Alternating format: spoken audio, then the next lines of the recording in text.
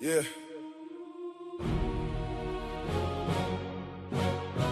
Welcome to Flippin Tables with Dwayne. This ain't about comfort. It's about conversation. If you're ready to think, pull up a chair. I came to shake the room, not tear it apart. Ask the hard questions, get straight to the heart. No fear in the mic, no script in my hand. Just a voice with a vision trying to help us understand. Some truths make us cheer, some truths make us pause, some make us rethink what we thought was the cause. Growth starts the moment we listen and learn. Every honest discussion is a bridge we can earn. No silence, no pretending, real dialogue, that's what change begins. We're flipping tables, not people. Breaking old habits, searching for what's true. Bring your ideas, bring your questions too. At Flippin Tables with Dwayne, the conversation starts with you.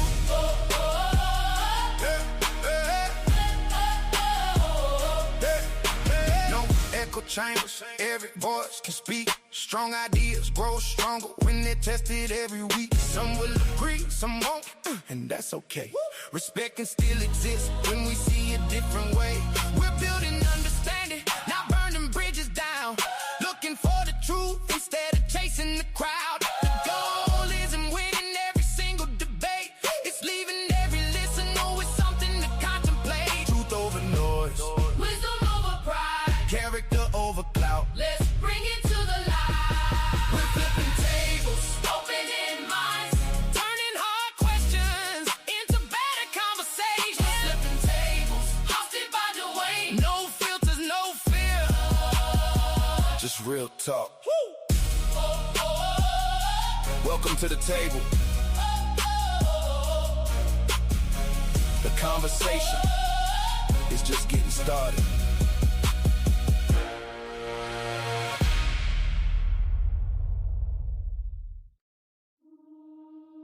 Yeah.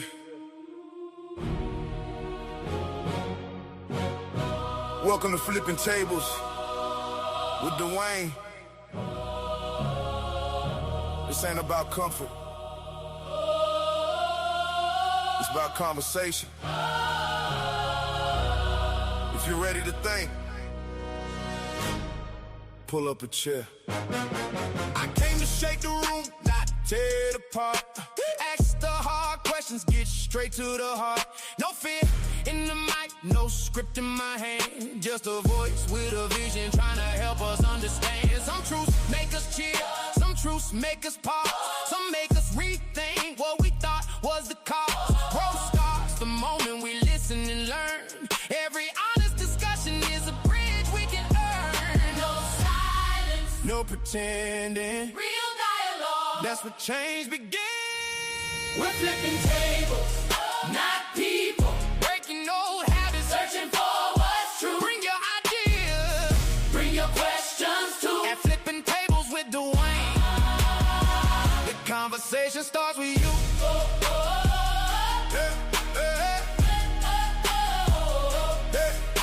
No echo chambers, every voice can speak. Strong ideas grow stronger when they're tested every week. Some will agree, some won't, and that's okay. Respect can still exist when we see a different way. We're building understanding, not burning bridges down. Looking for the truth instead of chasing the crowd. The goal isn't winning every single debate. It's leaving every listener with something to contemplate. Truth over noise, wisdom over pride, character over clout. Let's bring it to the light. We're flipping tables, opening minds, turning hard questions into better conversations. Flipping tables, hosted by Dwayne. No filters, no fear, just real talk. Welcome to the table.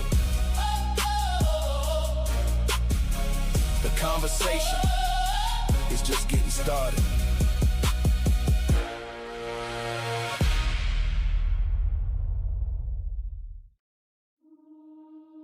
Yeah.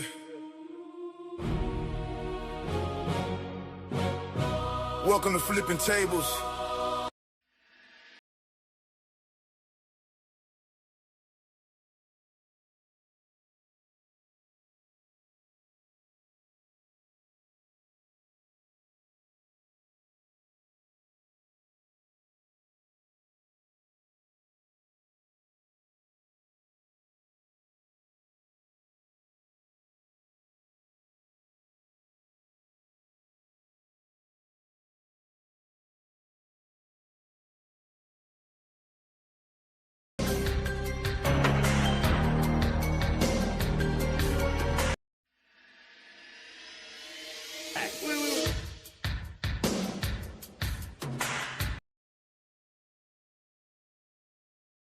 Wait. Hold on here. Is this the barbershop? Is this the barbershop? Yes, it's the barbershop. Yes. Wait, I mean, we can't talk straight in the barbershop. Then where can we talk straight? We can't talk straight nowhere else. You know, this ain't nothing but healthy conversation. That's all. You gotta tell who's the park down. It ain't nobody exempt in the barbershop. You know that. Ain't nobody exempt. You can talk about whoever and whatever, whenever you want to in the barbershop. Why you gotta tell?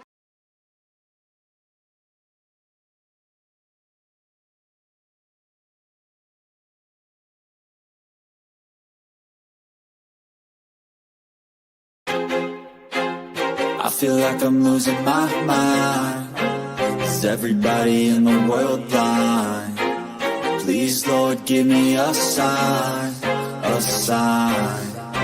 I feel like I'm losing my mind. Is everybody in the world blind? Please, Lord, give me a sign, a sign. I wanna be the greatest. Everybody on the fake shit. I look around and feel like everybody is the fakest. I make this every day and I'm impatient, hoping one day I blow up from the basement. Statement, the top is so vacant. I don't hear shit that I think is amazing. Waiting for my day when I'm playing sold out shows for 1,000 faces. Hey, give me that crown, get in my way and to be put down. It ain't your place, all this my town. If I want that shit, then I'll get it right now. I'm losing it, the noose it fits. I'm losing shit, a stupid myth. You choose to live or choose to dip. You choose to fight or lose your grip and lose a gift. I feel like I'm losing my mind. Is everybody in the world blind? Please, Lord, give me a sign, a sign. I feel like I'm losing my mind. Is everybody in the world blind? Please, Lord, give me a sign, a sign. Yeah. There's no mercy in this world, just hunger-thirsty persons in different versions. Each new update, that shit worsens. Why?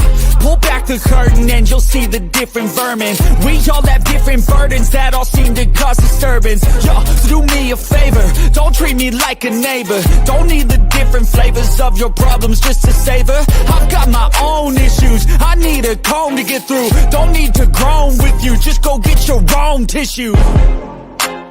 I feel like I'm losing my mind. Is everybody in the world blind? King Sean gone Barrington living all off. Yo, Mr. Living, tell him something. Oh,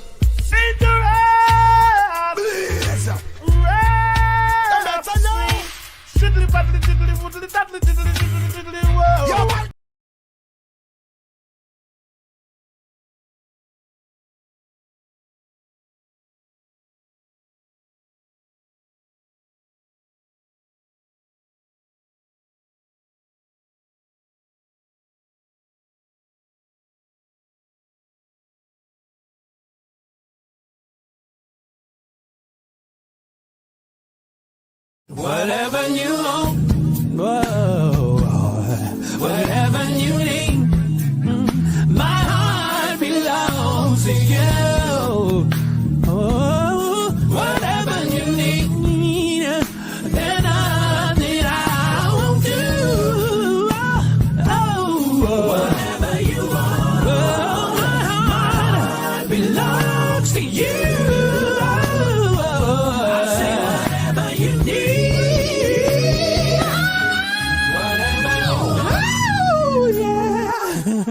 Whatever you need, my heart belongs to you. Whatever you need, there's nothing I you are. My heart belongs to you. Ladies and gentlemen, put your one in the chat if you can hear me. Yep, I'm not coming in. There we go. There we go. It's good to see y'all on this great Friday. I'm glad you guys are here, man. We got a good show tonight. We're going to talk about the blacks. We're going to talk about why these black folks were so animated. Why they were so loud when they crucified Karmelo Anthony. I mean, I'm talking about it was black people out here that didn't wait. They didn't wait to see what the trial did. I mean, the first day, the first piece of information, the first 2 months in, Karmelo Anthony was trash. He was a demon. He was the devil. That ain't self-defense. Don't be a punk. Stand up and fight. Get jumped by 200-pound, 6'1" white boys and get stomped to the ground. That's what you're supposed to do. Right? I've heard people call Karmelo Anthony a bitch. They say he's a hoe ass nigga. They said he was everything. They call Karmelo Anthony everything and every name in the book. So he's a murderer. I mean, black men that came on this platform and said that he's a hoe. He should have fought. He should have got his head knocked off. I've heard men say I've got jumped before. I've got my head stomped in. Why he didn't let the white boy stomp his head in? Then all of a sudden, all of a sudden, the wind changed a little bit. Can y'all tell me what happened? Nolan Wells goes out with a bunch of white boys. He ended up dead. His cell phone was returned to his mom by his white friends. And now I hear all the black people saying, you can't blame the white boys. Why are you blaming the white boys? There's no evidence of that. Well, let me put it to you like this. These mints are delicious. Let me put it to y'all like this.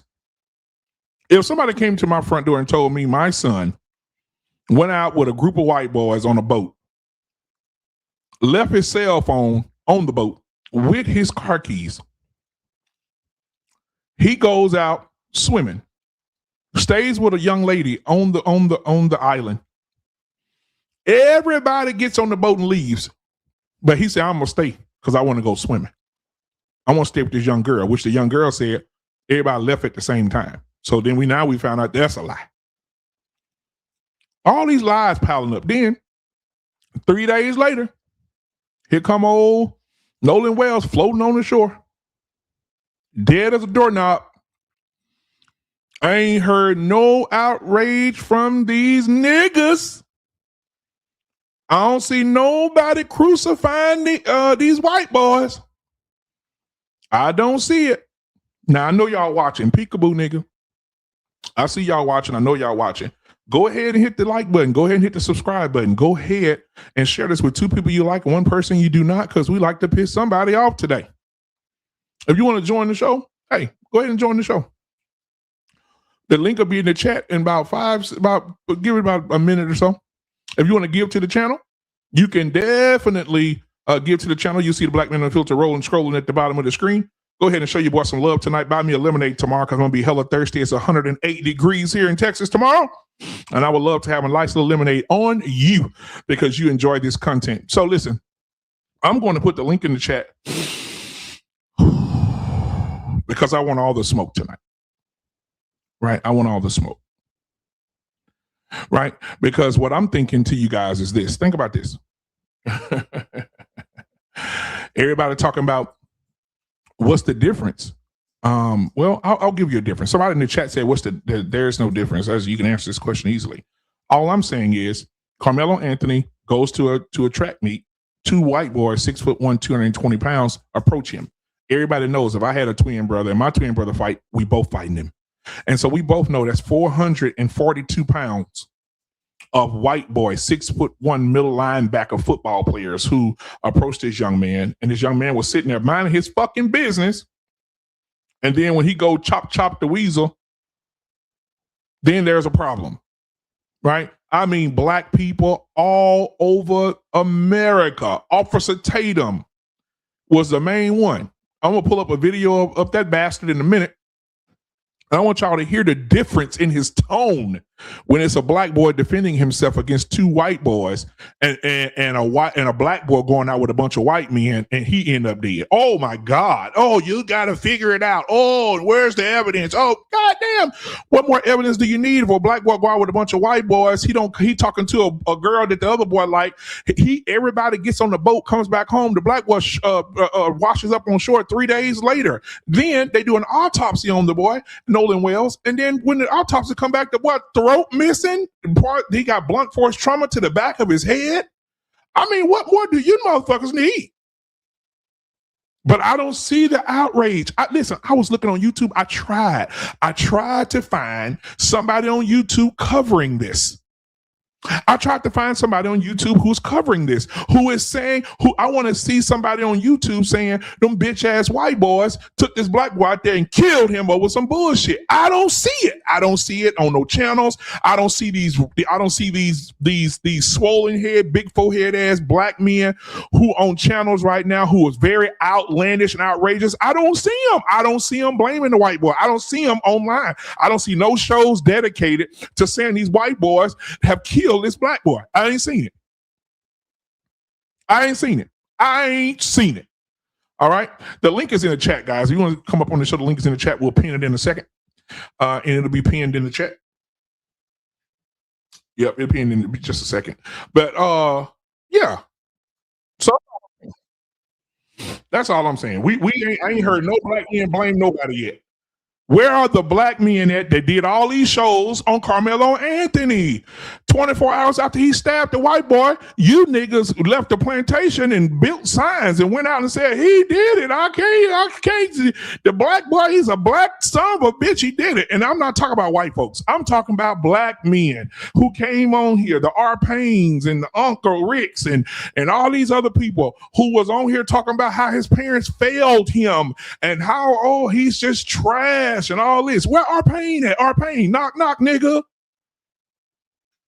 You did it. R. Payne did a show on the boy on Karmelo Anthony talking about his parents failed him. I don't see no shows on here right now talking about the white boys' parents failed them and helped them cover up this murder. Because now the FBI is investigating a murder now. It's no longer an accidental drowning because the autopsy showed no water in the lungs. Now, for you dumb niggas, if you jump into the water and take a deep breath or you die in the water, there's water in your lungs. There is no water in the lungs. It was inconclusive. There's no water in the lungs of Mr. Nolan Wells. So now the FBI then swooped in here and now they're investigating for murder, a homicide. And now that this information come out, I don't see none of you niggas. On here doing shows about this. How the hell you send a body for a third party autopsy? Ain't no throat in it. You forgot to put the throat in there. You forgot to put the organs in there. What? I don't see you niggas. R. Payne here right now. I'm going to bring him up. I need R. Payne to explain to me why he hadn't created a show blaming these white boys for killing this nigga. Because he did a show about Karmelo Anthony's parents failed him, and they put Karmelo in the grave before the trial even started. I don't see none of you niggas create no shows talking about the white boys who came in and killed this black boy, because I don't want to hear there's no more evidence. Because how do you go get an autopsy done and the state does the autopsy and they don't know where his throat at. They don't know where his internal organs at. They don't understand how he has blunt force trauma in the back of his head called pooling in the back of his head now, and they found him face down, and now the coroner in Mississippi wants to say, that's what happened when dead bodies lay on their back. Bitch, he was on his stomach when they found him. How can the blood run to the back of his head if they found him floating on his stomach? And now, as of today, if you niggas ain't keeping up with this case, as of today, the FBI is investigating a homicide. So it's no longer an accidental drowning, because guess what? They found no water in his lungs. So that means he didn't do an accidental drowning, guys. So I need these niggas to help me understand why they not blasting these fucking white boys for going out with this black boy and killing him. Because when Karmelo Anthony did what he did, it was niggas all over the internet. That little punk ass nigga, he should have took it. He should have took an ass whipping. He should have let them two white boys who was 221 pounds apiece, 6'1", twin boys, stomp his ass out. Oh, I don't even believe the twin would have jumped in it. If I had a twin brother, he got in the fight, we both fighting. So let's do the math here. 221 pounds. Let's do simple math here because I know some of you niggas are dumb. Let's do the simple math here. 221 pounds times 2 is what? Let's see. 2 plus 2 is 4. 2 plus 2 is 4. Right? 1 plus 1 is 2. That's 442 pounds on your motherfucking ass, and he defended himself, and now he in jail for 35 years. However, they found inconsistencies in the judge. See, woo! I can't wait till all this shit may come to a head. Because I'm going to do 364 lives on these niggas. When they go back to court and Karmelo Anthony is found not guilty of this shit, and we find out that the judge is on some shit, we find out that the DA was on some shit, we found out that the defense attorney was on some shit, we found out that today, they put in there today that the trial could start in August. I can't fucking wait. Let's get it. Let's go. I can't wait. So when they put this, when they go back to court and show that all this stuff that Karmelo agreed to, the defense attorneys didn't even show out, right? I can't wait. The judge was full of shit. I can't wait. And when it come out, and you know what? I hope the judge, I'm praying right now. I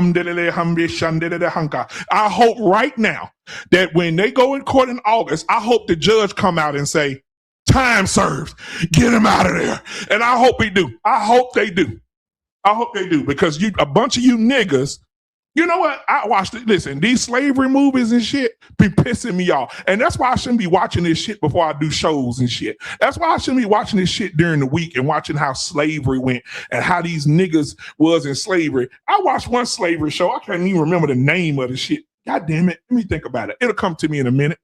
And I remember when they had the overseer out there, which was a nigga, asking the white man, can I beat them? I want to beat them. They ain't do good today. A bunch of you Uncle Tom ass niggas will do a whole goddamn podcast on Karmelo Anthony, but won't touch these 5 lukewarm, hot pocket skin motherfuckers. You won't touch them, won't do nothing. You sorry bastards. And I'm calling you niggas out. And one that's on this network, our fucking pain, did a whole goddamn show talking about, well, God, hey, what's going on? His family failed him. They failed him. He fucking failed him. I ain't seen not one show where we saying this white boy got failed by his parents. None of them. And then we got all the evidence we need. All these white boys then cleaned out all their social media.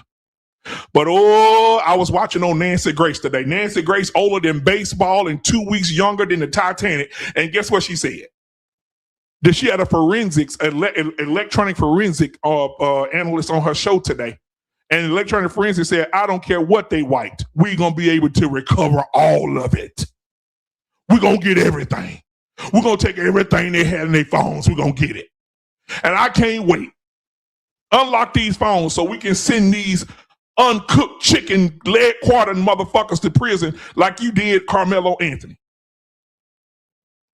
Welcome to the Black Man Unfiltered Network, guys. Welcome to the barbershop tonight. We're going to have barbershop talk. We're going to have some people in here. We're going to have a conversation tonight, man. All right, we'll have a conversation now. And listen, I'm looking for the names that y'all finna call these white boys. Because I'm calling them the leg quarter 5, right? The leg quarter 5. Right? The raw leg quarter 5. Because we had watermelon felon. So we're going to do raw leg quarter 5. Because these 5 white boys need to tell me what happened to Mr. Nolan Wells when y'all went out to have some water. I know what it was. Nolan Wells was talking to this little white girl who also came up missing. See, anybody talking about that? The white girl ain't been interviewed. Anybody talked to the white girl. Anybody did nothing. Anybody did nothing. They ain't talked to the girl. They can't find them. Parents and went off on vacation on your motherfucking head. That's the first person y'all should have interviewed. When y'all interviewed them boys the first day, y'all should have brought her little ass in there to talk. But no. And you know why Mississippi kept the throat? You know why Mississippi kept the internal organs? You want to know why? Because they knew they fucked up and did a half-ass job, and they wanted to delay it as much as possible before this third-party autopsy was done so they won't have to face the fucking music. They thought the black mama was going to say, you know what? I'm going to Emmett Till my son. Just bury the nigga fucked up.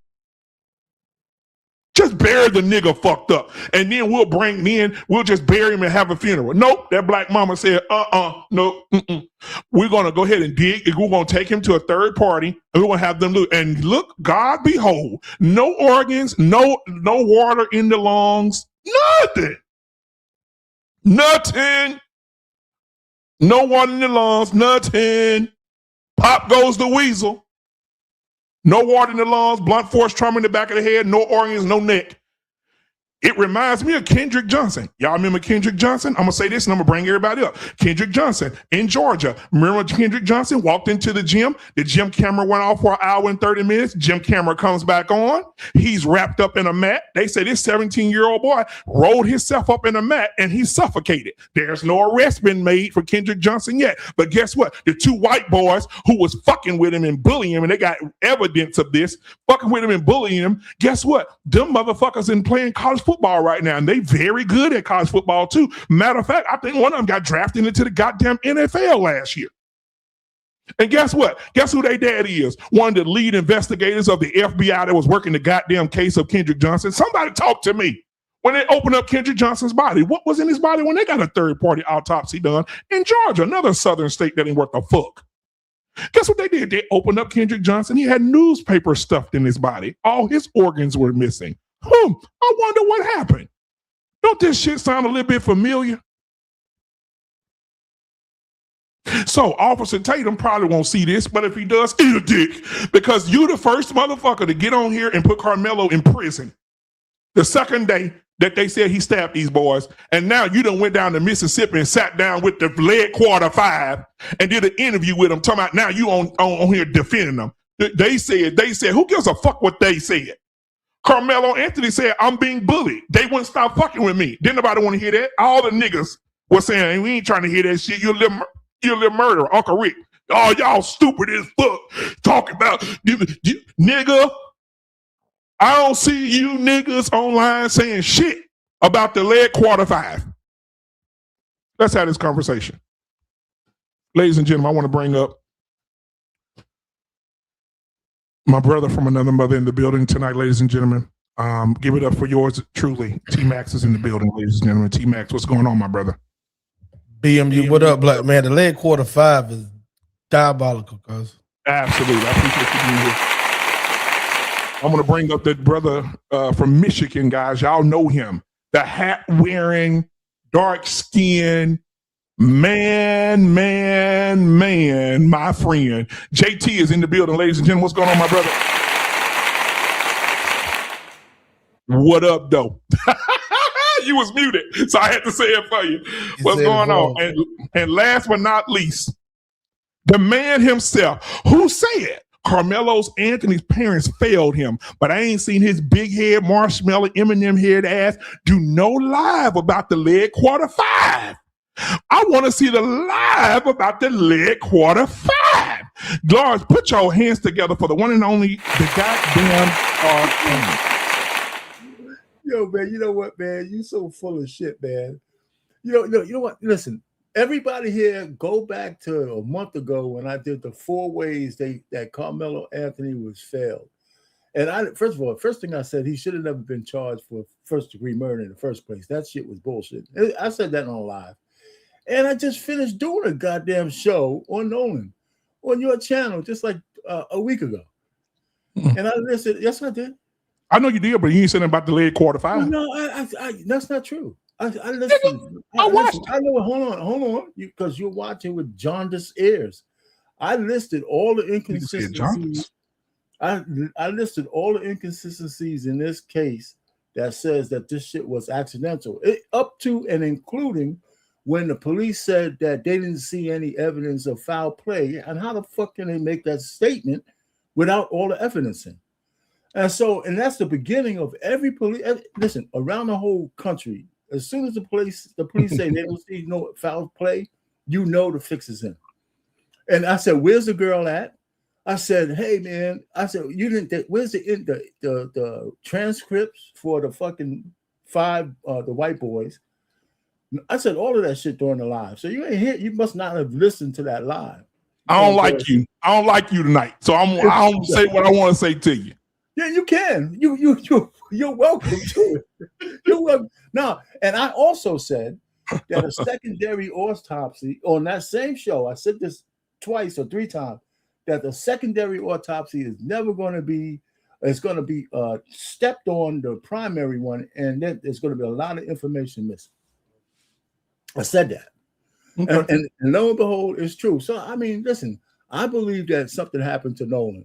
I really do. So I believe that. So as far as Karmelo Anthony, I'm glad he's getting another trial. I'm glad he's getting another trial because his lawyer they had $600,000, but they only paid that guy $60,000. So he got $60,000 worth of defense. That's why he's going to jail. All right, man. Well, I guess we can talk about it later. I don't know. Tell you what's going on, Sugarfoot. It's good to see you in the chat tonight. All right. So Catellia, thank you for being the boss of the chat tonight. I see you with the big wrench. So make sure they conduct themselves wisely tonight in the chat. I appreciate you, hon. All right. So listen, JT, T-Max, before y'all come in here, I want our pain now. After everything come out, the autopsy shows there's no water in the lungs, so he didn't die of an accidental drowning. So what are your thoughts now about the lead quarter 5? What do you think? You asking me first? Yeah. No, I'm glad. Listen, I'm glad. I mean, I'm so pissed that Officer Tatum, whatever black card he had left, he burnt every last bit of it. That's what happens. That's what happens when you're taking somebody's DNA every night, man. He's turning into a white woman. Yeah, he's married to a white woman, right? Yeah. I mean, he is really, really. God, I said, damn, you're a cop, man. Shit, man. As a cop or ex-cop, you should know all the inconsistencies. Oh, I know I'm finna tear him, man. Hey, y'all, hold on just a second. JT, you see it? JT, you see what's about to happen? And now, JT, before I do this, I'm not responding. T-Max, you see it back there? Before I do this, I'm not responding. Look in the back there, T-Max, you see it? In the back, who waiting in the back? I can't. Now, when I bring him up, I am not responsible for what I'm about to do to him. So I want, if he come up here with some bullshit, I'm gonna cook him like bacon on Sunday morning. Okay, so we go ahead and bring him up. The Truth Hurts is in the building, ladies and gentlemen. Okay.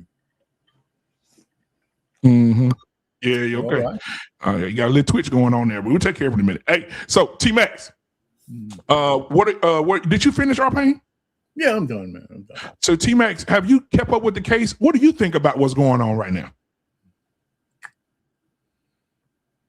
You muted. Yeah, you're muted. You're muted still. Oh, sorry about that. I know. I had. Not you, True. Oh, sorry.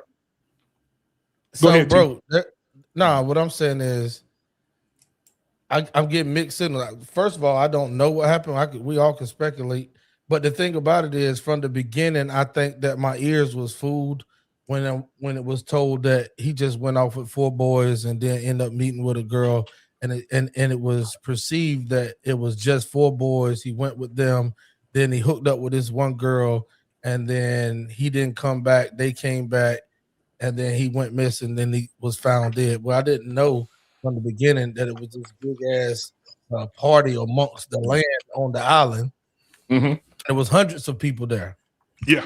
And because they made it seem like it was only this one boat with these 4 boys and him, and then somehow he met Wonder Girl on the island. Yeah, so, Wonder. Yeah. So at the end of the day, I'm just waiting for more information to come out on this. Okay, JT, what are your thoughts, my brother, about the lead quarter 5? What up, man? What's popping? Everybody? What's going on? What's good, JT? Oh shit, can't call it. So one of the things that I did myself when I heard it with the limited information that I have, I knew it was going to be reclassified as a murder. I knew it was. Everything just sounded, crazy. The body wasn't found right away. Now, it washed. His body washed up on to the shore. So I was like, yeah, it's going to be definitely a murder, most definitely. But that with the information that we all had at first, like I said, I was waiting. That was one of my biggest things was to wait, but I'm pretty sure that it was going to be classified as a murder investigation because it was just too shaky. It was, what I'm saying, foul play was definitely in question at the time. Now it's found that there is foul play. Blunt force to the back of the head. He's dead in the water, no water in his lungs. Mm-hmm. He's missing his esophagus. And so, yeah, this is going to be something, man. It's definitely going to be something. But I had in my mind already that it was definitely going to be listed as a murder classified investigation. Crazy, ain't it, bro? Hey, yeah. So before you get Truth Hurt anybody else in here, they switched that classification today? Mm-hmm. Yeah. After you have your chat GBT said that, or you guys just saying that? No. Today on the news, even Nancy Grace says the FBI is now on site.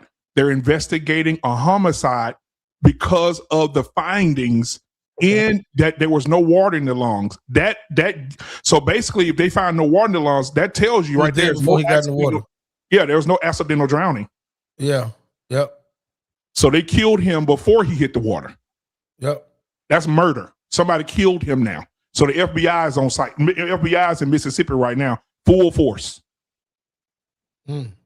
And now Mississippi got to turn in their throat and them other organs they ain't sitting in Washington, D.C. for that goddamn autopsy too. And can you tell me that, R-Pain, anybody? Can y'all tell me why you do an autopsy and the state sends the body to Washington, D.C., but you don't include the internal organs? I can tell you about this. I can tell you about the throat because even the third party people that was over there with Benjamin Crump and the family when they was going over, I don't know if y'all saw the whole full video of them going over the autopsy findings, right? And a lot of stuff I'm gonna pull it up at that time was incomplete. Where you hear the guy, the medical examiner or representative for the medical examiner's office said that the withholding of the throat and everything from the first autopsy is normal. So that's one thing that they did say. So because I was tripping when I heard them say that the third party autopsy wasn't able to examine the throat, and then he said, "But ladies and gentlemen, that's normal in these cases." So, yeah. All right. So let me see. I'm trying to pull this up real quick. Hold on a second. I think this is the one, if I'm not mistaken. I want to show y'all something real quick. Where is it? I think it's this one. Oh, yeah, there you go. There you go, nigga. Okay. So I'm going to show y'all this real quick. Truth Hurts, what you have to say? I'll give you an opportunity to say what you got to say. You guys heard that case about that 16-year-old by the church and the girl that was in Florida? Is her name Nolan Wells? Well, I was with everybody's discussing Nolan Wells about, but they were like, there's other stories going on too. There was a 16-year-old girl by a church that was hung by a tree. What the title say? Nolan Wells. Oh, okay. That's what we're talking about. Well, I just thought they were talking about all these other stories, and that the other stories were swept under the rug. Oh yeah, well, we'll get to that rug in a second. We're gonna stay on top of the rug tonight. Okay. All right. Yeah. Thank you. So let me pull this up real quick. So Officer Tatum, according to R-Pain, has lost his goddamn mind. All right. So I'm going to pull up a video of Officer Tatum. This is Officer Tatum. Let me get him in here. Where's he at? Look fast. Let me get him in here. This is Mr. Tatum talking about Karmelo Anthony. Let's see how his energy is different. Let's turn it up. Make sure it's all the way up. This is him speaking on Karmelo.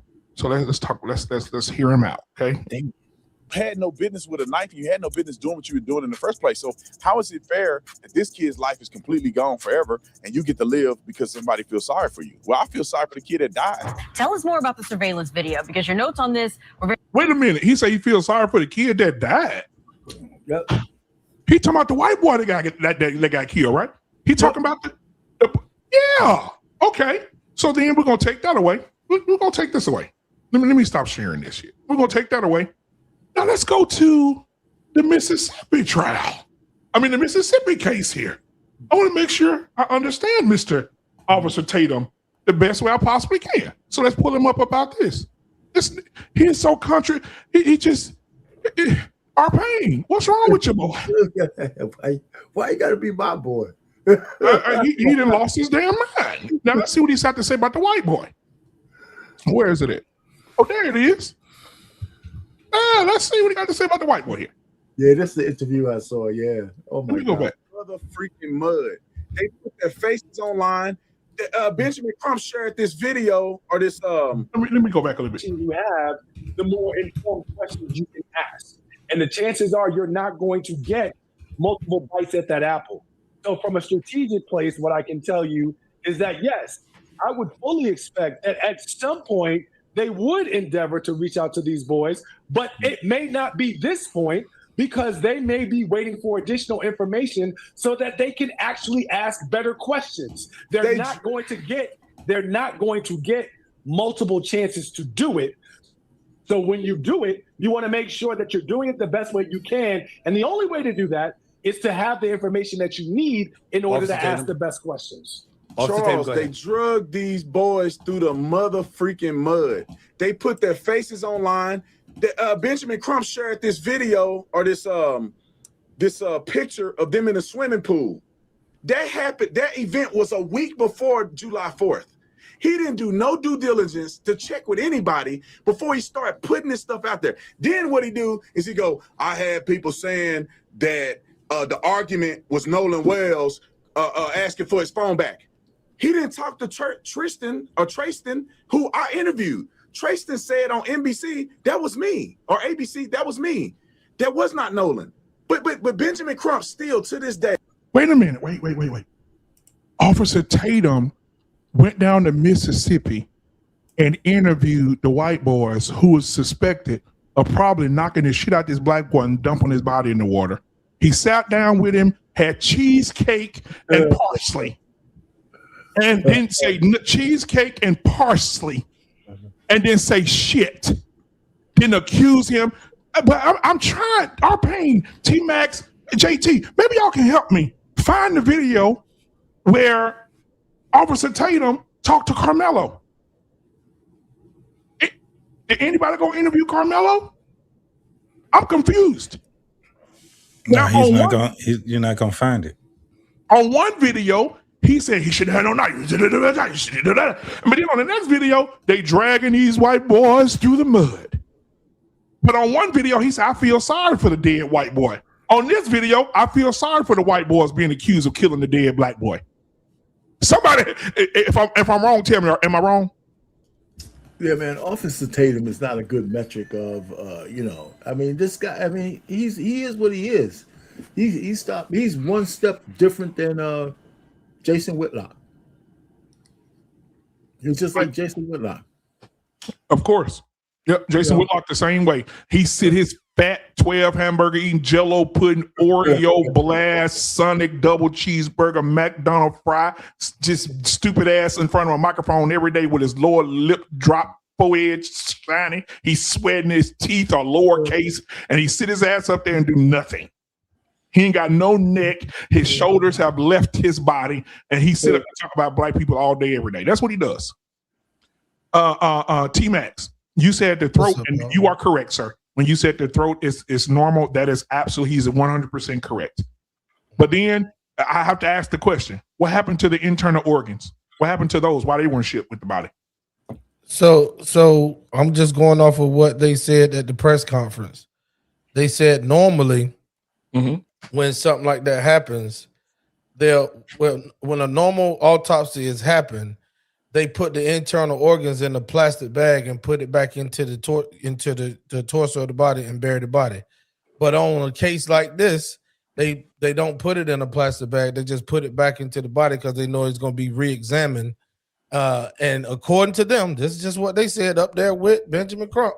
The internal organs was there. I haven't seen any updates from the day. So if something was missing other than the throat and whatever they normally withhold, I'm not familiar because I was out of the loop all day today. So BMU know what was supposed to happen, and they didn't work fast enough. They should have had an independent person in there for the first autopsy. Yeah, I agree. That's it. That's what should have happened. That's a fact. I agree with that as well. Yeah, they fumbled because you know why they fumbled? Because it's a nigga. They're not. Listen, I'm telling you right now. Think about it. JT, y'all, listen.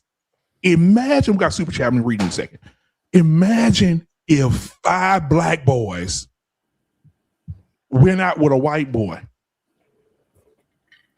and they all came back and gave the white mama his cell phone and say, we don't know where yet. He stayed out there with some female. What would this look like right now? Trump would have talked about it. Yeah. Trump would have talked about it. I just want to say this, man. I just want to say this. A way different story. I don't think that everybody should keep grabbing Benjamin Crump. I don't either. Oh no. I think that's a bad look on like my man is like the Cleveland Browns. He like 0-12 in these civil rights cases, right? and I think they should have ran out and got the lawyer that got Rick Child off. Oh yeah, definitely. Why do you guys think that they do pick Ben Crump? They Why don't. do you think? He picked them. Yeah, he's in. And then what other defense attorneys out there for black civil rights defense attorneys out there? I mean, for black people. That's the thing, though. It don't have to be civil right. Right. Yeah, he's the first one. I don't know if you heard me because I saw you was occupied, but I would have got the lawyer that got Rick Child off. Yeah. Yeah. Absolutely. They should have got him for Karmelo too. Shit. It's still possible now. Listen, all I'm saying, Crump is he's an ambulance chaser. The only thing is the parents down, Nolan's parents. I can't imagine the pressure that they're under, under the cloud of what Mississippi still might be. You know what I'm saying? Mm-hmm. And so they were by themselves. So the first person who spoke up is the first person they cleave to. And nobody's quicker than Crump and Sharpton. They were on top of him, Yeah. So they just said, okay, let's go. And my problem with Crump is, man, he's got to be one of the most unarticulate lawyers in the whole world. Yeah. I think he do more chanting than he do lawyering. Like, and also, I do want to say this too. He can't read worth a damn. That's what our pain just finished talking about. So look, but another thing though, they know how to. He would be a great Southern Baptist preacher because when the camera panned around to what I call the congregation that was there watching that press conference of them go over the autopsy, it looked like Sunday morning service. It was a few children, a whole bunch of women, and like 2 dudes. So like at the end of the day, that's who you hear chanting justice for Nolan Wells. When he say, that's why he sounds so overbearing, because when he say justice for Nolan Wells, the tenors come back behind that, all the women, justice for Nolan Wells. That shit is getting on my nerves. Like I always like listening to it. Well, he don't say justice. He say justice. Justice for Nolan Wells. Justice. Justice for Justice. Justice. That's what he said. Hold on, man. Justice. Wait a minute, JT, what you got to do with him, man? He's crazy as hell. He said loud and he said wrong. That nigga said justice for Nolan Wells. Justice, bruh. He said after winning the autopsy, they said about the autopsy went to Washington D.C. Bro, and then the throat, and then there's no beckoning and set, and then they went down and sent the opposite you back. No justice for no peace. I got a counter question for you real quick. Yeah, I thought I saw pause. Stop and refucking dash. Look, check this out. Hey, boy, I haven't heard secret succotash in years, nigga. Yeah, Y'all years. For years. Hey, look, but BMU, I'm gonna ask you this quick question real quick while it's fresh in my mind. You just said right there a scenario, and this is some real shit. I think we all going. I want to hear your response. Go ahead. Listen though, if because you said if this was a case where the races were flipped, right? Yeah. 4 black dudes, 1 white guy didn't come back. How would that look? I got a question for you. If a white guy got up here and imitated, I want to come back and listen, homie. If a white guy got up here and imitated Benjamin Crump the way that you just did, how would that look? It looked real bad. We'd be on his ass. Because we talk about our own. Don't you come in here talking about us. There's 2 people you're not going to talk about, and they cousins. Mike Tyson and Ben Crump. You're not going to talk about them. They cousins. They're cousins. And can you imagine Mike Tyson and Benjamin Crump reading that report? Justice for Nolan Wells. I don't care. Nolan was, I don't care. You kill you murder. I don't care. I call his family. They sound like JP. Man, you stupid. Hey, black man, you gonna never talk about me like that, black man? Yeah. He be on you with that. All right, so listen, I got this Curtis Moore, man. Thank you so much for being the first sponsor of the show tonight, my brother, and showing some love like you always do. Curtis Moore, 1991, $49.99 super chat. He said, "Happy Friday, BMU and panel. Finally, I got a chance to pop in on a barbershop live. Salute. Oh, and to Tatum is a paid shield to the max. Oh, abso-fucking-lutely. Yeah. $49. I mean, BMU, you almost sounded just like Crump. Let me read it again, bro. I swear to God. Let me read it again. Hold on. You stupid. Benjamin Crump, come read this. He said, "Happy Friday, BMU and Pam. Finally, chance, pop in, barbershop live. I don't know. Officer Tatum is a paid children to the maxi pad. Children is crazy. To the maxi pad. No peace. Just no web. Woo up the bam.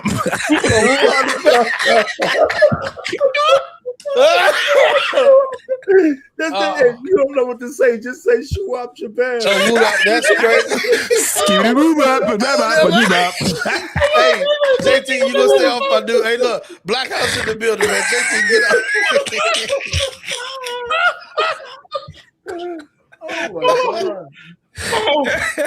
out. We know he gonna see this somehow, some way. He gonna pull up in a I appreciate you so much. I am true. Appreciate you. Let me bring up William. Is in the building. William Playboy, what's going on, my guy?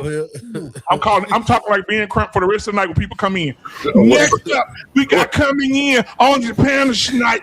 And then Tamika B. Justice for none of us. He said Tamika B is great. No. I was in the back, man. That got me dying laughing right. Hey, William Playboy, what's going on, my guy? Hey, listen, tell me what you think about all this mess going on, brother. Well, I figured that. I knew they did something to him. Yeah. Nothing added up. They just didn't do what they should have did with the Karmelo case.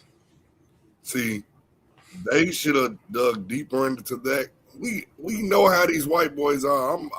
I don't give a damn. We know how they are. We know how they act. If you ever been to high school and you've been at functions, you know this shit. And these teenagers have more freedom.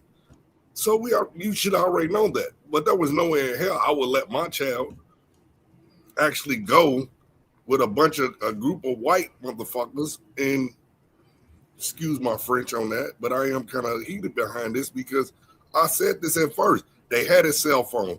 Who you know that's going to be going on the water by themselves and they ain't gonna have their phone, so they can at least let them know, hey, I'm on the way, or I'm this. Nothing added up with that. We need to use more common sense when it comes to this shit. Because now you can see that everything is racial. It's very racial. And I'm just sick of it, man. Like, I would never let my kids, I learned that back in the day. And I went to a predominantly white school, but it was a gang of us. I went to high school where Allen Houston went to high school. So y'all can do the research on that. Oh, yeah, I already know who that is. Yeah, Prospect, Kentucky. So, and I live in the West End of Louisville. But we got to choose where we wanted to go, but it was for sports. But I wasn't going to hang with them, man. I hung out with a white boy one time, and I seen how he was talking to his mom. I said, oh, hell no, I can't deal with you. I can't hang with you. You talking about You're gonna try to copy that same behavior and get your ass clotheslined. Man, you cussing her out and you doing. I'm like, oh no, hey, y'all not take me back to. I didn't leave from her with your little high seas and shit and turkey sandwiches. Oh no, I'm good. But you gonna take. I just wanted to say one thing, because more black people help me than white people help me. So what was it? What was it? What'd you say? What was it? I said more black people helped me than more white people when I went to school. Oh, that's great. More black people actually protected me more than white people. So when I grew up. That's great. And they're gonna continue helping you as long as you stay in line and you keep your comments, fresh, and make sure you don't get too comfortable, and saying some of the things. I grew up in the 80s. I grew up in the 80s, and I guess times is changing for a lot of people, and it just seems like no common sense anymore. Yeah. Social media helps. Social media helps anybody that wants to be an asshole be an asshole. Or you can be racist, or you can be you don't have to have common sense to be on the internet anyway. Yeah. Tommy B, I see you rolling around in the Lexus with the women in the back. What's going on, boy? What you got going on tonight? Oh, chilling. Nah, Mr. Williams, it's not that. What it is you don't have to face accountability with social media, so you can do what you want to do. Because if you did that shit in real life, then you'd have to face accountability, whether it's somebody putting paws on you or worse. So that's what it is. You get to live in a world with no accountability, so that's why people get to, talk out the side of their neck like the way that they do. But I just think that I really wished not only just a better orator would have displayed that, but why you couldn't find a local, person that do that job to get up there and explain it more. Like, I think that's the part that kind of irritates me with people in them positions, is like the ego kicks in, because that had to be all ego, because common sense would have told you to go get a doctor who actually knew how to pronounce those words and knew what they meant. Then to have you up there, your specialty is law.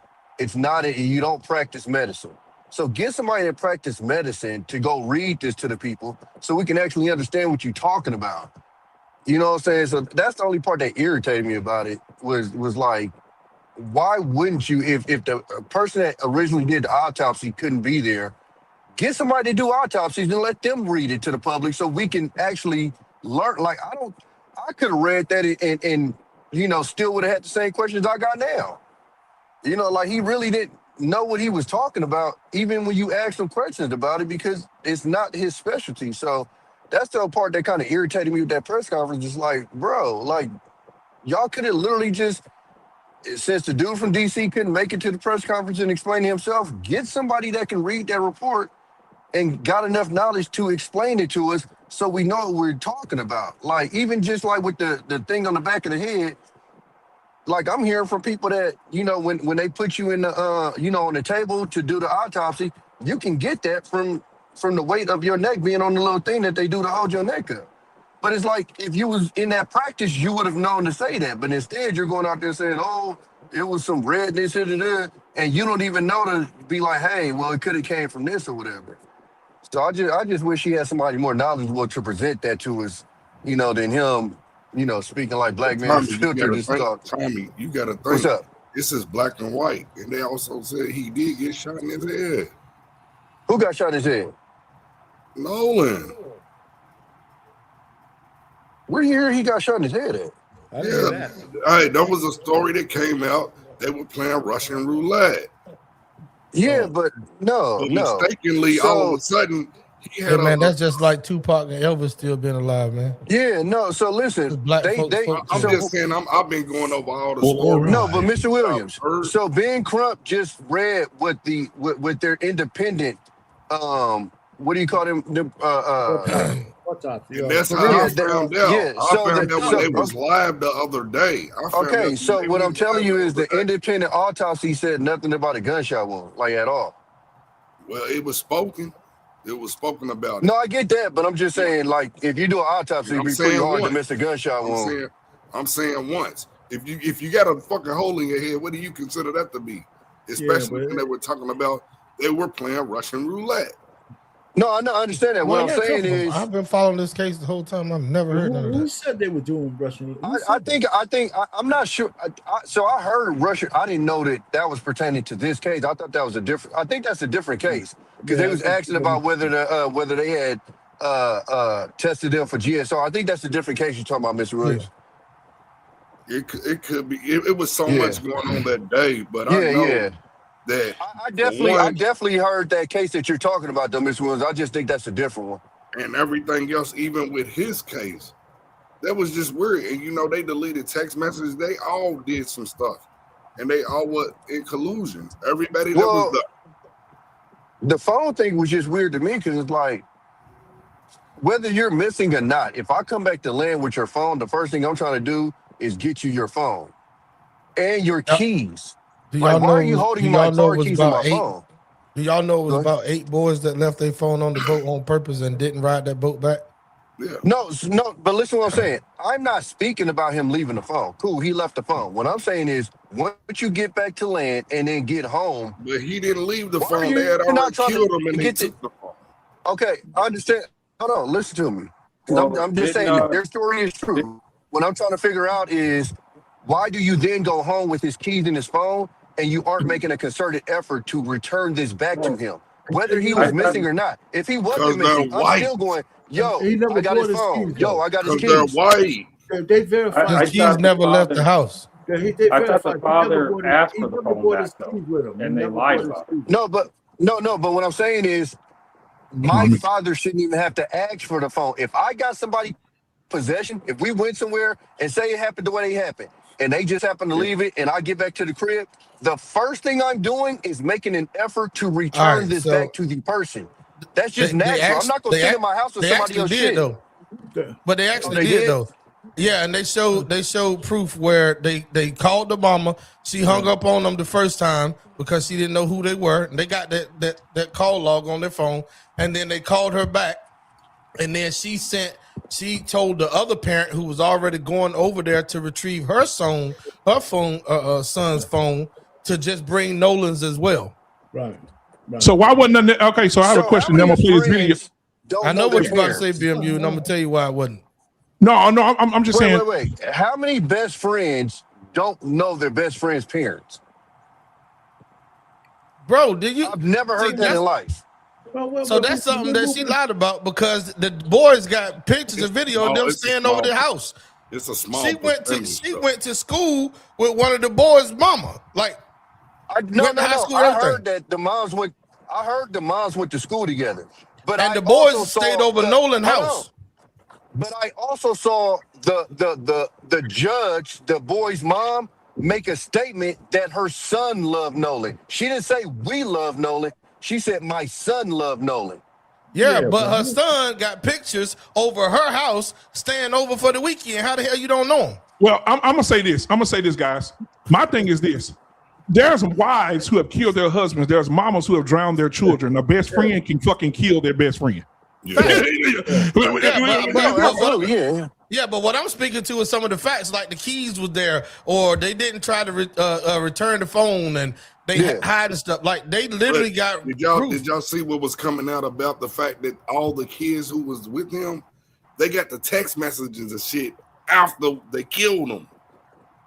See, Yeah. they ain't See, hey, T-Max, let now, that go yet. that is correct. And that's why I was going to play this video, this news clip. They did say that. They say text messages on the phone were in the phone after the time of death.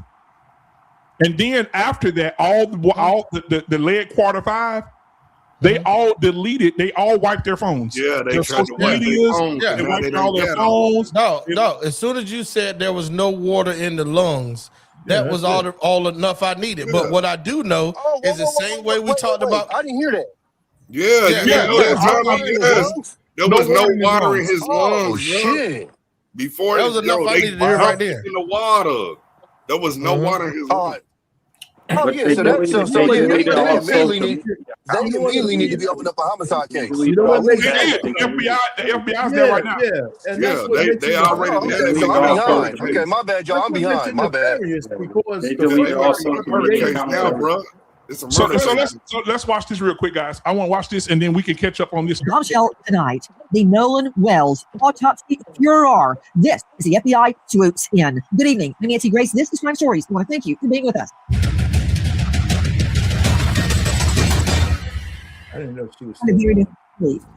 They're not one, but two medical examiners cannot figure out why he had deep red subcutaneous markings. Preliminary findings. Oh, shit. And this is significant.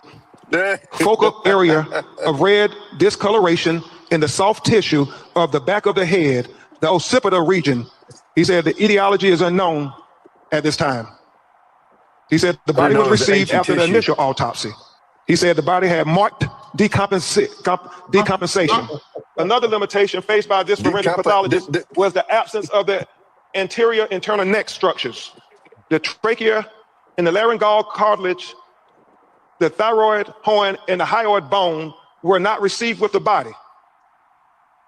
So he's saying that the throat was not received with the body when he got Nolan Wells' body in Washington, D.C. to perform the second autopsy. The only question that we have is what happened to our son. That is the only question. We have consistently been degraded by the public. There's been questions about our parenting, our GoFundMe, this, that, and other. I've been called a racist. I am a healthcare provider, and I take my job very seriously. I love everyone. And it's been difficult for us, but we are leaning into our faith, leaning into one another, also leaning into all of you. You were saying family attorney Ben Crump, followed by Nolan Wells' mother, speaking, "Dear Lord in heaven, what is wrong with people? If this were your child, wouldn't you want to know what happened? He goes out with friends, they all come back, he's dead." I don't understand the hate directed toward Nolan's family and to everyone looking for answers. At this hour, I don't think anyone is guilty, but I do know that there is a conflict in the stories, and we are not stopping until we know what happened to Nolan Wells. So you can send all the hate and vitriol you want. Have at it. That from our friends over at NAACP. Straight out to Joseph Scott Morgan. We got an all-star panel lined up to analyze what's happening at this hour as we are learning the FBI has swooped into this investigation. And that is not disparaging local law enforcement, although they did apparently jump the gun at the get-go and say no foul play suspected. Well, I suspect foul play because I don't know any differently. Maybe it will turn out to all be an accident. But as of right now, we need a full-on investigation. Joe Scott Morgan, before I give you a very, very long intro bio, where's the throat? I know we have deep red markings on the occipital bone that's in the back of the, thank you. This is directly from the autopsy. We want you to see what the family has seen. Don't you think, Joe Scott Morgan, that this... All right. Y'all, when you pause it back on the net? Hey, now me. No. I was pausing her for saying, "Where's the neck?" Because they blew it off. They blew it off, y'all.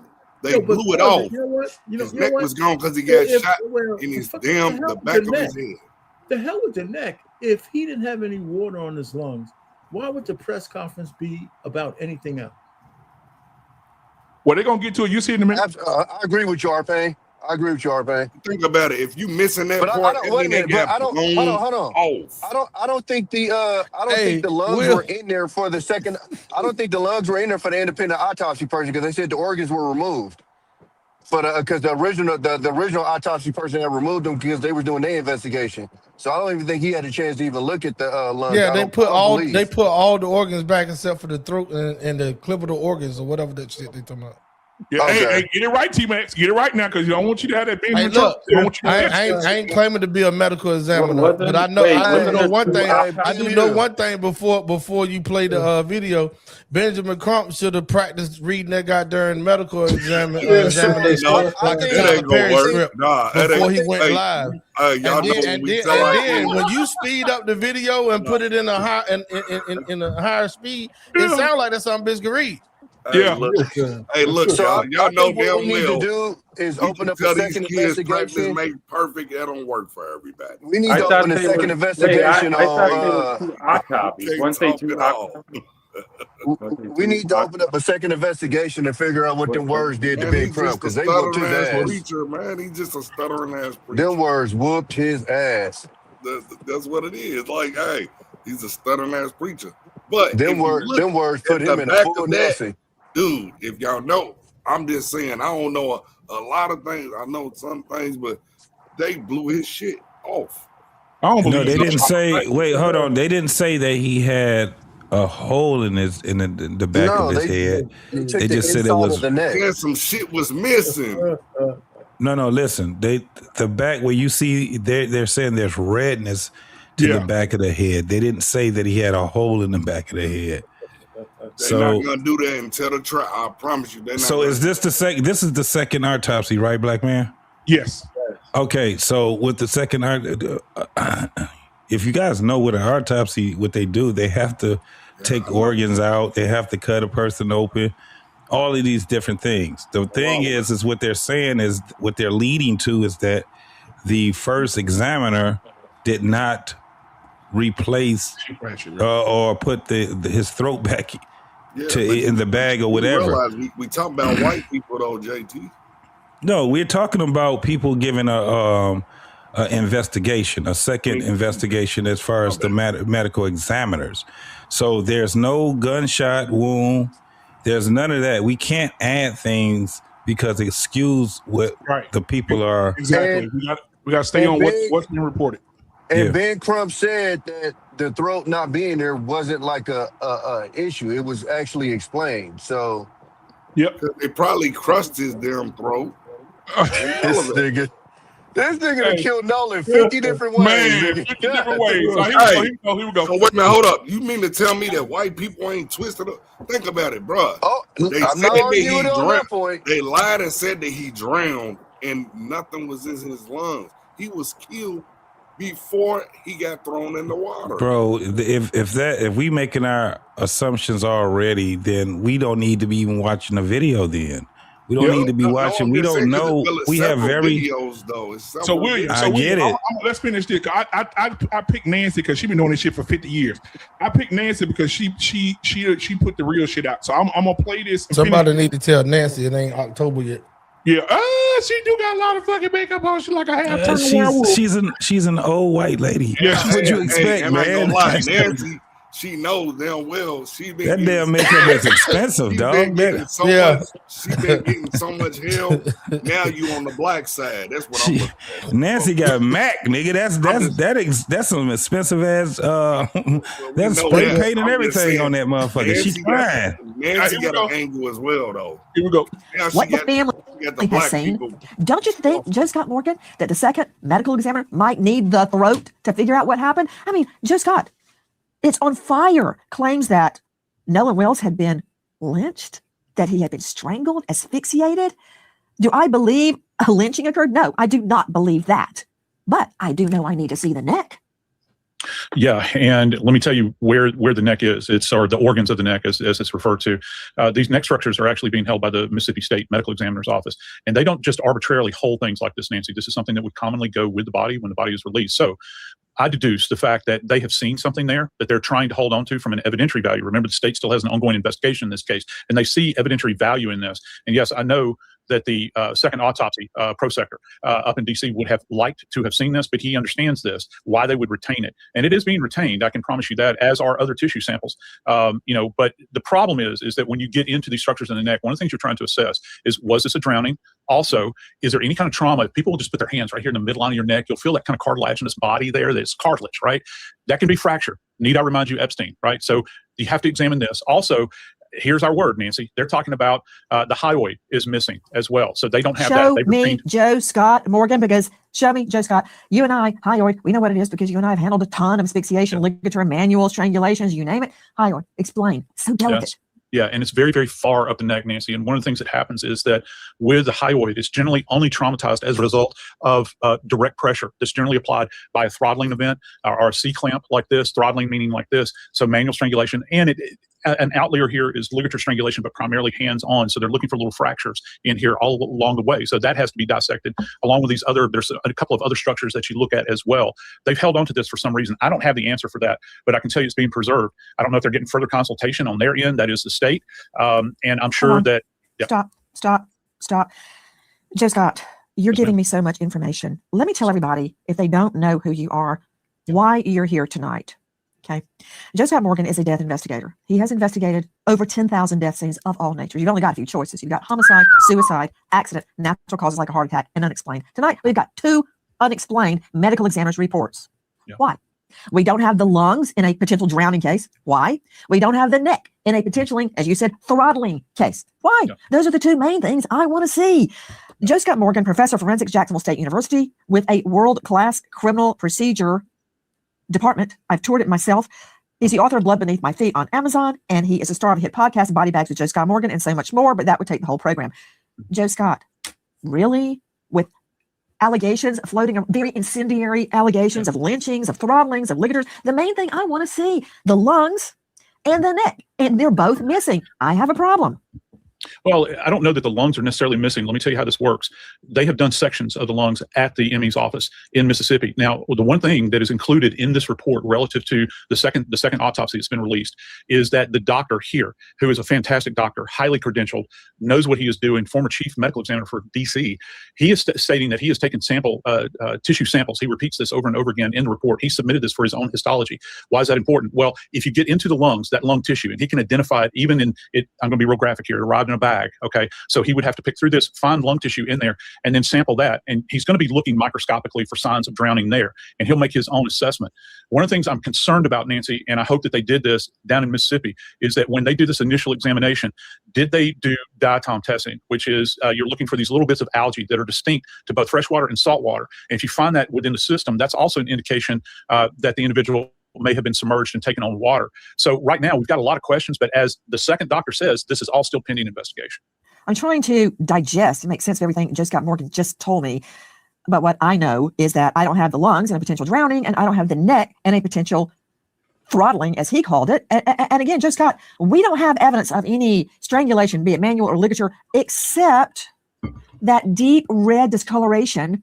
And I read in the autopsy report, it was about 12 by 8. How can that be? Explain to me what you're talking about. Yeah, can we please put that drawing up that the doc rendered there? You know something interesting about that mark, Nancy? This thing has got kind of, as he has drawn it out here, that red indication that he's done with a pen on this anatomical diagram, Nancy, that's got what is referred to as kind of specific margins, doesn't it? It almost appears as though there is a pattern there, and it extends. If folks at home will take their hand and put it on that kind of bony prominence in the back of your head, that's called your occiput. Okay, that's where the occipital bone is. So it looks like it's just beneath there. So right along that edge, this thing's got margins. It almost looks like it could potentially have a pattern. Hard to say, but do you see how he has it drawn out there? It's almost like a rectangular shape.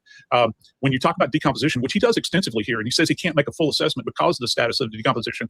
Decomposition is what's called diffuse. That means it kind of spreads out randomly. What he has drawn there, at least from his estimation there, or his rendering that he's done there, puts margins on this thing. You got a top end, a bottom end, and you got sides.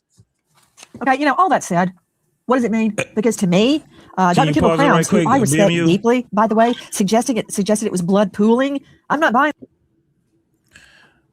Okay, so this is the thing. Yep.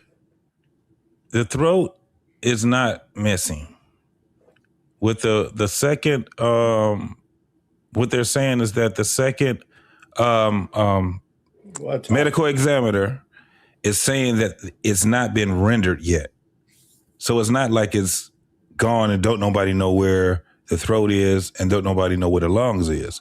They're not releasing it because of what they're claiming is that they're not finished with their investigation, with their examination. So that we have to be clear on that. Yeah, but hold on. The Mississippi still has the throat. And that's what I'm saying. It's not investigation. But why would you pay $50,000 for a second examiner? Because we all know that Colin Kaepernick paid for $50,000 for this examination. Why would you pay $50,000? You don't have what you need to check it. But this is the thing. You got to medical examiners is like judges. They don't want somebody else fucking over their work. They don't want somebody to discredit them. You got to remember, this shit is very crucial. And when that's why it's hard for a person to go into court and to have another judge to override another judge. It's not an easy thing to do. It's the same thing when we're talking about medical examiners. These guys, they really take their craft seriously. So the thing is that they're looking at everything with a fine-tooth comb, because what can happen is it can really damage their career. I'm telling you, this is the reason why they're not just about to release this shit and they're not finished. Yeah, that's hey, thank cool. you, Cotillo. Keep that information coming in on you. I appreciate it. But that's cool. But BMU, listen, did they fucking not find water in his lungs or not? Because I still haven't heard anybody say that. They don't know. They haven't determined it yet because wait a second. Because we got on this live. And BMU said that they didn't find any water in his lungs. That's just not true. We don't know. No, they did. They reported that. That lady there said the lungs is missing. No. So let me say this. Right, Arpane, you're right. So the first autopsy, they ain't report shit about the lungs. Well, they haven't released. I don't think they've released anything yet on the first. They haven't. They still have the lungs. They have the lungs in the throat. So y'all help me. I'm black. This is a black area right here for us. So for the people watching, when they did, right? No, I'm saying for the people watching, we got to get some. We got to get some real talk here. So my thing is this: if I'm doing an examination, an autopsy in Mississippi, and then the family says the autopsy done, they say yes. Y'all got the results? Nope. Why? Well, we still investigating. Okay. Well, we're gonna pay another person to look at the body. They send the body over. JT says that they don't want anybody messing over their work, so they don't send everything. They don't send the throat. They don't send the other organs. Right. None of that shit. No, but they said that's normal though, y'all. Like I could go and find where Benjamin Crump and them people even said the organs was not sent to them was normal. I'm not disagreeing. I'm giving all the stuff that we've said so far. So then we say that JT said that then they send the body off, and then my question is this is what's startling me. So T-Max, maybe you can help me and JT and all y'all. So when the body is autopsied in Mississippi, and then why do we? This is the question I have. Why are they clearing the body for a second autopsy when they haven't concluded on the first investigation? I don't think that they did it willingly. I don't think that they cleared that body willingly. I think that they were saying that they were not finished, and the people were saying we still have an order for a second autopsy, and they're saying no. They cleared the body with conditions. There you go. There you go. They cleared it with conditions. But y'all do know they got everything they needed from their first autopsy.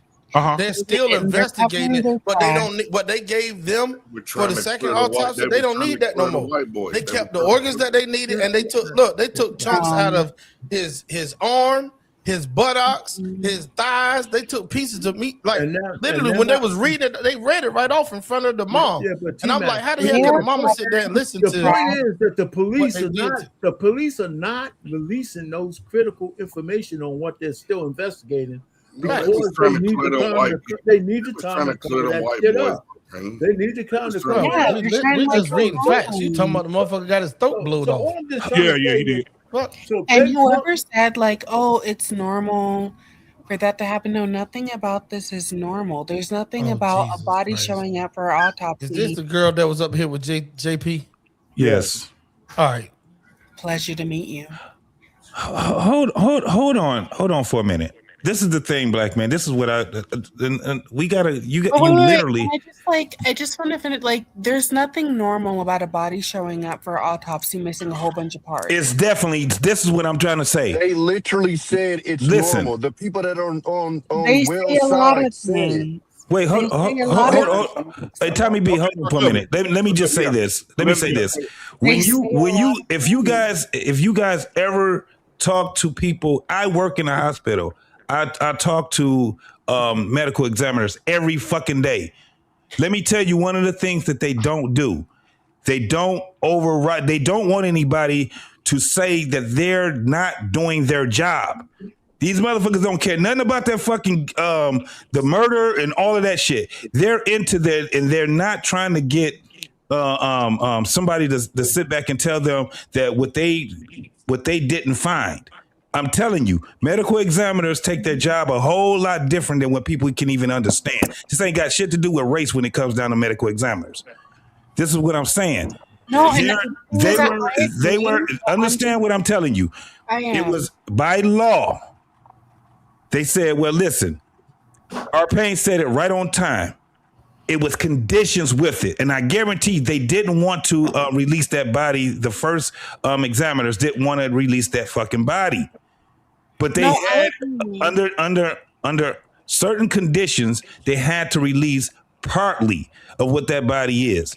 But they're still doing an investigation and they're still working with the cops. But like, my only question is, like, why are we so eager to trust an entity that we have been shown so many times that we cannot trust? Like, when I say, like, there's nothing about this normal, like, go by your common sense, guys. Like, your common sense is telling you that it's not normal. And no, I don't talk to EMTs, and I do try to respect, like, people who actually do. But I'm just saying, like, it's okay to use your common sense, and it's also okay to ask questions. Like, whenever I said what I said, they're like, oh, they said, yeah, they say a lot of shit all the time. They say that all of the people who have been found hanging, all of the black people who have been found hanging, the people that are on Nolan Wells' they say a lot of shit all the time. You don't have it would literally help the people on Nolan Wells' side to say that it's not normal. So for them to say it is normal, that's the people that you trust. Because if it isn't, they will be the first people to say it isn't. Wait, can you repeat that? I'm sorry. Okay. Benjamin is on Wells and the family side. That's the side that he's on. And if he's telling you it's normal, then what do he has to gain to lie when it's literally they hired him to find the truth for the family? Because we're not talking about what Mississippi said. We're saying Ben Crump is telling us it's normal. Because he's inarticulate, and he should have said we should have said. No, he said it, Arpain. I know what he said, but he's inarticulate. He could have said he articulated it. We accepted the body with conditions. That's what he should have said. Oh, well, that's why I said off the bat that he shouldn't even did it. Arguing this thing. That's why I said off the bat he should have had a medical examiner do it. He shouldn't even read it. A medical examiner. I agree with that too. Yeah. Yes, absolutely. That right. So when you have everybody other than the medical examiners talking, you're reading it, but you don't even fully understand what you're reading. Right. He's calling the femur. He's calling it the phenomenon. You don't know. Yes, I agree. That's what I'm saying. The ones that should be talking right now should be the medical examiners, period. Yeah. At the end of the day, most of the people don't know. The 99% of the people don't know what happened. So in order for us to even understand and even get a grip on what's happening, we have to be able to see what forensics is going to tell us. That's all we got to live off of. Other than that, we're just going to go off of our own fucking imagination. No, like, even still, ask questions. I don't know everything, but all I'm saying is it's okay to ask questions because they will literally fucking lie. They will lie to you. They will literally have you sitting up thinking, like, if you're gaslighting yourself when they lied the whole time. Ask questions. Who is they? I don't know, the enigma they, like the people who No, buy. you gotta listen. That's what I'm saying. No, I When we don't have sitting to here do talking anything. about conspiracies, you can't. You're why is it speaking a on conspiracies. The number one thing No, is I'm that. not. Yes, you are, because the No, I'm thing is not. this: we already have stated the only thing that really can tell us what's going on is the Don't investigation ask from the me- police officers and don't forensics. Put more pressure on me. All that other shit, I'm not about to listen. I am not Okay, about to so let me listen say to this. So let me say this. Anything that we talk. Like, So Hold on, wait, W. sir, Hold on, you're W. saying the media Hold on, don't W. lie? Hold on, W. So let me say this. Anything that we talk about tonight, we need to have some factual to it, right? Yes. So we're all here talking about. Okay, hold on, W. Don't hold on, W. I'm talking. So my thing is this: if we're all having the conversation, we can't sit up here and say the boy head got blowed off when there's no gun. We can't. With no gunshots to the back of the head. We can't say You can things only not that do haven't that. been reported. W. I'm talking. So I there's was talking when you interrupted. yeah, It's a but who showed this is how conversations. BMU? I think this motherfucker said BMU. Okay, so I don't see Duffy at the bottom. so W. So my I was talking when he interrupted me. So right. like, So don't yeah, make I have a me right to. talk So listen, you want me to wait? everything we talk about, W. If we're going to talk about everything that's factual. Right. So if that's why we're pulling up these news reports, that's why we're here. That's why 142 people are watching right now, because Catelia is in the chat. So she's giving information. We're gonna pull it up. I'm gonna have baby pull it up every time Catelia puts some information up about Mississippi or what they have. We'll pull it up so you guys can see that. But as we're going through the videos, that's why we're going through the videos. That's why we're here. Right. It's a smart people on this panel No, tonight. of We got course, T-Mac, of course. Arpane, JT, and so Tommy. We're gonna sit up here and we're gonna go through the videos. Any information that you guys have in the chat that y'all heard that's factual that we can look up and actually put on the screen, we would love to have you guys in the chat do that. So do that as well, because we're all learning this thing together tonight about what happened to Nolan Wells. So the only thing we can't say is they didn't find water in his lungs. You My can't question say to that. you is that, like, why is all, and I don't mean to interrupt, I do get a little excited, you but do. I don't mean to interrupt, but my question is, why is all the pressure on me to come with all the facts when you guys are believing shit that defies common sense? Stop putting pressure on the people who are willing to question things. Come with the facts. Come with that. You guys, We all are questioning if things. you guys W. came, Everybody if up you there is guys questioning came- what's going on. if you guys came with an ounce of the pressure for facts that you coming at me to the people who are releasing the information, You ain't. This I'm is done, not I about wasn't done, I you. wasn't done, I wasn't done, I Yeah, but wasn't this is done. not about you. Don't Not try to about me. build off of some It's not goddamn me. lie. It's not about Ain't nobody me. put no pressure on you. Did nobody tell you to No. bring your ass up Why here we can't and, never see and this start motherfucker? talking? Listen, Right. it's not Yeah. about me, and don't make it about me. No, you I'm just made it very about you. Ain't nobody put no happy. pressure on you at What all. she's trying to say, hold on. what she's trying to say So is let's the do this. media So, lies. It's so not let's do. about What's me. up, Miss Ink? What's up, Miss Ink? So let's do this. Let's do this. What's up, Miss Ink? So what we're Like, gonna do does is the media Miss Ink is in the lie? building tonight. What's going on, lady? We appreciate you being here. Tell your husband he can hop up here if he's not busy, unless you didn't to put him to sleep. But anyway, I want to continue with the video, and then we'll pull up Chris Cuomo's. I think that's how you say his name. Cause I want to be. All right, Crump. That's what I'm saying. Yeah, I want to. Yeah, he crumping tonight. Yeah. He doing the Benny Crump tonight, boy. He just Hey, I got one thing to say. Justice for Nolan Wells. Okay, listen. Justice up because the nowhere band. else. We don't see that anywhere else on the body. Hey, Caitlin Becker joining me, senior national correspondent, New York Post. She's a star of New York Postcast, like podcast, but Postcast. Caitlin, thanks for being with us tonight. Caitlin, I had it out with Dr. Kendall Crowns yesterday. He has superior knowledge, so I was at a disadvantage, but I'm still sticking to my guns. I don't see how the blood in his body can pool in one location on the whole back of his body, even if he's laying on his back. Hold. Brian Trasher, Vice President, United Cajun Navy. Brian, isn't it true that when Nolan was found, he was face down, repeat, face down on the beach, just at the water's edge? And that's, let's see the aerial video when I'm talking to Brian so everybody can see what he's talking about. Go ahead, Brian. Yes, ma'am. He was face down on the beach right at the water's edge. I'm not sure if he was spotted still floating and they brought him in, or if he washed up right there, but I can only describe where I saw him as we flew over the island.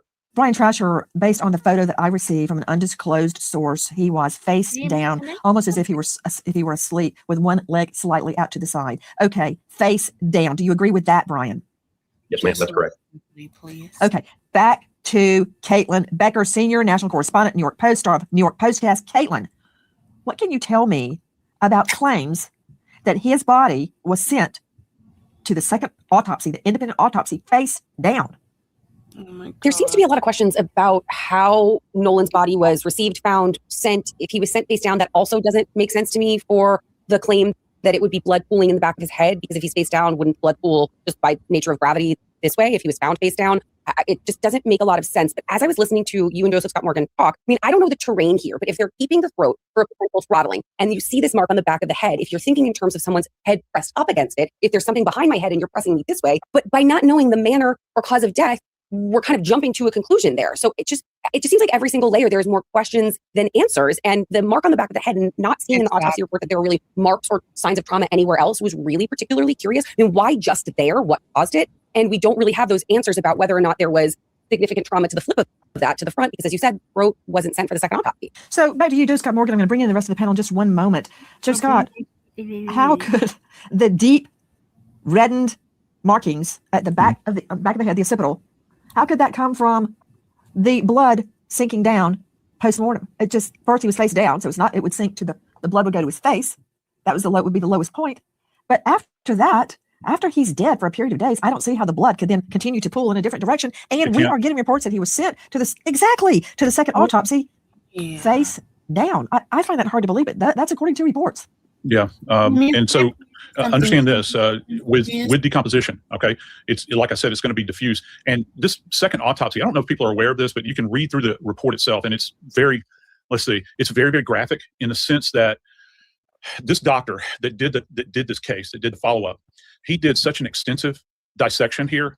I'm talking about stuff that we don't normally do at autopsy. He's done the back. He's done the buttocks. He's done the backs of the legs, the arms, the hands, even the back of the head. He took this even further than the people in Mississippi did. And this is something that we normally do. So folks understand, this is something we normally do with an in custody death. All right.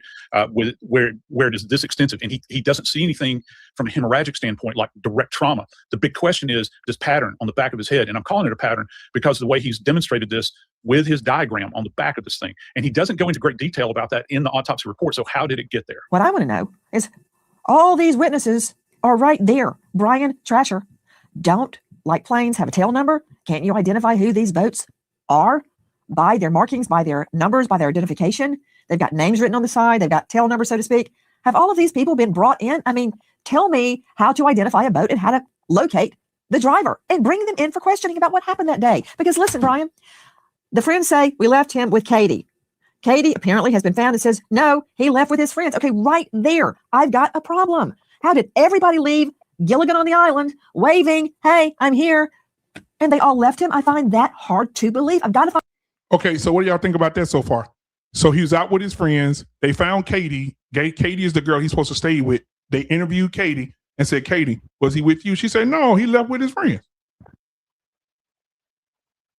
What are y'all talking about? That's one of the questions that we've had, is because that was the major confliction in the story. Was all of their story was he stayed with old girl, and old girl was like, nah, he went with the friends.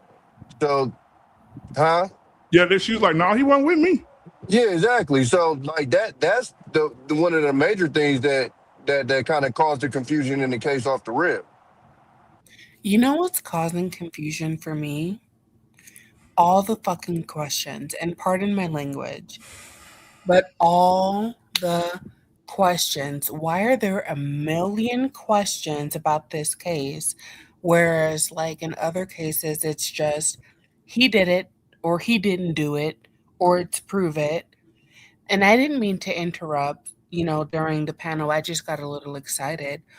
But like, why are they asking so many questions? Because it's an investigation. Right. But no. Listen to what I'm saying.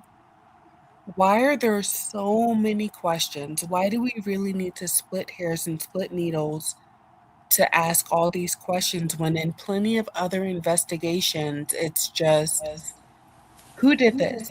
He's guilty. He's not guilty. Like, that. I guess that's my beef. And, So what do you suggest? Other than us asking questions, what would you suggest?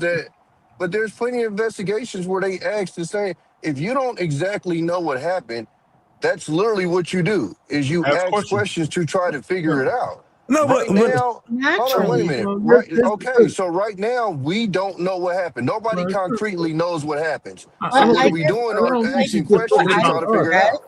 No, that's what why I- I'm saying. Hold on, Tommy. What does she suggest that we do instead of asking questions? I want to know because she's going to keep saying the same fucking thing. So let's let her answer. Let's let her answer. Let's let her answer. Right, this guy Dubby, he asked you a question. Answer the question, please. What I suggest is that we actually investigate it with the idea and the possibility in mind that it was foul play instead of investigating with like, well, what happened? Our common sense tells us that it was foul play. I do think that there should still be an investigation. And this is the definition of white privilege. White privilege means See? that I got you. No, let me finish. No, go ahead. I got you. I'm gonna put it up on the screen while you talk. Go ahead. Not you, BMU. I'm sorry, but the guy with the cap who's like really angry. Finish. The definition of white privilege is that you get the benefit of the doubt. People believe you. So when there's very obviously a case of foul play, investigate it. Why are we allowing this dumb bitch to say what the fuck she's saying? Why are you She wasting her fucking, she's talking too fucking slow and she ain't making no fucking sense. You should say individual rights. So I pulled up fuck. Hold on, one mic. I pulled up Dubby. I pulled up Dubby. Dumbass bitch talk about some don't ask questions but investigate. Hold on, so JT, I pulled it up. So listen, 90% of fucking investigation is asking fucking questions. You stupid bitch. Don't talk to your wife like that. As a matter of fact, tell your wife to talk So to JT, watch this. So I just looked up investigation. Investigation says an investigation is a careful step-by-step search for the truth. It means to look closely at a crime, problem, and question to find out what really happened. So an investigation is questioning. Nigga, fuck you. And it's a slow fucking process. So hold on. So I Oh my think God, to just correct. because you're Hold slow on. doesn't And mean this that- slow ass, would say- dumb ass. Go ahead. I'm sorry. Go ahead, bro. Go talk to your wife. No, I would don't say, apologize hold now, on. motherfucker. I would say, Don't apologize now. to correct what you're saying, instead of asking questions, why aren't they treating these gentlemen as suspects? Is more would be probably a more Okay, proper there you go. question. I than like what that. you're I like saying. that. They aren't I'm treating sorry, any this of the friends as distracted me. Can you repeat that? I'm sorry. okay. So I said, what I would say to reframe what your statement is, instead of saying why aren't they asking questions, why aren't they treating any of these people as suspects? I think that's more of a better question than why are they asking questions. Now watch this, Tommy. Watch this shit, y'all. Watch this shit. Go watch ahead. this shit. And Speak, as a matter of stupid fact, bitch. You watch closely, baby. Your wife is not on the chat. Don't call out for a stupid bitch. I'm talking right now. And anyway, like I was saying, I do agree. I didn't word it perfectly, but I felt like my point was the same. Like, I feel like we are way more critical of crimes that happen to Black men than any other crime. And I think that needs to stop. Like, we're asking all these questions. We're going through all the hairs. And, I don't support that. Like, you have crimes that happen to non-Black men where immediately Speed your fucking speech up, goddammit. You ain't making no fucking sense. Just because you don't. And we sit here nodding like this bitch is making sense. She's fucking wasting fucking time. Okay, calm down. Do you have dumbass bitch? Don't tell me to calm down. You just come up here and do this goddamn woo wop the bam shit. At this point, I'm concerned. Like, he looks like he's about to have a heart. I'm so goddamn tired of this shit. We got these slow ass people, and they think because we got a goddamn free panel that they can just bring their ass up and talk slow and dumb. And we gonna sit here and nod with them. Then speed up your goddamn speech. Nurse, come get him. Nurse, he's about to go. Dumbass bitch coming up here talking dumb shit. Don't nobody got no time for this shit. Does anybody have the shot? Oh my God! Can I somebody? don't believe that they should.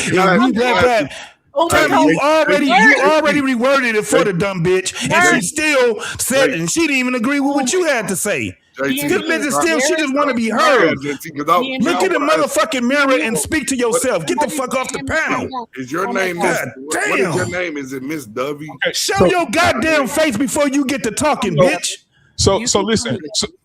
So we're gonna get back. We're gonna get back to the video because this ain't make this. We ain't gonna get nowhere. Tired of this shit. No, we were getting somewhere before. Find out was not getting nowhere. precipitated him With your going slow into the gravel water, and how that talking puts him ass. with the marking on the back of his neck. Do you see where I'm going, Trasher? All right, the video back on. Absolutely, and yes, to answer your first question, some of these boats, just by the names, people that name the boats, and if you can detect registration numbers, if it's registered in the state of Mississippi, that's easy to find. I'm told that over 60 people have been interviewed by law enforcement. I don't know who they are or how they were brought in, but there was a lot of interviews that have been conducted. I'm assuming there's going to be more. With regards to what happened, that's always been the question. That's why his parents want to know.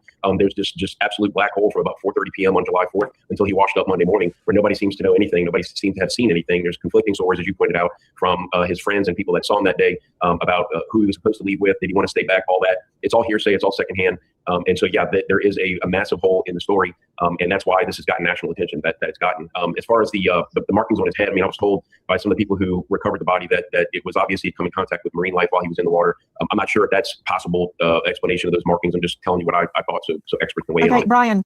Brian, hold on. Jessica, I'm going to try to get a quick answer from you on it because it's valid. What Trasher just said is valid because if there were, So from the back of his head, they hit him in the back of the head. Somebody hit him in the back of the head. Well, she said that's obvious. It shows that he may have come in contact with marine life. She said marine life. See, that's her out. You can tell if that was that bruised or what have you. He got hit with a bat or a paddle. He got hit with something. Will and said a gun, a rope, a bat. Well, he killing the shit out this dude tonight. He got hit with a vape. I promise you, a sea urchin or a whale had a vape in his hand.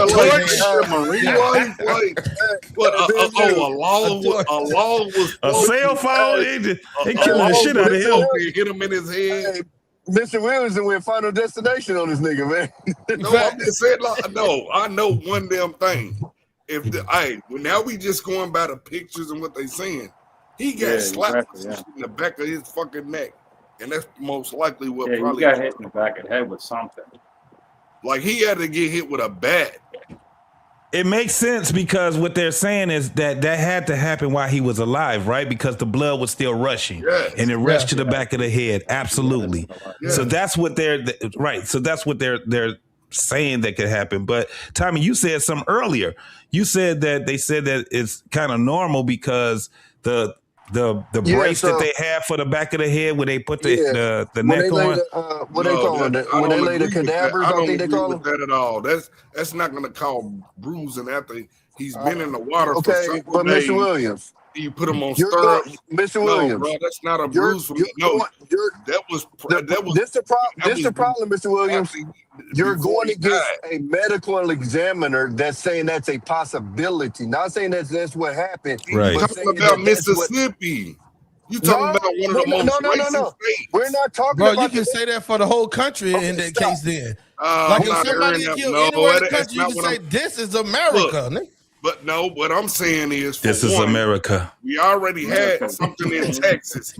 How many white people over just like Texas and fucking Mississippi, you got certain parts of that shit. Guess what? They're racist. They're white. So, Mr. Williams, what he's saying is this. You mean to tell me your child dies, you're gonna believe that they just it doesn't matter because you're trying to get justice, and what he's saying is that this is a professional medical examiner. If we're not going to believe what they're saying, then what the hell are we going to do? We're supposed to believe Uncle Ray who said he got shot in the throat and his whole throat gone because it wasn't the Mississippi medical examiner. It was the one that's on the family side that said is what I'm telling you. Yes. The person that's on the family side said that that's a possibility. Not the I Mississippi. still believe he got hit in the head. I still believe What did someone they hit say him. in the first one? They ruled him as a fucking... Hold on, Mr. Williams, stop. Let me answer you.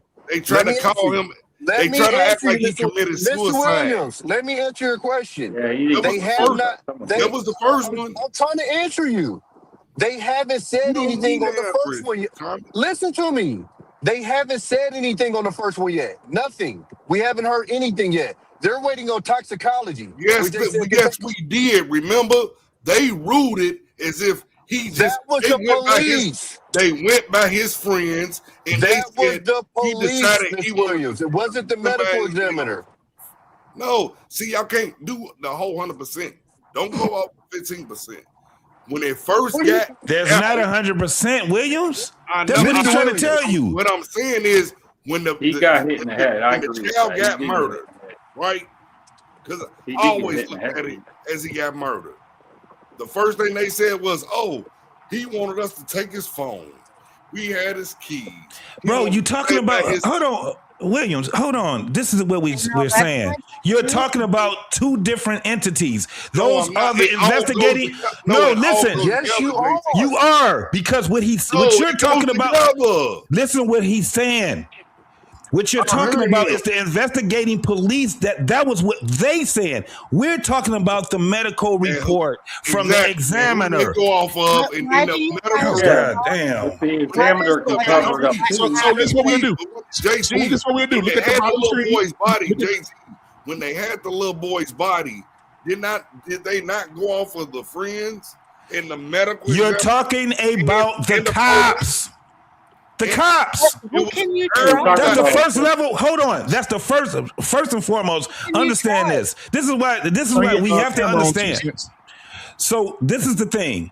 There's levels of investigations. There are different entities that have to investigate. So when it comes down, first and foremost, they're trying to categorize what this is. It was just categorized as a homicide, right? BMU, am I right? Yeah. So before then, when the FBI come, it's some shit. So before then, it wasn't even. It didn't have a categorized. It didn't have a category yet. It was undetermined. It was undetermined. So this is the thing. In the investigation, you have to be able to pull everything, but you have to be able to be. You have to be able to listen to each and everything. You can't have a predetermined way of how you're looking at things until we get the whole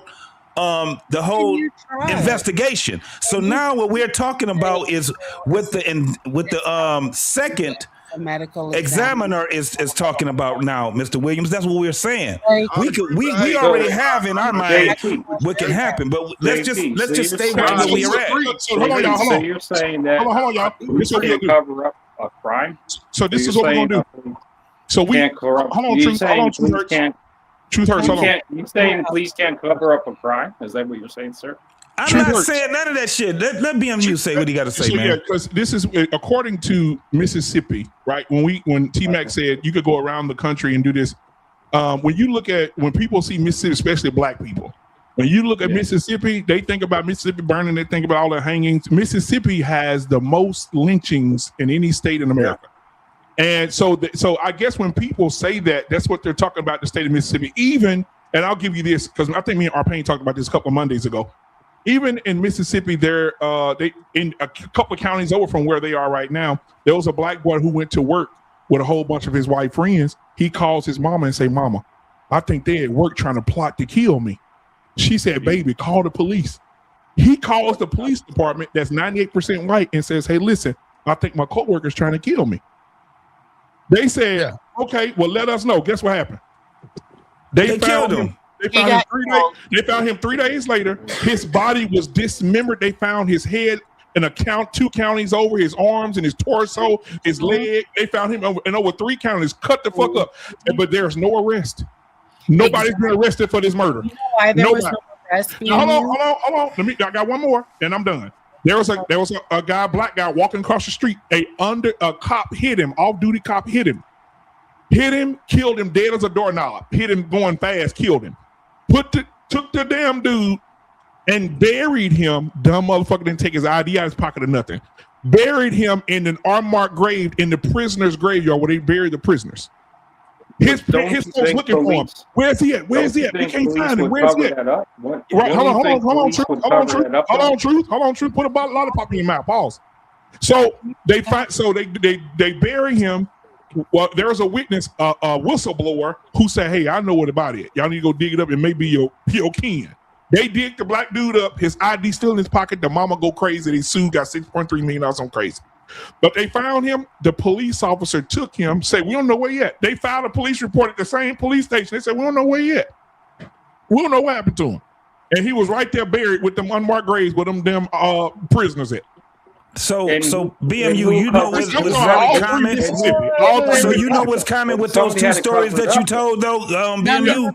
This is what's crazy. Somebody had to You know the whole story now, right? Yep. You know the whole story, which means that somebody had to cover uncovered it the up. goddamn. No. Somebody had uncovered what was covered up, right? Because you know the whole story. Am I lying about that?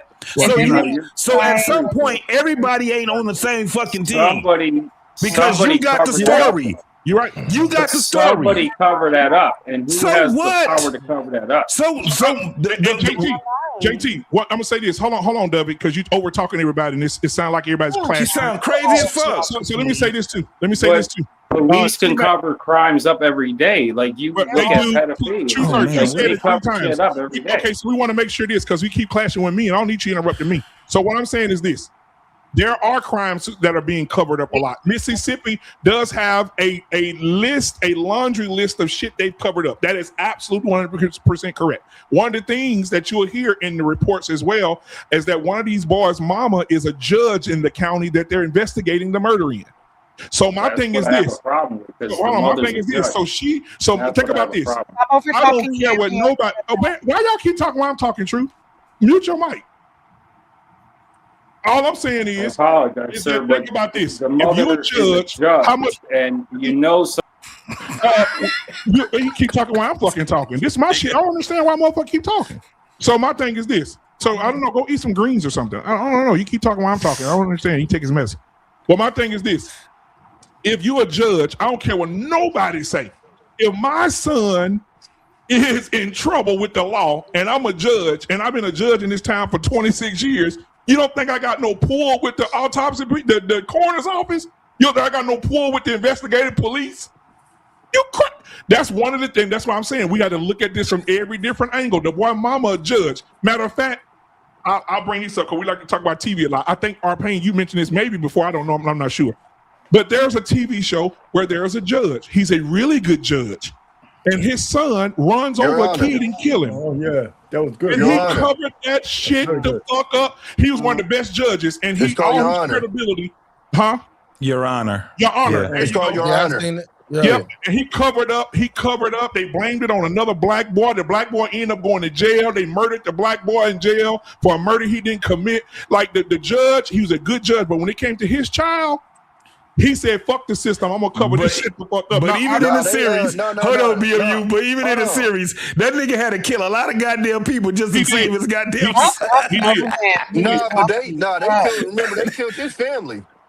Yes. Yep, sure yes. Yeah. So it's a lot more. But what I'm saying, though, BMU, it makes sense. I understand exactly where you're coming from. But this is the thing. In those towns, pre-internet, I can give it to you. Them motherfuckers can cover all this shit up. First and foremost, if you can figure out that the judge has power into covering shit up, what do you think the goddamn cops are going to do? Again, didn't you just say that the FBI is now involved? Yep. Well, so this is what I'm saying. Well, yeah, go ahead. This is the important part of like somebody like Benjamin Crump coming in, because if you don't get the attention that this case has, they 100% can cover this up and they'll keep it pushing. But because it has this much attention on it, it's hard to do that. Hey, Tommy, that's the bull. Hold on. Tommy, that's bullshit. Because all these cases that Ben Crump was jumping on, they already had the attention. That's why he got there. He ain't coming to a case that with no attention bringing attention. No. But I get what Tommy's saying. I get what Tommy's saying, though. I get what Tommy is saying. What I'm telling you is, it's a different type of. I agree with you, because I'll give you a perfect example. Old boy in Georgia that put himself in the mat. That shit ain't went nowhere. That's what, and they got attention. But when you got somebody like Benjamin Crump and he's micromanaging this shit, You get what I'm saying? Yeah, it makes it harder. It's kind of like he can't. It's like the dude can't talk and read and shit, right? But it's something that comes where he's gonna bring a lot of goddamn attention. You are absolutely right, because now this shit has a whole bunch of attention. Now you gotta also understand, y'all. There's a lot of unsolved murders that have been out there during the same time, but this one at some point has a lot of goddamn. Now you got Nancy, you got Big Crump, you have big head ass. What's his name? Al Sharpton. So the thing is this: that shit that they can cover up when it was just small and that little county and shit had it. Now they can't, because now what happens is that now you got the federal investigation that's in there, and they ain't fucking around. So let me tell you what I did, guys. Let me tell you what I did. Hold on. Let me tell you what I did. I just went to ChatGPT. You know, that's my homeboy. And I just looked up major cover-ups in that county that they're in and other counties in that area. They just gave me a laundry list of shit that the FBI came in and proved in the last 5 years. It says number one on the list is the Rankin County Goon Squad in 2023, proven 6 law enforcement officers planted drugs and firearms, writing false reports, lying to investigators, attempting to frame victims, destroying or concealing evidence, and murder. They say the victims were Michael Corey Jenkins and Eddie Terrell Parker, who were all sentenced to damn near life in prison. And they found out that the police officers were setting all these people up because they were running the drugs. Speak on These are the police officers in Mississippi. And that's what I was talking about. Okay, so hold on. So let me get to number two. Number 2 says the Parchment State Penitentiary inmate assault in 2014. Correctional officers severely beat inmates. Supervisors instructed officers to create a false story. Officers filed false reports and lied to the FBI. Multiple guilty pleas and convictions followed. So they arrested all those police officers for lying. So let's go. It's 3. It's LaForce County Juvenile. It's so many, but I'm gonna do just the police departments. Columbus Police Department, excessive force, federal indictment, alleged cover-up. Officers were accused of beating an unconscious suspect. Prosecutors alleged that to conceal the assault and omitted it from medical information provided to hospital staff. Damn, I shouldn't have read that one because that's gonna cause a lot of shit. Hey, BMU, let me interrupt right quick, bro. Do you know? Hold on for a minute. This is about the show.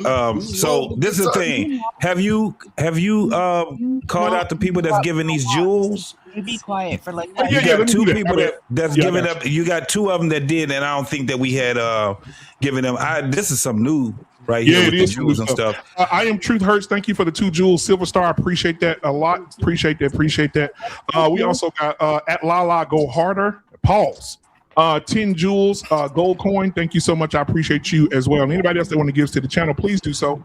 We appreciate anything that you give. Yeah. And again, man, I want to thank these intelligent individuals for being on the panel tonight, man. We got William who said listen, I'm telling you right now. If William did autopsies, William, if William did autopsies, they gonna go in there to see who died, and they gonna say this nigga died. Somebody beat him with a toy bat, shot him with a pistol, hit him in the back with a slingshot, cut his arm off, his leg off, stuffed him in a trunk, buried him under 6 Flags, dug him up, took him. And he ain't cut a goddamn thing. He just looked. He turned him over and was like, "Yep, it's murder." But they did say how you have Chuck. The nigga died of diabetes. Nigga died of diabetes. Hey, I'm still trying to ask the question. How you have chunks under your butt, that nigga got shot, choked. Even that. They hit him with the hot poker.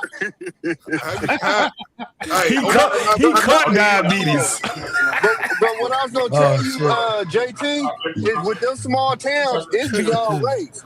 Don't be one of them little trailer park white boys and get on the wrong side of them cops. They get your ass. It's over with. It's over with. Yeah. Beyond race. When you get in them small towns, they get them little good old boy clubs. Oh yeah. Hey, don't mess with them if you want to. Let them get on. Yes, sir. Most definitely. Yeah, let them fucking get on. If you talking about out of his blood, you talking about all of this shit, like that is That's some weird white people Hey, shit. come on, fix your mic. You got a reverb. I mean, yeah, you got reverb. I got an oh, echo. your YouTube on in the back. Your YouTube on in the back. Yeah, you get your YouTube playing in the background. Part, man, mute the other one, bro. Just mute it. Okay, so William, I'm gonna say this. I'm gonna play this because I know William brought it up about the cell phone. So we went through the autopsy.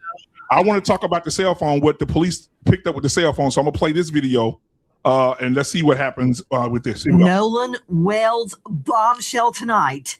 The dead teen's messages deleted after his body washes ashore.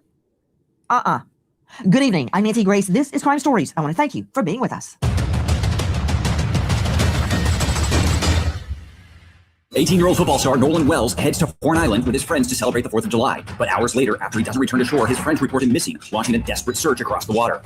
They met that day, and it was kind of one of those things. It did come off that day that he really did like her, but that was the only time they'd ever hung out was at Horn Island on July 4th. We're thinking, can y'all please count? And is everybody on board and good health otherwise? Yeah, everybody talks away. From our friends at GMA, no, everyone was not on board. Nolan was not on board. And who's the mysterious girl he met for the very first time the day he goes missing? His body spotted by the United Cajun Navy, washed ashore. We have obtained that photo. We're choosing tonight not to show it. That last sound from our friends at NBC joining me in all-star panel, but first straight out to Todd Terrell, representing the United Cajun Navy, participating in the water search for Nolan Wells. Todd, thank you for being with us. What did you observe? You know, Horn Island, that area right there is an area that we have seaplanes that we operate back and forth to the island, taking people back and forth fishing, or oil field workers, you know, back off the rigs and stuff. That morning, the body was observed on the northwest portion of Horn Island, which is not unusual for someone to drown and be washed up in that area. There was a park ranger that was on the island that actually had spotted the body, and we were calling in down to law enforcement officials on the ground what we saw from the air. Todd Terrell joining us from the United Cajun Navy, called in to participate in the water search for this young star athlete, Nolan Wells. Tonight, mystery swirling around his death. How is it that a group of his friends go out on a boat? They go to a remote Horn Island. There is nobody there. It's uninhabited. There are no phones. There are no bathrooms. It's just a hangout place. How does he end up dead on the shore and everybody else makes it back? I want you to hear one more time what the group is saying about that day. They met that day, and it was kind of one of those things. It did come off that day that he really did like her, but that was the only time they'd ever hung out was at Horn Island on July 4th. From our friends at GMA, who is she? Where is she? What, if anything, did she have to do, if there is a she, with Nolan's death? That's from our friends at GMA. Back to you, Todd Terrell. And I'm about to go to Caitlin Becker, senior national correspondent, New York Post, on the story from the get-go. Todd, you stated to me that it's, quote, not unusual for bodies to wash ashore in that spot. What do you mean by that? Because if it was that common, wouldn't this be designated a dangerous area and there would be warning signs? What do you mean it's not unusual? I find that hard to believe. Well, many areas along the coast of the whole Gulf Coast area is a dangerous area. You know, I don't believe they could put up signs anywhere. I think it should be known that these are bad areas. The rip current is very bad in that northwestern portion. We call it the washing machine, actually. It's an area where the current just rolls round and round in there, kind of like a washing machine.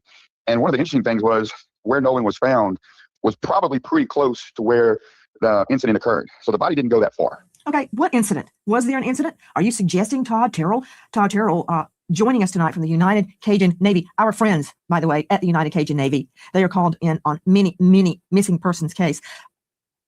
Todd, you stated the incident. What incident? You mean he didn't drown? We're saying that whatever happened, we're calling an incident. Our job as United Cajun Navy is to bring people home back to their families. First of all, alive. Second of all, recover the body if possible. We knew in this case, the time frame that was involved, that we were looking for a recovery at this point. But when I said the incident, something happened to make Nolan not be with us anymore. It appears as though it was a drowning. You know, there was a lot of rumors about him being brought back to the land 10 miles away and you know, brought back out there and dumped off. I don't believe any of that is true. Whatever happened in that water, we're calling the incident. You know, the water goes from 2 to 3 foot to like 20 feet real quick. You know, there was some underage kids out there drinking. It's an island, you know, there's no IDs being checked or anything like that. So we said an incident, there's anything that could have happened. And not every person that drowns do you hear screaming and hooping and hollering. But at this point, our job was to bring Nolan home, and we did that. What was observed? Guys, you're seeing right now from our friends at the United Cajun Navy the video taken from their aerial craft. On the beach, you see a grouping of individuals. Now, from another source, we have obtained photos of Nolan's body that we are not showing. It's just not right. But I can tell you, when you see that grouping of people on the beach, they look like little ant figures from this high up above, but that is where Nolan's body is. They're standing around it. As I recall, Todd Terrell, Nolan was face down, still fully clothed on the beach. Is that correct? Yes, that is correct. He was face down, which would have meant that he drowned. Now, when we say he was found fully clothed on the beach, it was in the same vicinity of where he possibly drowned, right there. So it was not uncommon for the body to have washed up right there. That being said, that area full of rip currents really strong right there, goes from 2 to 3 foot to 20 feet, pretty much within a couple steps. So that being said, whatever happened really, really close to where the body was found. Todd Terrell, I don't mean to be giving you a hard time. This is not about you. The United Cajun Navy are the protagonists in this scenario. You're the good guys. I've just got so many questions about how this happened. Was there anyone else on Horn Island when Nolan's body was found? Now, there was the park ranger was out there, and there were some law enforcement officials that actually had their boats anchored out there. They were kind of like waiting around for a call of what to do. What people don't realize is when you're looking for a body on the water, especially in the Gulf where you have waves going and you have white caps, it's a little bit harder to see. When you're in a boat, you can only kind of see the vicinity around you. So we put these seaplanes up in the air, we can get a much more visual of a much more bigger area. And these seaplanes can go low and slow. So what we do is we stay in contact with the officials on the ground and tell them what we see. And if they see something too, they can relay it up to us and we can go investigate it. So in this case, there were several law enforcement boats that were just kind of hanging out in the area on the island. And there was numerous other boats in the area, circling and looking. But the body was found by a park ranger as it washed up on the beach. Very curious, Todd. Guys, joining us, Todd Terrell with United Cajun Navy. When I said, was anyone else on the island when Nolan's body was found? Your answer was completely 100% accurate. But let me rephrase and refine my question. You're saying the park ranger found him. That leads me to believe there were no friends. There was no newly met girlfriend. So am I left to believe that he goes out swimming all on his own? And the friend girl leaves, the mates from school leave, everybody just leaves him out in the water and he dies and then just conveniently washes ashore? Somebody just left him out in the water? Does that make sense to you, Todd Terrell? Well, being a person that goes to this island and several other areas that you can only get to by boat. We have some restaurants and bars in Louisiana that you can only get to by boat, which means you have to hitch a ride with somebody on a boat or that has a boat to get there, which a lot of things could go wrong in that scenario. But as far as what we believe, I believe that Nolan went out there with a group of friends. They were friendly, obviously so, because he was even out there. I mean, you got to understand, to go to an island, you have to have a boat, which means you have to have friends. You have to have people that kind of like you to even bring you out there. So when Nolan got out there, the group of guys he was with, they decided to come in a little bit early. They were having some engine trouble in their boat, which is not uncommon. Happens a lot. Nolan, for whatever reason, decided to stay on the island, which is not uncommon. He could have, had this girl he was talking to. He could have just, for whatever reason, decided to stay. Not uncommon. That doesn't give us any reason to think foul play or anything was involved there. The issue is, when he stayed on the island, he had to hitch a ride back in with somebody. And there's where the issue becomes. Who did he hitch a ride back in exactly? How were these people connected to him? How did they know him? And it's not uncommon for you not to know somebody at all. Just say, hey, I need a ride back in. And say, yeah, come on, get in the boat with us. So if I say, hey, Nancy, come on, get in the boat with us, that means at that point, we're responsible for you. But Todd, here's my issue. Again, I agree with what you said, but the critical moment is somebody had to leave him there alone for the rest of the scenario that you're describing to unfold. He had to be alone. And Todd, and I'm going to bring in the rest of the panel. I want you to hear this.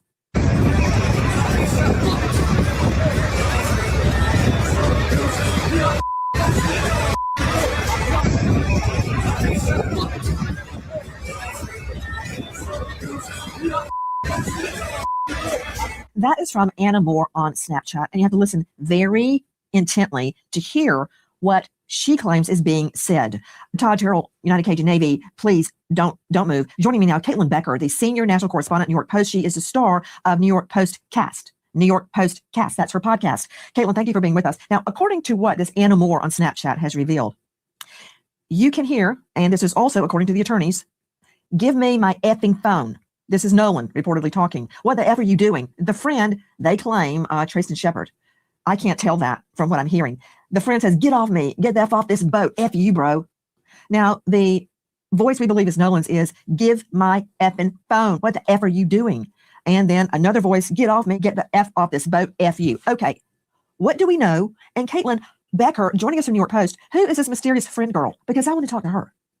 I want to talk to her too, Nancy. The video is tough. The Snapchat is really tough because you do clearly hear an angry altercation. There is the assumption that we're working off of that it is Nolan. However, a few other friends have confirmed it's not Nolan. There's actually someone who said it was me, not him. So you have someone coming forward saying that is not him on the video. So then did no altercation actually take place, or is someone jumping in saying that's me to misdirect or to redirect us from looking at it? That's the one question. The other question that you asked is, who's the girl? Her name is apparently, allegedly, Katie. That's kind of all we know, just Katie. Someone purporting to be related to Katie went on social media, and this is not something that we've been able to confirm, nor have investigators confirmed it. But according to this person, Katie said, we met, we talked, he seemed like he was going back on the boat with his friends, and that was that.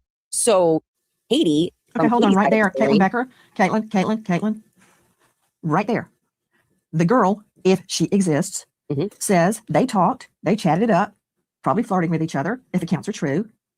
Then he leaves to go back to the boat with his friends. But according to the friends, he stayed with her. Right there, that is a conflict. That doesn't fit. Now, Caitlin Becker and What y'all think? The girl said he wasn't with me. The dude said he was with the girl. The girl said he's with the dudes. What do y'all think? I think it was everything, to be honest. I think two things can be true at the same time, but I do believe. Your YouTube on in the background, come on. I don't even got YouTube on. Hold on, bro. This shit fucking. You gotta take off the tab on there. When you on YouTube, you gotta pause. It may not be not on YouTube at all. It's just not on YouTube at all. It's a reverb. It's a reverb from his speakers. That's what it is. Oh, he don't have headphones on. Yeah, the reverb is coming from his speakers. Sometimes you can try to do it from StreamYard, and you still got YouTube playing in the back. You gotta pause YouTube. That's not the problem. StreamYard. No, that's not the problem. Is his speakers? Is it working now? Hold on, y'all hear reverb now? Nope. No. Okay, I know what's happening. It's my mic setting. That's all. Yeah, that's what it was. Yeah. So back to what I was saying. What do you guys think about that? What do you think about everybody saying they was he with me? He was with me. He's with. Yeah. So this is why I'm telling people. Listen, this is a diligent investigation.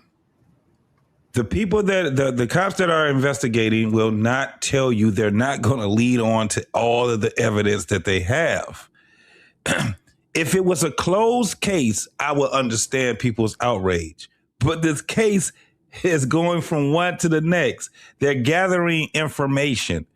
And the thing is that you got so much that's going on. He wasn't with me. He was with me. They got a video of him telling somebody to give him his goddamn phone. It's all kind of things that's going on. What we have to also understand is this. When you're dealing with all of these different avenues, when you got people that are out here trying to find out, they're really trying to find out the truth. We got to get all that other shit out of our mind. All that, it's race and this and that.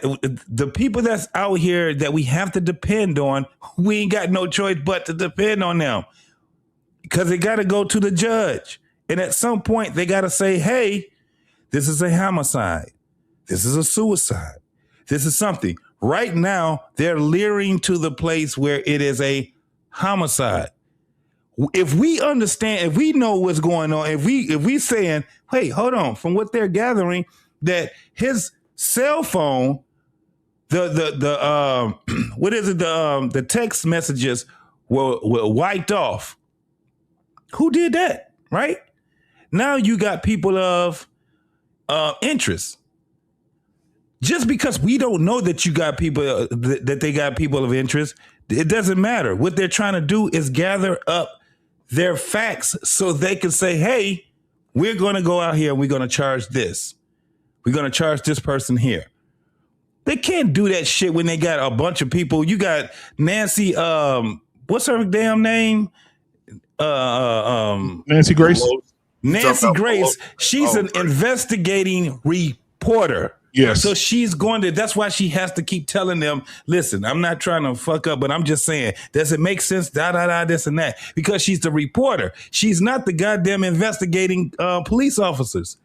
In order for them to get something solid where they can say, okay, we're going to charge this, and these are the people we're going to charge for this, at least we're going to be at a point where we got to gather up enough information that we can sit back and say that's factual that we can get before we can start putting this out here. They're only at the beginning of their investigation, y'all. I get it, JT, but I'm going to ask you this, though. Typically, because how long he's been gone? How long has little baby been gone? 2 weeks now? 2 weeks, 3 weeks? 2 weeks.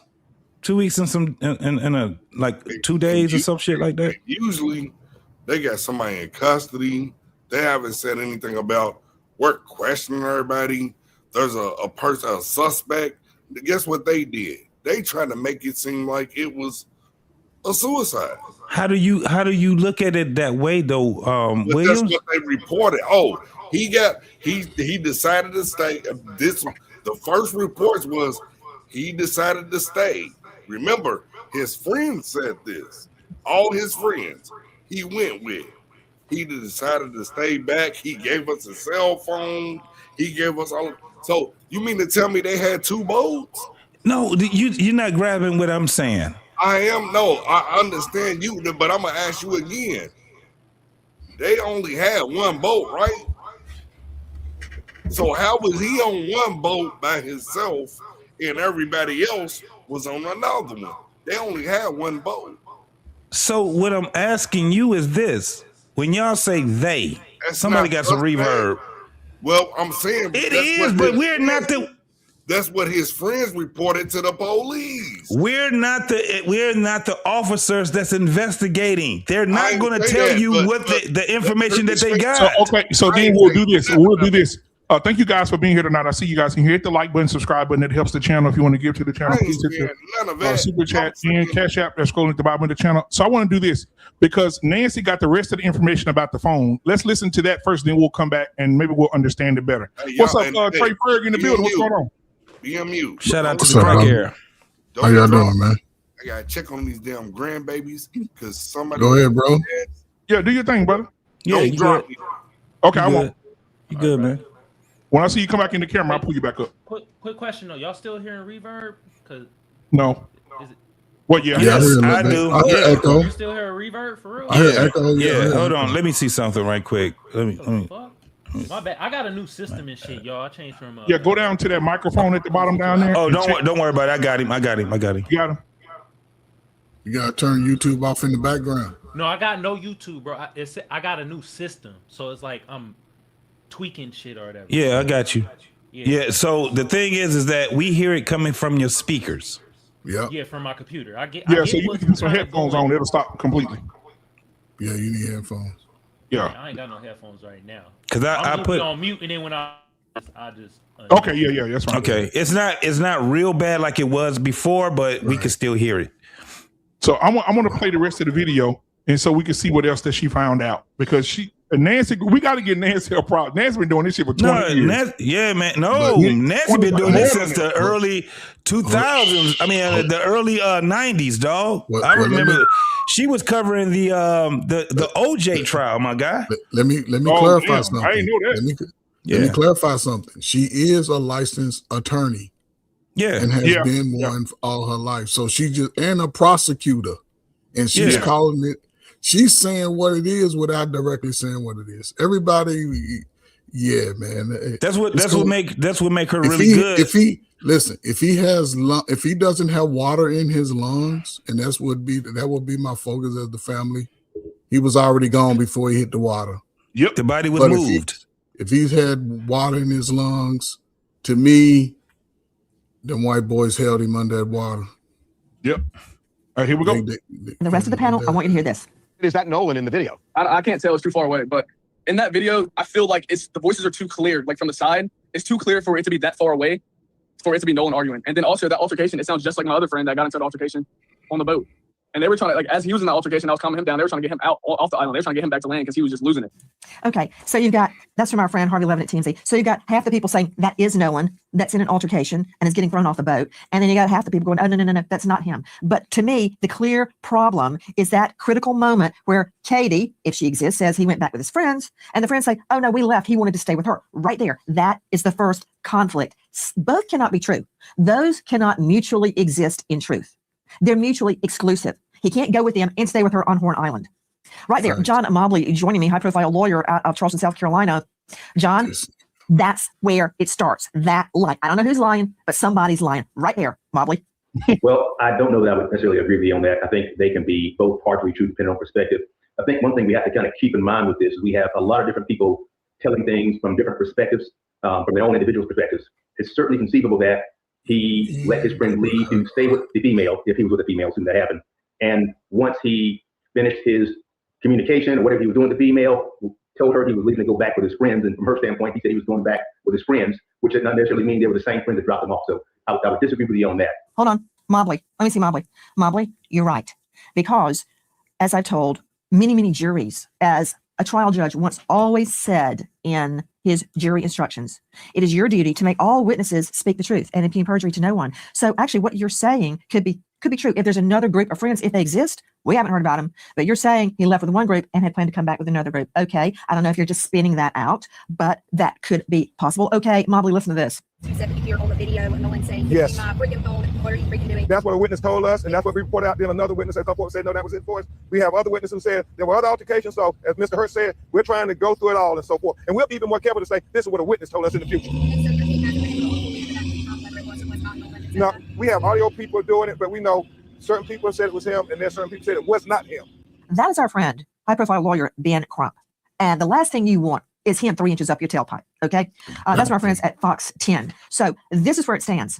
Who left him there? Is there really a Katie? Did he stay with her? Did he leave with his friends? How did he end up there alone, which I find very, very disturbing. And also back to Caitlin Becker, joining us, senior national correspondent, New York Post, star of NY Postcast. The Postcast instead of podcast, it's a Postcast.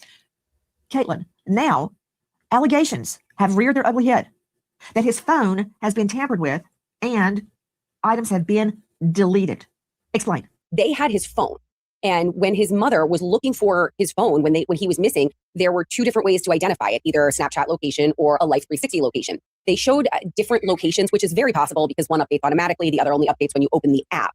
But when she finally tracked it down, she says there was nothing on it from that day. And this is a teenager. This is a teenager who is constantly on their phones. Yes, when you're on a boat like this and you're out there, you leave it on the boat because you can't really get it wet and you don't want to have it come to the beach with you because you have to actually go in the water to get there. But to have the phone from these friends who didn't willingly turn it over, didn't give it to investigators, didn't give it to his mom, just had it, and for her to open it up and say, I see nothing from that day, no Snapchats, no photos, it looked like things were missing, like there was a gap in the timeline of the life cycle of his phone. Okay, I've got another problem regarding his phone. And well, number one, to Dr. Jamie Lacey, joining us, licensed psychotherapist, CEO of Life Counseling Solutions, author of, well, many books, but How to Heal from a Toxic Relationship, and she's a star of Let's Talk About It with Jamie Lacey. Okay, Dr. Jamie, who leaves their phone behind? Now look, I just got off a boat with my twins. We went fishing all over the Panhandle. We have what you call dry bags. We don't leave our boat. We don't leave our phone anywhere because what if we need it? What if we need it out in the middle of nowhere? And we were on a little strip of land right off the Gulf where, like Horn Island, there's no people. We were there fishing alone, believe it or not. And we had our cell phones. Now, I'm an adult, a teen. What teen leaves their cell phone? None. Exactly, Nancy. I have a teenager. His phone is with him in his pocket all the time, and he even brings his phone to the bathroom. So we know that teens do not leave their phone. It is their way to communicate. It is attached to them. So what I think about what we're talking about right here is, right, concealment. And I can't speak to what these young people did, but I can tell you, especially young people, when it comes to their phone and constantly posting things, it is their norm. So when it comes to deleting, hiding, or even going silent after a tragedy, to me, it's almost always driven by fear of potential blame, fear of consequences, fear of what the truth might mean about themselves. But we know that secrets don't protect. And when teens don't have their phone, or when their phone potentially is taken from their friends, we know that there's a reason behind that. It's usually driven by fear, Nancy. Okay, I got another issue. Pause it. Yeah, I got you. Go ahead. So this is the thing. She's right. And Nancy brought up a great point, bro. I'm in Michigan. We are surrounded by nothing but fucking water. There's boat life is over here. You know what I'm saying? Although I'm in the north, boat life is here, right? Let me tell you what I have. And I don't even get on boats that often, but I do kayaking, canoeing, fish. Hey, who's in chaotic in your chat?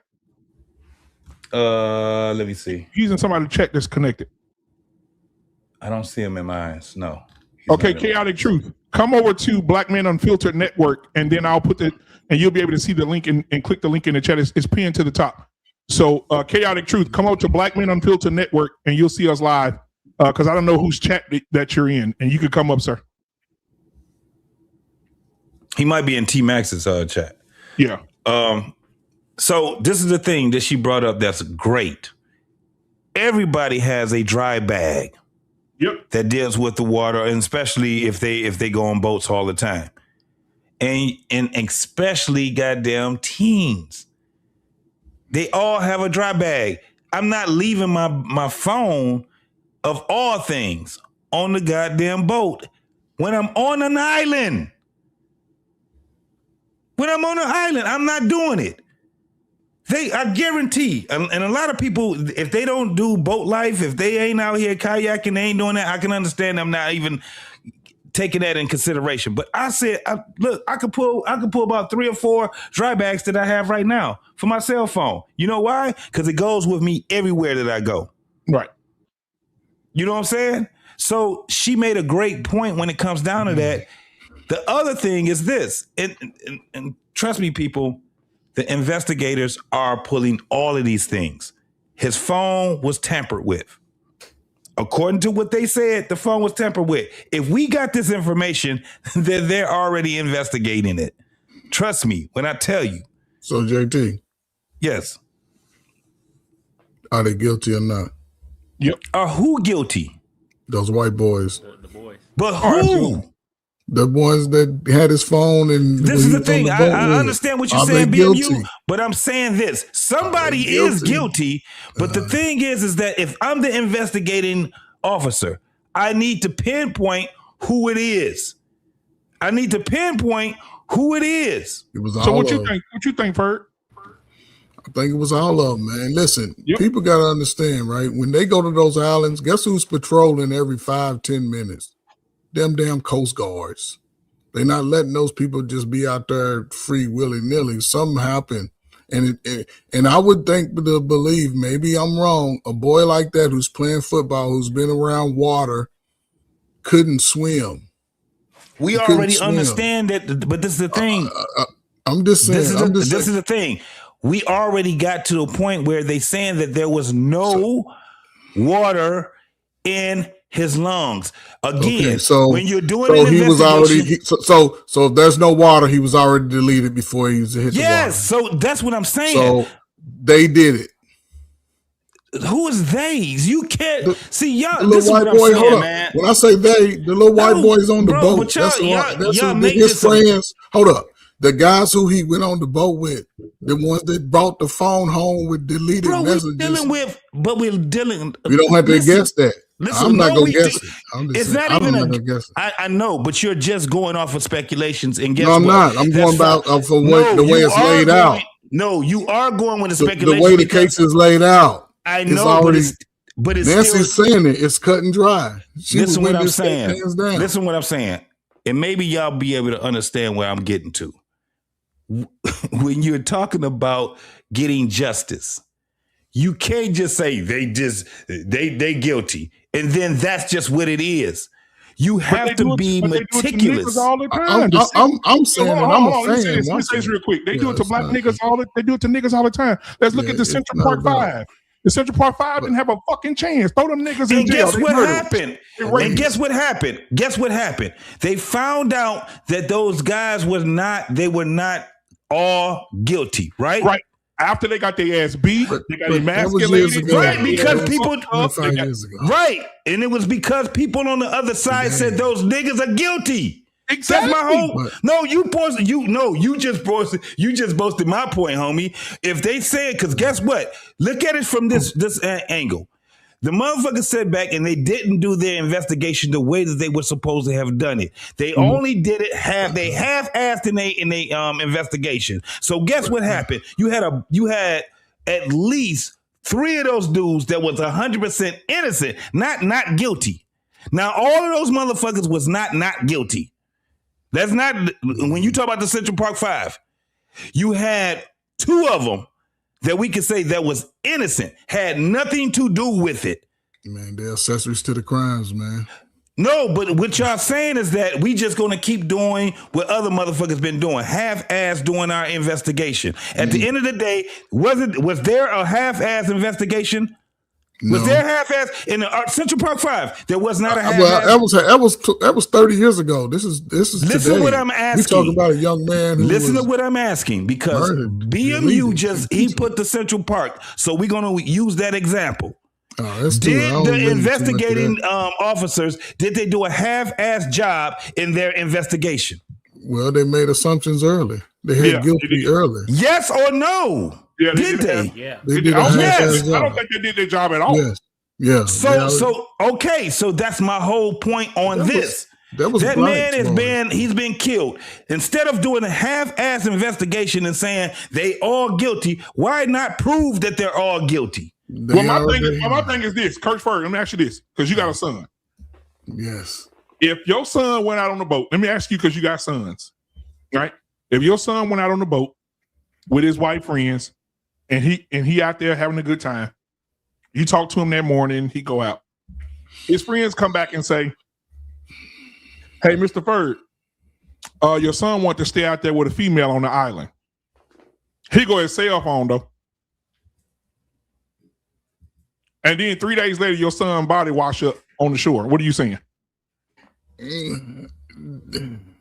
Well, that shit made me emotional just hearing you explain that shit. So you just proved hold on. my point again. So at the end of the day, that's why you have to have people that are impartial and not biased. No. You just said that you were biased. Hold on. I didn't even answer his question. I was going to answer his question. You said that it made you emotional. I got what you said. It made me emotional because as a father, you can't do it. You can't do an investigation. I'm not doing an investigation, but the logic is still in the whole problem. I ain't even looking at the investigation. The investigation is already complete. Scientists and professionals know exactly what happened. No, they don't. That's what what they talking about. Come on, hold on. That's why they taking their time, because they know the truth is the attorney. Listen. I know that it's like a law. It's like a TV movie. It's like a TV movie. That's all it is, right?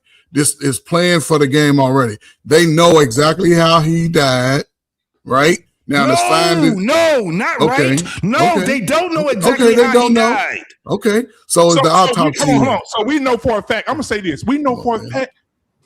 My thing is, oh Lord Jesus, my mama would beat the fucking shit out of me if I went somewhere with my friends.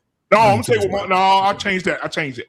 If I went somewhere with my friends and I didn't come back, and my friends went to my daddy and said I didn't come back, my daddy gonna say, I sent him out there with you. He's supposed to come back with you. We're gonna have a fucking problem if my son ain't here by a certain time. My dad's gonna immediately take it out on him. He gonna go in on him. I have 7 sons, right? God damn. I have 7. You wasn't bullshit. So the whole thing is, even when they used to go to the roller rink or whatever, I was outside at the goddamn parking lot.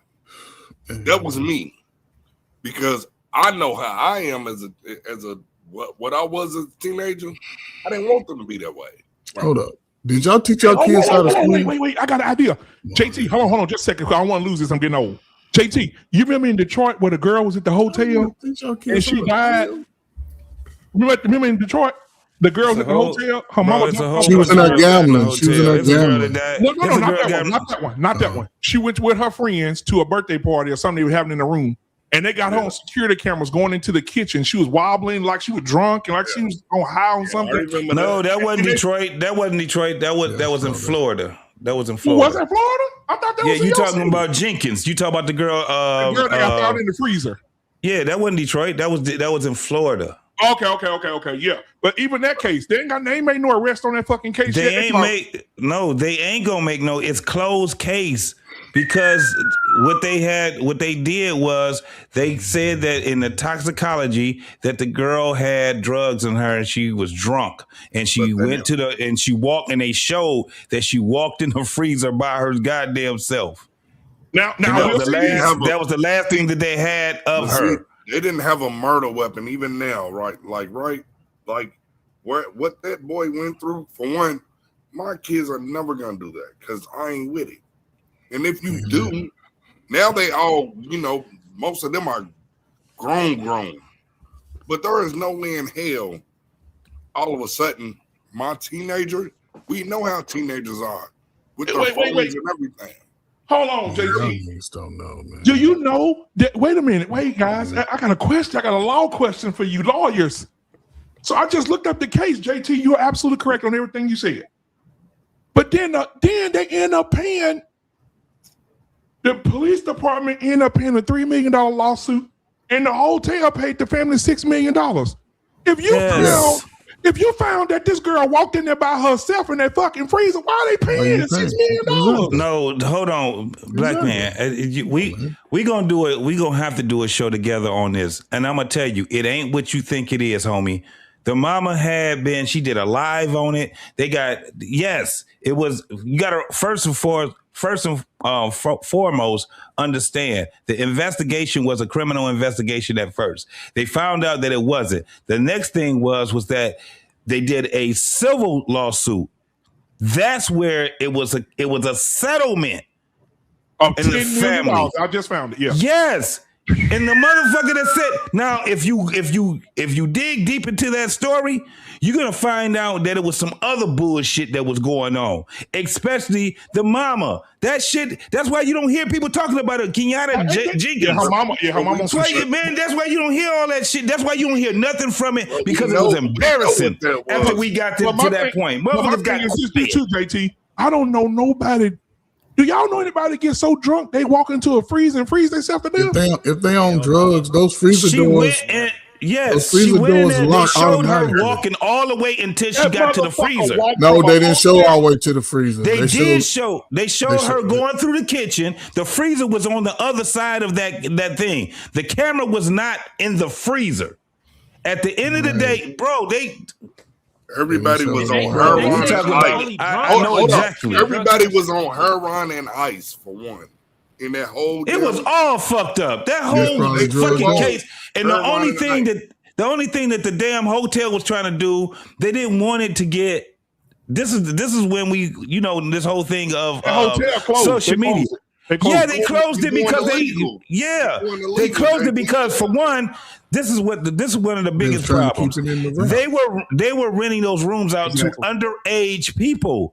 Yeah, that's why now at a lot of these hotels, you got to be 25 years old in order for them to rent a damn thing. I didn't even know that was there in a lot of these states where you have to be 25. Yeah, they changed that about 10 years ago. When that happened, it was over 10 years ago when she came up missing and she was frozen in the freezer. Yeah. Those freezers are self-locking. So, and what happened was that in a civil lawsuit, and that civil lawsuit, that was foul play with what they did with him. And you gotta let. And my only thing is that you gotta let. You have to let the investigators investigate. We know that, but apparently more shit's coming out prior to the investigation. Yes, because they're still investigating, man. But we know that the first investigation that's the purpose of an investigation, dog. Do you know they just reopened this case? No, I don't know. I didn't know that. I didn't know that. They said they just reopened the case. They said for missing evidence, both her mother and the family attorneys publicly expressed frustration that no video exists of the final moment showing her entering the freezer. Exactly. It says here, because there is a gap in the footage, the viral internet rumors and conspiracy theories falsely alleged foul play. Investigation conclusion. Despite public speculation, local police and medical examiner maintained that the video evidence that was required was documented. I don't know that documented. Docs is almost like it was redacted or something. Yeah, she proved that she entered the area, but it does not show her anywhere near the freezer. Facts. So she went into the kitchen. So this is the thing: if they're reopening it, you still gotta let the investigators investigate. Is my whole thing. Yeah, we know. That's the only thing that I'm saying. That's a process. You know, a lot of these investigations are flawed. No, see, that's what, bro. That's what I'm trying to say. No, y'all, dog. It would never They're anything. Not gonna rush it. So why? Let me ask y'all this then. They're not flawed. They're gonna go down.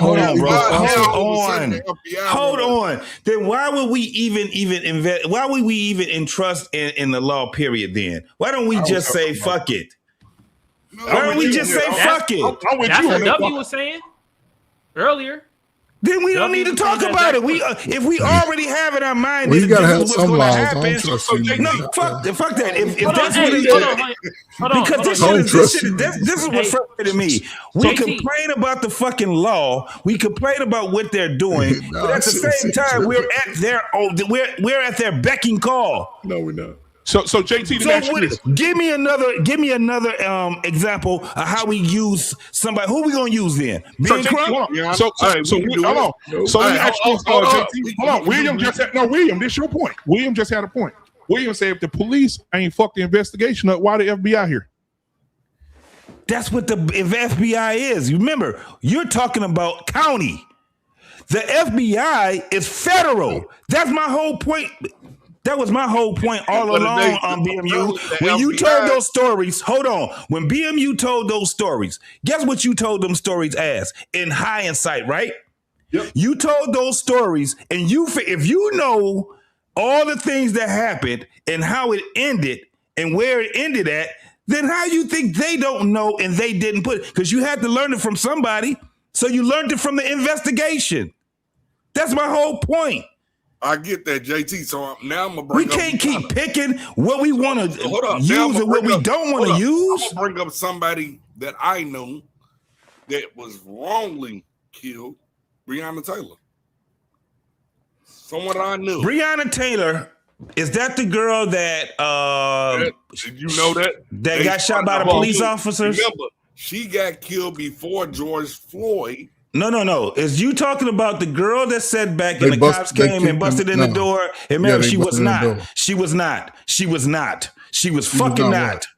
She was not wrongfully killed. Oh, yes, she was, man. No, she wasn't. She was in. No, she fucking wasn't. She worked for the EMT. She didn't work for them at that time, y'all. Man, y'all niggas got to start looking at more. Let me tell you this. No, fucking no. Was right there. Let me ask you. So you was at the city. Evidently, you don't know what the fuck happened then. Yes, let me I ask do. you. Okay, so let me ask you a question. So let me ask you a question. Why did her house get raided?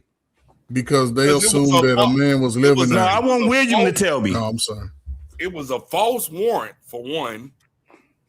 They they tried to do a no-knock warrant, which now is illegal in our state. They did a no-knock warrant. They had false information, and then her dude that she was with, when the police shot, he shot. No, they felt like. Fucking no. Yes, fucking yes. I'm gonna tell you what happened. I know her whole fucking nigga. family. Hold up. That makes you biased. That makes you biased. Well, you I missed can the tell story. the You truth, missed it. Bro, I did a story on it. What are you talking about? I'll tell you, I do. But I live her. The boyfriend's father and me and him are best friends, man. He was telling me. Let me ask you something. Before they raided her, who did they raid?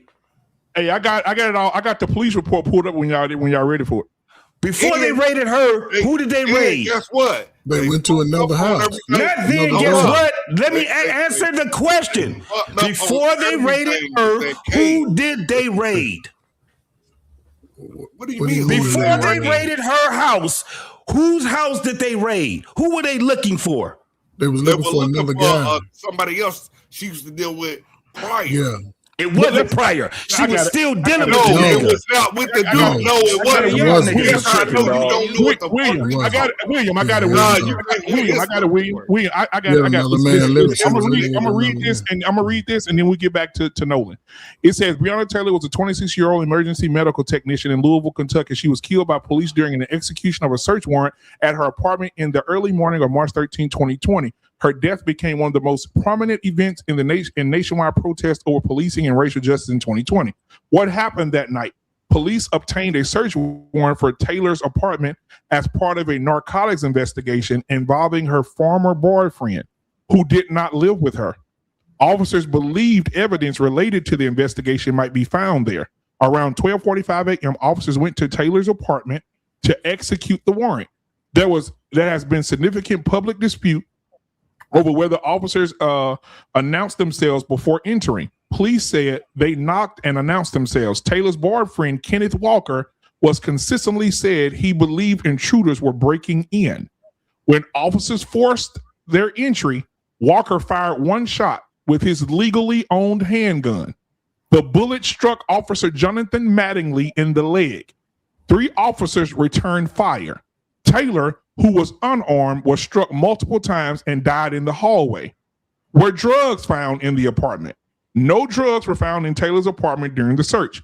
Why did this case become so controversial? Several issues drew national attention. The warrant was tied into an investigation of Taylor's former boyfriend rather than Taylor herself. Questions arose about whether the warrant application contained false or misleading information. The late night forced entry led Walker to believe he was defending his home. Taylor was unarmed. The shooting became part of a broader national debate over police tactics, accountability, and search warrant. What happened to the officers? The legal outcomes were different for different officers. Brett Hackinson was convicted in federal court on 2024 of violating Breonna Taylor's civil rights after firing blindly through covered windows and doors. Even though his bullets did not strike Taylor, the jury found his actions unconstitutional because they endangered Taylor and her neighbors. Former Detective Joshua James and Sergeant Kyle Meany were charged federally over allegations involving the search warrant affidavit. Later in 2026, 2 years later, many years later, later in 2026, the Department of Justice sought dismissal of those remaining charges subject to court approval. Detective Kelly Gottlieb pled guilty to conspiring to falsify a warrant affidavit and helping conceal that occurred afterward. Did the FBI investigate? Yes. The FBI investigated the shooting and the conduct of the officers. The investigation led to federal civil rights charges, obstruction of justice, obstruction-related charges against several former officers. Did the case lead to police reforms? Yes. Among the major consequences, Louisville reached a $12 million civil settlement with Taylor's family. Kentucky passed legislation called the Breonna's Law. A U.S. Department of Justice investigation found reasonable cause to believe that Louisville Metro Police Department had engaged in a pattern or practice of unconstitutional policing, leading to the efforts to reform the department. The case remains one of the most significant police cases in recent U.S. history because it involved questions about search warrants, use of force, officer accountability, and the oversight of police departments. Several police officers since then have been fired because they have went against the law of that. So the U.S. Department of Justice said that 5 officers have been fired for breaking the Breonna Law since they passed it. Yeah. Salute so Kentucky, that was not the police report, though, was it? No. That was an summary article. That was an article. I'm reading it on ChatGPT. Right. And I'm saying, if you're reading on ChatGPT, so where's the source at? Bro, you got so many. I got it. Hold on, y'all. You just said. Hold on. They just said. Listen, because, bro, JT, I'm gonna tell you, it came from the Department of Justice. That's the but source. we got the local news, man. Listen. When that happened, trust me, there was way more other things. It was so many. That's what makes it, again, when you're looking at it, it makes it so controversial because that wasn't if you look at the police report, if they pull it from the police report, you're not going to hear that shit from ChatGPT. You're not going to hear that bullshit right there. That's bullshit. So it came from. So hold on. Hold on, y'all. I'm going to show you. This came from the Department of Justice, U.S. Department of Justice. This is where the ChatGPT got right. That's still an article. At the end of the day, you had, bro. You can listen. Hold on, JT. That's why I said we would have to just do a show, an investigating. Because I'm going to show you. We had to put about $20 or $25 down to get those damn reports. And I'm telling you, those reports is totally different than what you hear. Well, this didn't come from. This is not a report. This came from the DOJ. This is actual archives of the United States Department of Justice. Here it is, right here. Let me show it to you. It's the Department of Justice. There it is, right there. And on top of it, it's not an article. It's the archives of the United States Department of Justice. That's where it came from. Because It became a law. That's why it's detailed like That's why it's in there. Yeah, I'm in the archives of the. I know that it became a law, bro. We have to trust me when I tell you. If we look at it a different, it's not the same, bro. It's not the same. I'm gonna tell you how it happened. Look, I'm gonna tell you how Rihanna got actually more headlines. George Floyd, when he died, because that was the same day my father died, right? So then when they did that shit, then they brought up Rihanna. So then you had not only all media, then you had the NBA, the WNBA. That's when they started doing their campaign. If you go back, you'll see NBA players and everybody talking about Rihanna and George Floyd. Now, Black Lives Matter. Bro, I get all of that, what y'all saying. I'm just saying, listen. From what BMU has said, we go and pull. Bro. They didn't say that, dude. Rihanna didn't get shot. Listen. Shot through another fucking apartment. I don't have a problem with saying if I'm wrong, but I'm telling you right now, it is way deeper than what you guys are putting out there. We know now, it. We don't went from that to Breonna Taylor, and I'm telling you, it is not just one-sided on that part. Hey, guess what happened? Guess what? All right, man. Right now, listen, let's stay where we at right here with this right here, bro. What I'm saying is the officer that actually hit her, that nigga's working in another fucking county in Kentucky.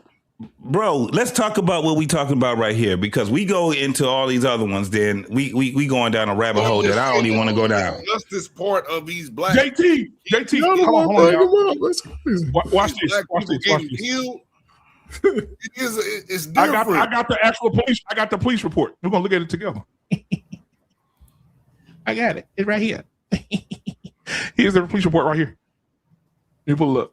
Hold on. I don't know how much they charge me for this shit. But I could download. Here, go the police report right here.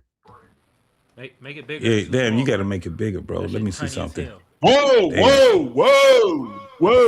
It's a way that you can do it from. Y'all silly, man. Let me see. Hold on. Let's see. All right. You hit it from. It should be. Can y'all see that? Make it a little bit bigger. I may need to download the PDF. I'm gonna download the PDF. Yeah, just download the PDF and then bring it up. That's what I'm gonna do. Hold on, let me take it back down. Hold on. And then I'll just download the PDF. Yeah. Girls, guess what y'all gonna do? Go up there and be very quiet, because if y'all wake that baby up, we gonna. He talking to somebody else. Go ahead. Go ahead. So JT, I get where it's coming from. I want to know just your opinion though. In your opinion, who do you think murdered Nolan Wells? Because at this point, it's a homicide. Just in your opinion. I know you talk the investigation and everything, but just in your opinion, out of everything that we got, who do you think murdered? I don't have an opinion on who it is because I don't know exactly what happened. We don't know if the man was hit with a fucking bat or if he was... his head was constantly banged. I don't know. All I know is that somebody is fucking guilty. They're responsible for it's a homicide. How about that? No, I got your answer. You say you got no opinion, so I got you. No, my opinion is that it is a homicide. From what I gather, the information that I gather, it's a homicide.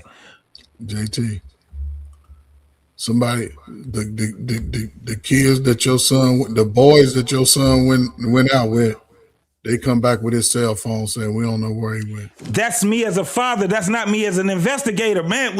Y'all not even understanding what I'm saying. Though, y'all not understanding what I'm saying is this. You're not understanding what I'm saying. I can't convict them. Now, if I'm going to convict them, I'm on some motherfucking vigilante type shit. And I don't give a fuck what the cops got to say. I don't care what nobody got to say. I'm going out there and I'm handling my business. But if they're not doing it and if they're going to rely on the state and the federal jurisdiction, then that's what you got to do. You can't have it halfway where you're just saying one thing and then you doing another thing. That shit don't make no sense to me. So you believe that he was deleted, but just you're not convicting those white boys as of today. I don't know who to convict. Okay. because I understand where he's coming from, though. No, I don't know who to fucking convict. I know just as much as y'all know. I would feel like shit. I would literally feel like shit if I went out with William, JT, Kamal, and Coach Ferg, and I came back and Coach Ferg wasn't with us, and his wife said, "Hey, what happened to Coach Ferg?" Coach No, Ferg but I'm saying like I'm just saying like I don't feel because I seen the interview of these white boys. Yeah, They don't William look, and that other nigga might not come they back. don't look remorseful. They ain't sad. They not crying. They not saying my homeboy dead. They not doing nothing. Nigga, you look at these boys cold. They cold as fuck. Look at the interviews. They cold as fuck. So what do you do if that? This is my thing. If you are a victim, what do you do? If you're a victim, your family member has been murdered, and they're trying to investigate this murder. Do you just say fuck the investigation and you just go on and take matters in your own hand, or do you entrust with the investigation? I do opposite. Wait a minute, hold up. Are you asking me as a parent? I'm asking you as a victim. Somebody, the investigators. There's a lot of young people. As a victim, you are the victim. Your family member was killed. Get everybody. I ain't gonna lie. Listen, man. The one thing about young people, no sense, everybody on the trip gotta go. Ain't nobody did that. The young boy was a football player, right? You got a bunch of motherfucking unsolved murders right now. 90-some% of fucking neighborhoods have unresolved murders. Ain't nobody going around and just killing up everybody. They ain't doing that. So let me say this too. Hold on, come on. Let me say this. I'm gonna let you cook. Yeah, go ahead. So we do understand about Kendrick Jenkins, right? We know. I mentioned that in the first part of the show in Georgia. So Kendrick Jenkins walked into a gym, what he does every day, shooting around. That's what he do. He's an athlete, right? The camera goes off for an hour and 30 minutes, missing from the camera footage. The camera comes back on. He's in a gym mat, rolled up, dead. Somebody, the witness said they saw him crawl up in the mat. The mat suffocated him. He got one shoe on. His face is beat the fuck up. I wish I could show the documentary on YouTube without them fucking striking me. They show seen it already. I know. Yes. His face. He beat up, face all beat up, lip busted, crawling into a fucking mat. So then the boys, they show the boys walking in slow motion, bumping into him, right? Like, and he bumping back like, bitch, y'all about to stop playing with me. So you already got in the altercation with one of the white boys already. Guess what happened? They did an investigation. Guess who was the lead investigator? The FBI agent. Guess who the FBI agent was? The daddy of the two boys. No, but this arrest been made. Guess how many arrests been made for Kendrick Johnson's murder in the last 6 years? 0. Yeah, but again, that right there, that I'm telling you right now, that shit wasn't no goddamn boys that murdered this dude. This nigga's his goddamn organs was taken, and they were right. That ain't, man. That's some goddamn black market type shit. Yeah, some professionals. That's some professional shit right there. They opened him up for the autopsy. He was stuffed with newspaper. So then that's not the same thing we're talking about. We ain't talking about the same thing. His brain was gone. His organs was gone. His body was filled with newspaper. That is not some goddamn white boys sit there and whooped his ass, took his motherfucking organs, and sewed his ass back the fuck up. That's not that. No, yeah, that shit is something way bigger. That was devil. That was some professional shit that happened to that boy. So you think that they came into the school and took his? They was already in there. Hold on, they was already in. I think it's already set up. You're not coming in setting it up. It's already planned beforehand, because remember those wrestling mats and that shit 300-500 pounds by itself. Right. You ain't no one little weak arm dude moving no wrestling mat. Yeah, that we ain't told, bro. When you start talking about these stories, I'm telling you, it gets way deeper than what people even understand.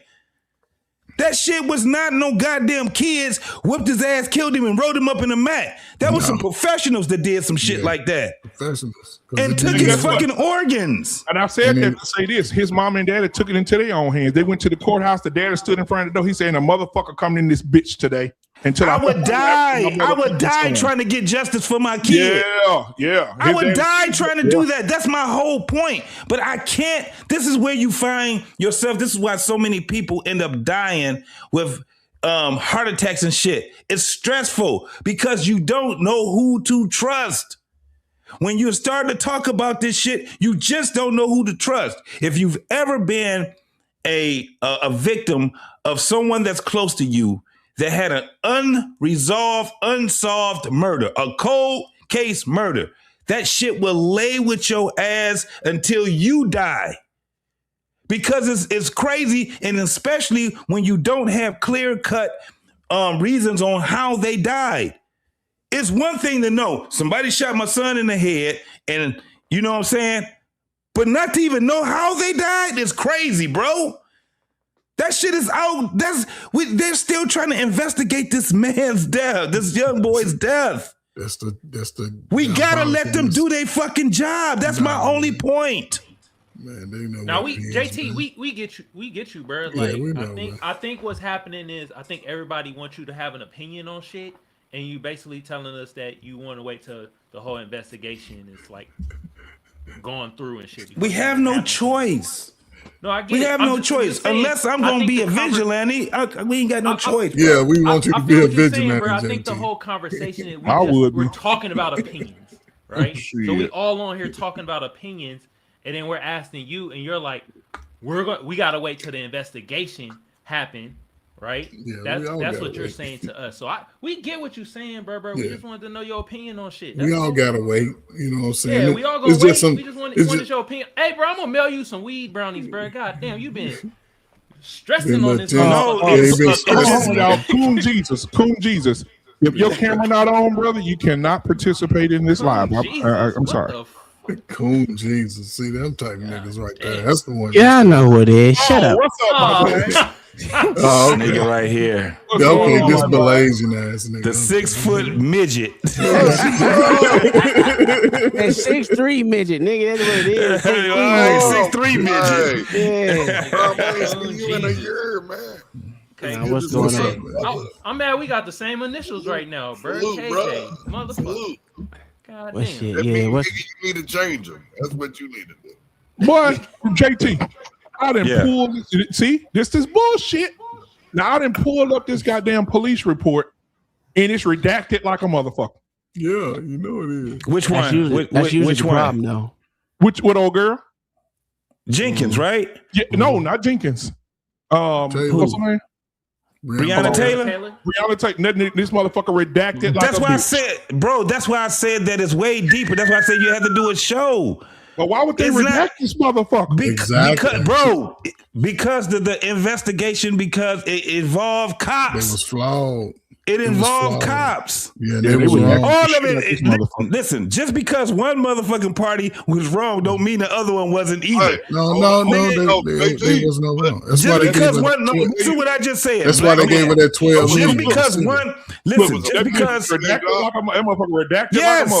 Yes. Hey, but JC, that's what I was trying to say. There was a prosecutor involved, a judge. Yeah. They all made mistakes. It's going to be that when you talking street shit. This wasn't no motherfucking shit when she was just randomly chosen. No, she wasn't just randomly chosen, bro. I live at. I know this entire family. All right, I knew her since she was a fucking kid. But the only thing that you're proving is that you're going to be biased in it. That's my whole point. You are absolutely, because you just said it. You just gave your bias. You gave why you would be biased. I'm saying where they fucked up at. And then, listen what I'm saying. What? I get what you're saying. But if I'm investigating my family always members' the ball head, murder, niggas, I swear. If I'm the cop and I'm investigating a murder, listen what I'm saying. Listen what I'm saying. If I'm a cop and I'm investigating my family members' fucking murder, do you think that they would trust me on investigating that? Do you think that they would put me on that case? No, they wouldn't even put you on the case. So that's right, because I'm biased. Yeah. But why are you saying I'm biased when I'm saying because you said you knew her since you was a kid. But the whole thing is, I still knew what. No, you don't. What they Oh, did. man, you don't. No, you don't. Yes, You I don't. Do. Oh my! I know the statutes in my fucking city. Yeah, just because you know the statutes and shit doesn't mean you're not going to be unbiased. Everyone has it. Everyone has an unconscious bias to people that they love, especially some people that they know since they were kids. Look, That's the only thing I'm saying. William, we're gonna take it off for you. We're gonna take it off for you. I was here in Dallas when both of them got shot up. Now, there's some fuck shit. Now, think about this. You sitting in your house eating a bowl of ice cream, watching TV. A motherfucker walk through your door and say, pow, pow, pow, pow, pow. That shit maddening, dog. And the fact that the mother gave that hoe a goddamn hug and shit. Yeah, that shit right there. I'm like, man, I don't throw that. She not going to, listen, she ain't going to jail. She ain't gonna make it. Man, but she ain't making it to jail. That was my whole point to y'all. Are you gonna be vigilant, or are you gotta do one or the other? You either gonna instill your trust into the system, or you gonna just take matters in your own hand. You right. I think that's why she got 10 years, Coon. Because guess what? Yeah. Before they gave her the verdict, the brother and the mama went up there and hugged her and prayed for her. Yeah, I ain't got time for that shit. Could they come see her in prison jail, and they want to stay in touch with her. So they stayed in touch with this woman. They've been going to the jail, having prayer meeting with this woman. They to this day. Yeah, I would have motherfucking to this day put something to a noggin. And listen, man, when we take each other out, it's impulsive. It's 99% of it's unplanned. It's just reactional. No, I agree with that. But when it come to any other race, I believe that perpetuates violence on us. There's always going to be an eye for doubt. First off the top, yeah. But the evidence stands true. I look at it. I'm biased in the sense that, dang man, why it ain't a fair play on both sides when it comes to justice? Because I'm a black man. I had to survive the police in the streets of the world. But I think that to the new age of today, and we still fighting it, I would think that the law would be a little more fair when it comes to life. Why? And the taking of life. No, because all y'all listen, okay. I would think, right, if somebody came in and shot y'all up, y'all would want to survive, right? Sure. And y'all would want that person to at least pay for that. Yeah, but when you have qualified immunity and all these rules to protect these motherfuckers, I mean, but that's the law. Wait. But even the law says ignorance is ignorance of the law doesn't mean shit. Does not mean anything. But if you're in your home and somebody come in, and but there's a problem when a fucking police officer does something wrong. They get ignorance of the law. They got qualified immunity. Say, yes, that's police.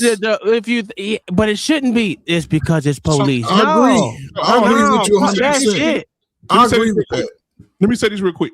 I know a guy right now. Shout out to Gene. I'm not gonna say his last name, but Gene, he taught me tactical training with using different weapons and shit. Sure. Shout out to Gene. That motherfucker can take a gun and hit a target 10 times in a row and not miss that motherfucker. He cold with it, right? Him, his wife are professional shooters. They're amazing. His daughter, who is 17, professional shooter, amazing. His 12-year-old son, amazing shooter. his 7-year-old daughter will shoot you from 100 yards out, kid. All his it's not really that hard. They ready for. I'm sorry. At 7 years old, they ready, right? And they do. And when you come in as a new customer of theirs or a new client of theirs, they show their gifts to show you that they're not bullshit. And they show his wife is a mother. I mean, goddamn! I said this motherfucker could be on a movie.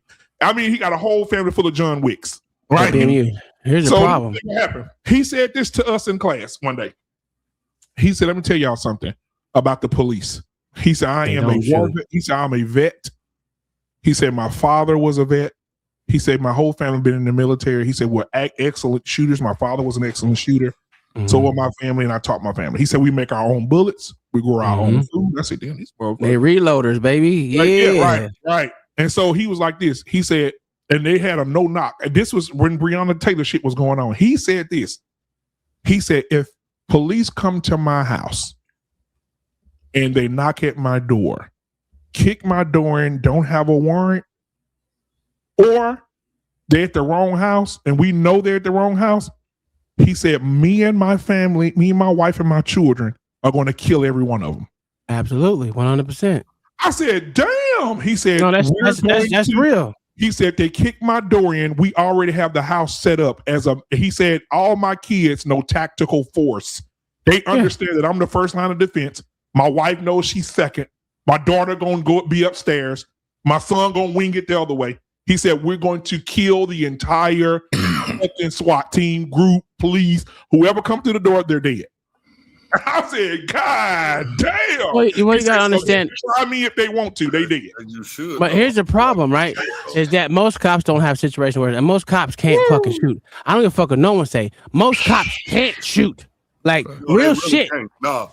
And here's the thing. If you're not teaching your kids how to shoot, and to, if I can put a motherfucking harness on a gun with my motherfucking Great Danes, nigga, everyone in this house got guns. I mean, I got 70 guns myself. So to think that you're not gonna motherfuck, every time I buy a gun, I gotta buy my wife one. Most people can't shoot a 40 Glock. Right. Most people can't shoot one of those. Oh, that's a dead bullet right now. Just let you know it's dying out. You know what's crazy? When we walked into his house, he walked guns everywhere. There's guns everywhere. Into his house, behind his door in a casing, there's a big ass fucking shotgun sitting in that motherfucker. I don't need mine in the casing. I want everyone to be able to get to it. Yes, beside his bed, he had a holster. He had a holster for the AR-15. Every corner of the house. He had a holster for the AR-15. He told me, he said, if you ever get into a conflict with anyone, he said, and they threaten you, your life or your family. And he wanted to tell his story. He said, me and my wife was out one night. We took the kids to see the 4th of July fireworks. He said people were drunk. He said some men come beating on his window. Boom, boom, boom, boom, boom, boom. He said in his head, they're already dead. That's what he said.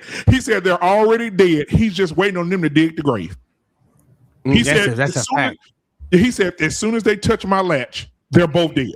He said I'm going to kill both of them immediately. And I was like, God damn. So he told me, he said, you do the same thing, but I want you to do something for me. He said, when you shoot him, I want you to administer CPR because I want the police to, when you get there, I want them to see empathy after you've murdered him. Yeah. That's what he told me.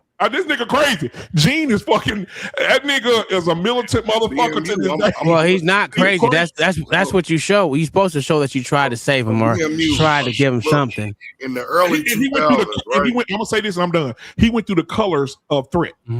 He said we're orange today. So we're gonna act like we're in orange today. I said, okay. He said, so when you walk through the door, you're in orange today. I said, okay. He said, I'm not going to hold back on you today. I said, okay, no problem. So he's very, and to this day, Gene teaches classes. A lot of people don't take his shit, though. I guess because he's too tough on motherfuckers. But it's usually because them motherfuckers are expensive.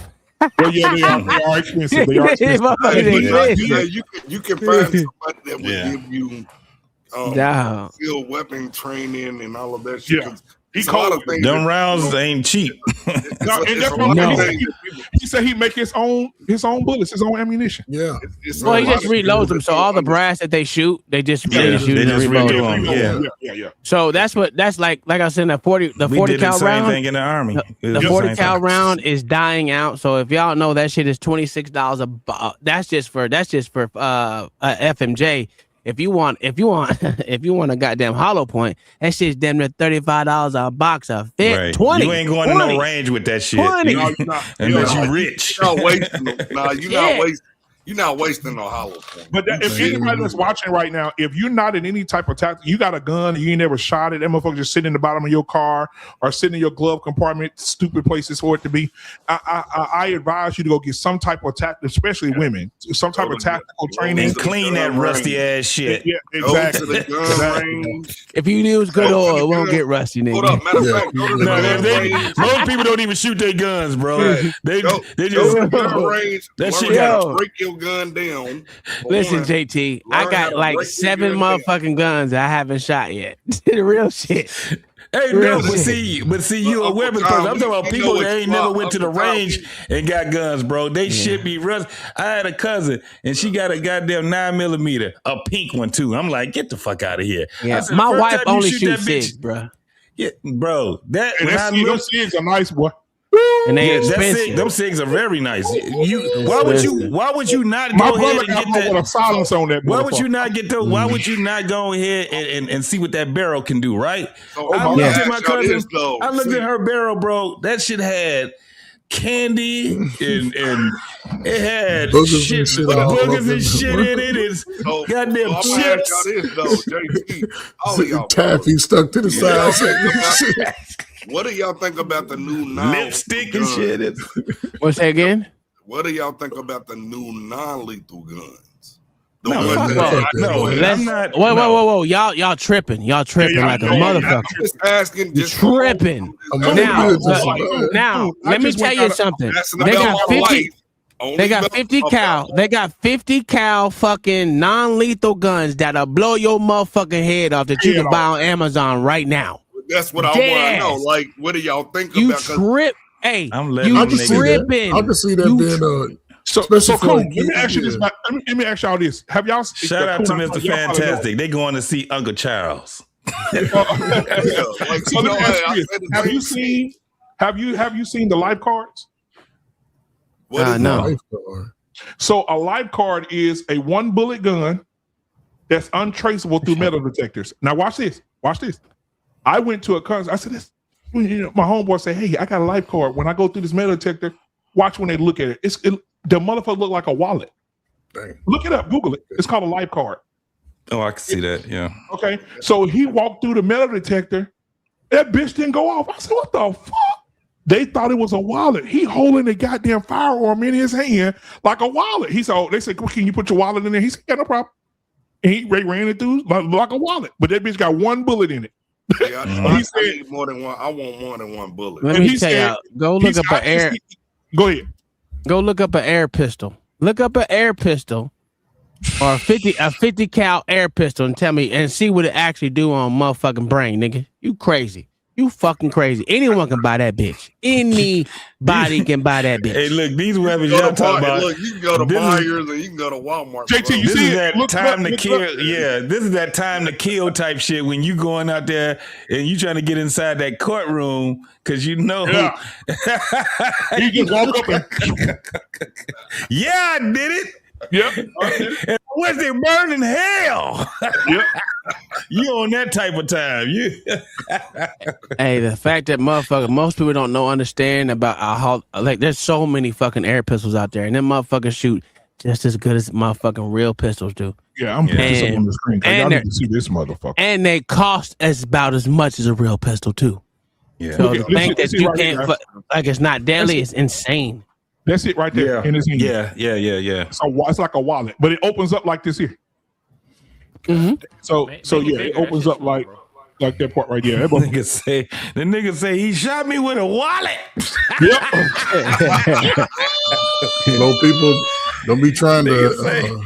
It's like one of my little small drills I got. Don't be trying to take that shit on no plane. Nigga say, give me your wallet. You be like, I'm gonna give it to you. I'm going to plane. I'm gonna give it to you. The real lexicon, I'm telling you, these motherfuckers are sleeping on it, bro.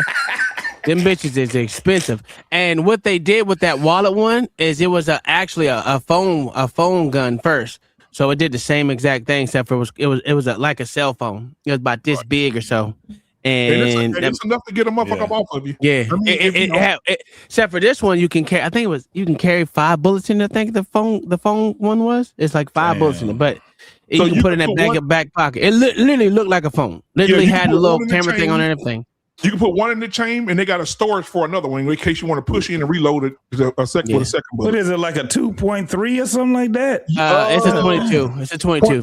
22 cal. Don't be traveling. Okay. Slow 22 long rifle. Hey, if y'all sleeping on a 22 long rifle, even though it sounds like a BB gun when you shoot that bitch. No, the 22 that bitch fun as fuck. Listen, I ain't gonna lie. I got about 10 22s, niggas. I love them little bitches, dog. I swear to God, them motherfuckers is so funny. Them little bullets get to banging around them motherfucking body. Bro, I can buy 100 rounds. JT, I can buy 100 rounds for $17, nigga, with them little bitty bitches. Man, fuck that. I'd be shooting all goddamn day with them motherfuckers. Hey, you shoot a motherfucker one time, that motherfucker be jumping. You be like, what the fuck? It's that goddamn bullet. That bullet don't know when to stop. And it's hitting everything. Like, it's going to hit your organs. It's going to hit all that shit. Hey, but you know what, though? And one of my favorite things, because I'm a country boy, I love buckshot. Listen, I think we had it. Y'all know the wood rat is? Y'all ever seen a wood rat before? heard of it. New York rats ain't got shit on wood rats in Louisiana, Texas. Well, I call them field rats, but them motherfuckers look like Rottweiler puppies. They're small. They're real big ones. They're about like this big or so. They're about this big or so. Baby kangaroos. That's what they look like.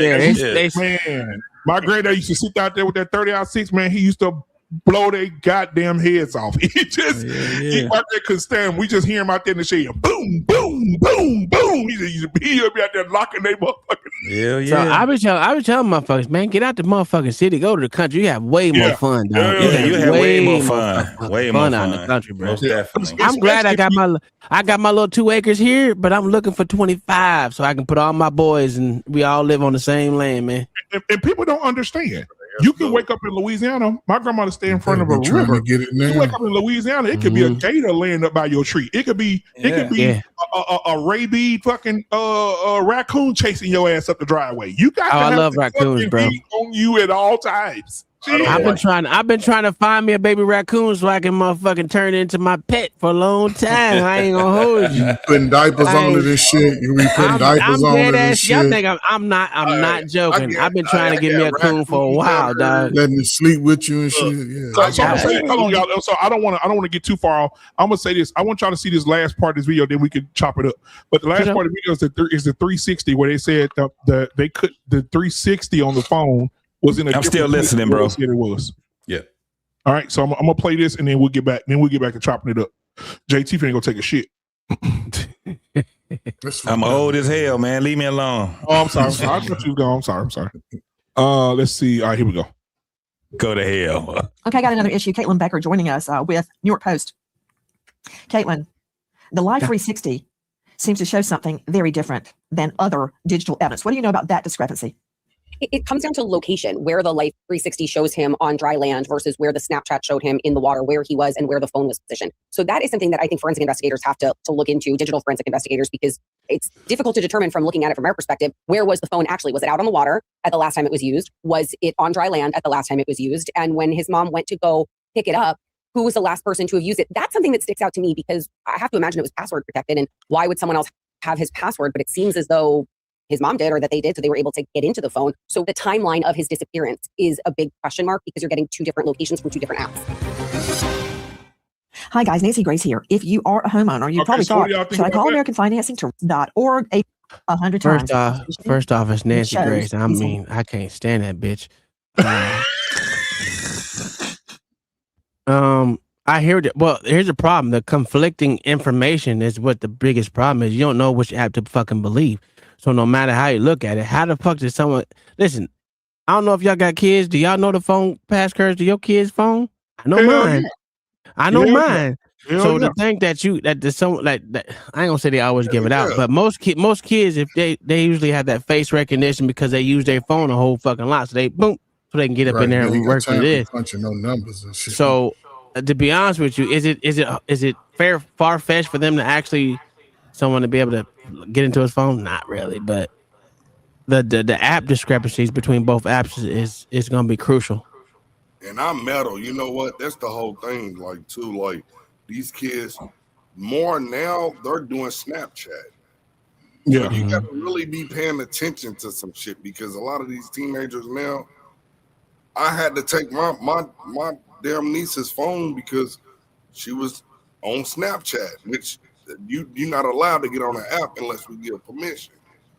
And everything that was going on and shit, which this was our family, but it was just a fact. People we not supposed to have contact with. They're not supposed to be contacting you. But I always met her. Ain't no TikTok, everything. Like, no. Because, you're supposed to have Google accounts for certain apps. No, you got a medal. Like, I don't give a damn. I'm checking your backpack. I'm checking everything before you leave and when your ass come home. You got a purse. I'm checking that shit. So let me do these real quick. At Queen Nina Marie, 2 jewels, sparkles. Thank you so much. I appreciate that. We got at Dojo's TV 176, 2 jewels, 100. Thank you so much. Appreciate that. We got at GG Graves 3962, 10 jewels, gold coin. Thank you. That I got to learn these damn things. What these things mean. You and me both. And then we got a super chat here. Iceman. Big Aaron, $5. Whenever you advocate for a 2A ownership, it's irresponsible not to recite the 5 basic safety rules. Let's see who's first to deliver. The 5 safety rules is treat every firearm as if it's loaded. Always keep the muzzle pointed in a safe direction. Keep your finger off the trigger until you're ready to shoot. Know your target and what is beyond that. Maintain secure control and storage. That's the 5. Did I miss anything? Oh, that's bullshit. I'm gonna tell you the only one you need to know. This is my trigger finger. As long as this motherfucker's not on that bitch, you good. You know what I'm saying? Nowhere near it. So that's the main one you need to know is make sure that muzzle down range at all times if you want to do it that way. I agree with that one. But down range would either. And this is what I like. This is what I like. I like the fact that if the world went to shit and we was all on vacation, we're surviving. Yeah. You can't say that. You can't say that. Listen, you can't say that, man. We all trained shooters. Oh, okay. Trained shooters is one thing. I need you to dig yourself a foxhole first. That's not hard. Yeah, hold on. It ain't hard for you, nigga. It's hard for these other people out here. Oh, yeah, you're right. They can hide what you talking about. You're right. And I say that because one, you need a perimeter for yourself. And that's the first objective is forget all this. You're going to be practicing your aim, but just in this case, right? And this is why I sort of get, I put my emotions into it, but I'm looking at it from working with young people, right? And learning how to swim young. One of the first things I made my son do is learn his ass how to swim. Because I knew that everybody goes to water at least one time. Now, this kid looked like he's a prominent football player. Nice size, could possibly be NFL, definitely college size already. Oh, yeah. And I think that, I don't know if that was his teammates or whatever, but maybe I think there was some little jealousy. And you see the island, and again, the Coast Guard is circling around the island every 20 minutes. So the fact that his space where he's at, again, if the autopsy says there's no lungs in the body, drowning is out of the question. So the thing about it is, I'm just saying, I'm finished. Yeah, I'm with you. Go ahead. Based off of 4 against 1, where the girl at? That's the fallacy. It was over. Like they said, over 400 people there. So there was blacks, whites, and all that shit there. So it wasn't just him as the only single nigga there. But what did you not see? You didn't see one tree there out on sand. So somebody had to hold him under somebody had to do something. It was something that took place. And you know what's crazy? Because I compared this to Karmelo, the whole Karmelo situation. Crazy. When this shit first happened with Karmelo, what they said, Coach Ferg, oh, that nigga guilty. But they ain't do no investigation. No niggas wait for I ain't gonna do all that. I ain't gonna say that. That's weird. They say that little bitch ass nigga's a murderer. Soon as it happened, he's a fucking murderer. He shouldn't have did this. Did nobody wait for the investigation? And that's the problem that I have. We gotta wait for the investigation when the nigga do the crime, but we can't wait to investigation and white people involved. It's crazy to me. Well, I'm gonna just say it like this, and I don't give a fuck who like it or don't like it. Go ahead. Alcohol was involved, no matter how much y'all think it wasn't. I mean, you can even see the motherfucking the resemblance of the alcohol can in his motherfucking hand. So, if alcohol was involved, I just know young people. As me, I was a 15-year-old drinking like a motherfucker, out there riding steer like a motherfucker. If y'all say bulls, I say steer, whatever, same shit. But to think that just because alcohol was involved, they didn't even say alcohol was involved. We can see from the pictures it was. I think that doesn't play a factor in him maybe not being able. I don't know if he knows how to swim or not. I don't know, but let's just say he knew how to swim. what else was in his toxicology? That's what I want to know. And I'm not saying that they didn't fucking kill it, nigga. I don't know. It's a lot drown? of fishy shit. That's the key. And yeah, did he drown? I thought they said he knew how to swim though. I thought he knew how to swim, but still the ocean. Right? But the let me explain. Let me explain. It is a that ocean current. That's why I don't fuck with this shit. I don't got it. First thing that they said that he actually drowned. So I surf for a living. So that's I what do they surf. said. That's what they said. What does the autopsy say? So that's what I'm waiting on, right? So coming from a surfer, you know how many little black kids I done saved in the water? At least 15, dead ass. I'm not joking. I literally picked them drowning motherfucking niggas up out of the goddamn water. And it happened, shit, I want to say about 13, 14 times. For real. And this is when it seems like the mothers don't know how to swim, or the fathers or whoever there that they're having there. Like I've saved black, like the mothers are sitting on the fucking shore. Someone else got to go out there and save their child because they don't know how to swim. That's the most dangerous shit I've ever seen in my life. That your kids don't know how to fucking swim. Now my kids have been swimming since they were fucking toddlers. 3 years old, I think, is the youngest. My kid, the youngest, the one on swim. But to not teach your child how to swim, being there in no matter what part of land that you own, you're surrounded by water, is insane. Now, swimming in the ocean is different than swimming in a motherfucking pool, and motherfuckers don't know that. If the current is taking you, most people think you swim towards. They think you swim towards the shore. No, you swim horizontally. Hey, well, you know some shit, boy. If you don't know that shit, that you doing yourself a disservice and you're gonna die eventually. Yeah, but most motherfuckers don't know where the current is going. That's what I said. That's my point. But he's always been around water, so I'm sure he knows. No, I'm from Oklahoma, nigga. I'm a landlocked state, nigga. No, I'm not you. I'm talking about the young man. He's always been around water. This is the thing. Since a kid. When you're talking about the ocean, the tides go all the way up from 10 feet. From 10 feet is the current. From 10 to 30 feet is the current. When you're on the boat, it depends on it depends on where you at. It depends on the channel that you on. All of those things. Most people can't even swim in a goddamn pool. They go to these goddamn these water parks and they on these goddamn slides. And then normally it'd be these old motherfuckers be on these goddamn slides. It's 4 feet of goddamn water. And they about to drown. And they about to fucking drown when all they gotta do is stand the fuck up. It'd be old women. First of all, it'd be old women, JT, that can't swim. But an old man can swim, for sure. That's what happened to Malcolm Jamal Warner. That current got him. That current swallowed him up. The current is gonna get the best of swimmers.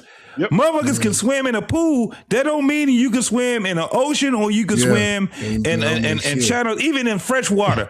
You know what I'm saying? I'm surrounded by 30 lakes, bro. Let me tell you, some of the best swimmers would get their ass ate up in the goddamn Michigan let me tell you. river.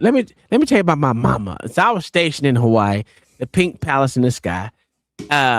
That tripler. So, nigga, you surfing from time you tie your shoes. You say he was a surfer? Yeah, so my mama came to Hawaii, right? And I took her to the beach. It don't have that much current. It's a pretty chill beach. She almost drowned in 2 feet of water on the shore, nigga, let alone out there in the water. I'm dead that serious.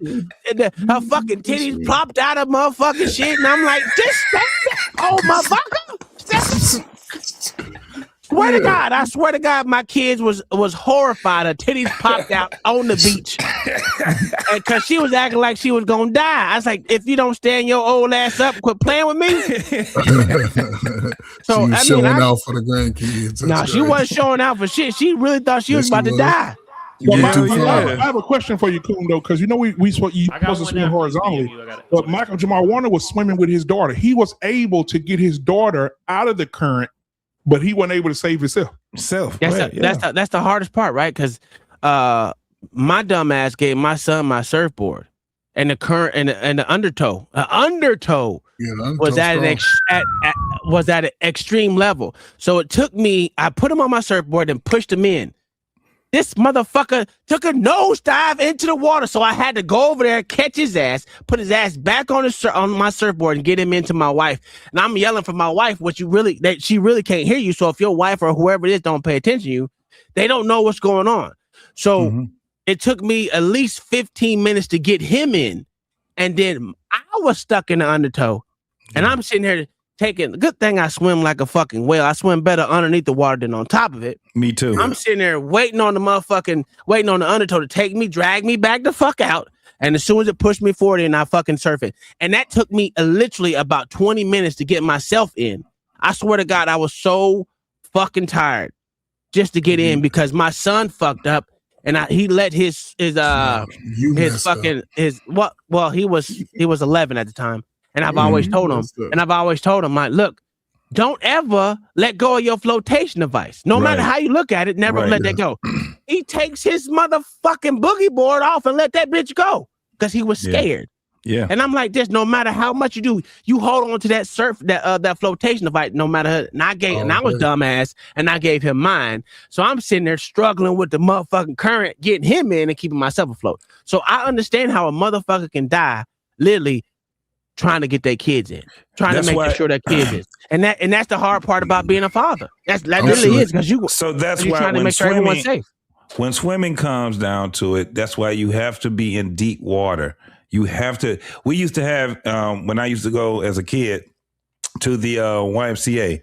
This is how they understood who needs to have the training, because the ones that go, they have to take what we call the deep water test. Right, you have to swim from shallow to deep.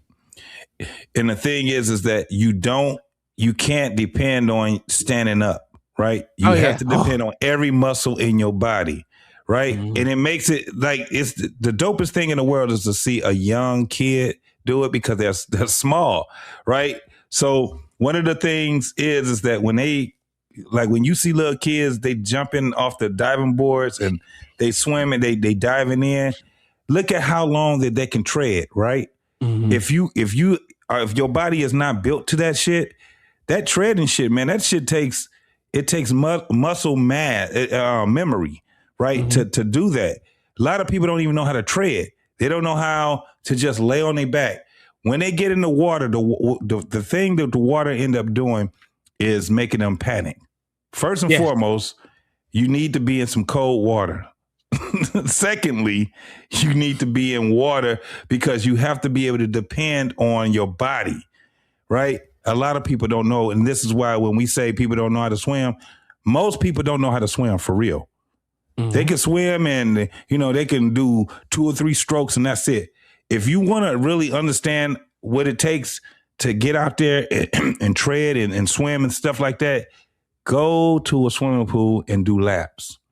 See how many laps you can do. If you was on the swimming team.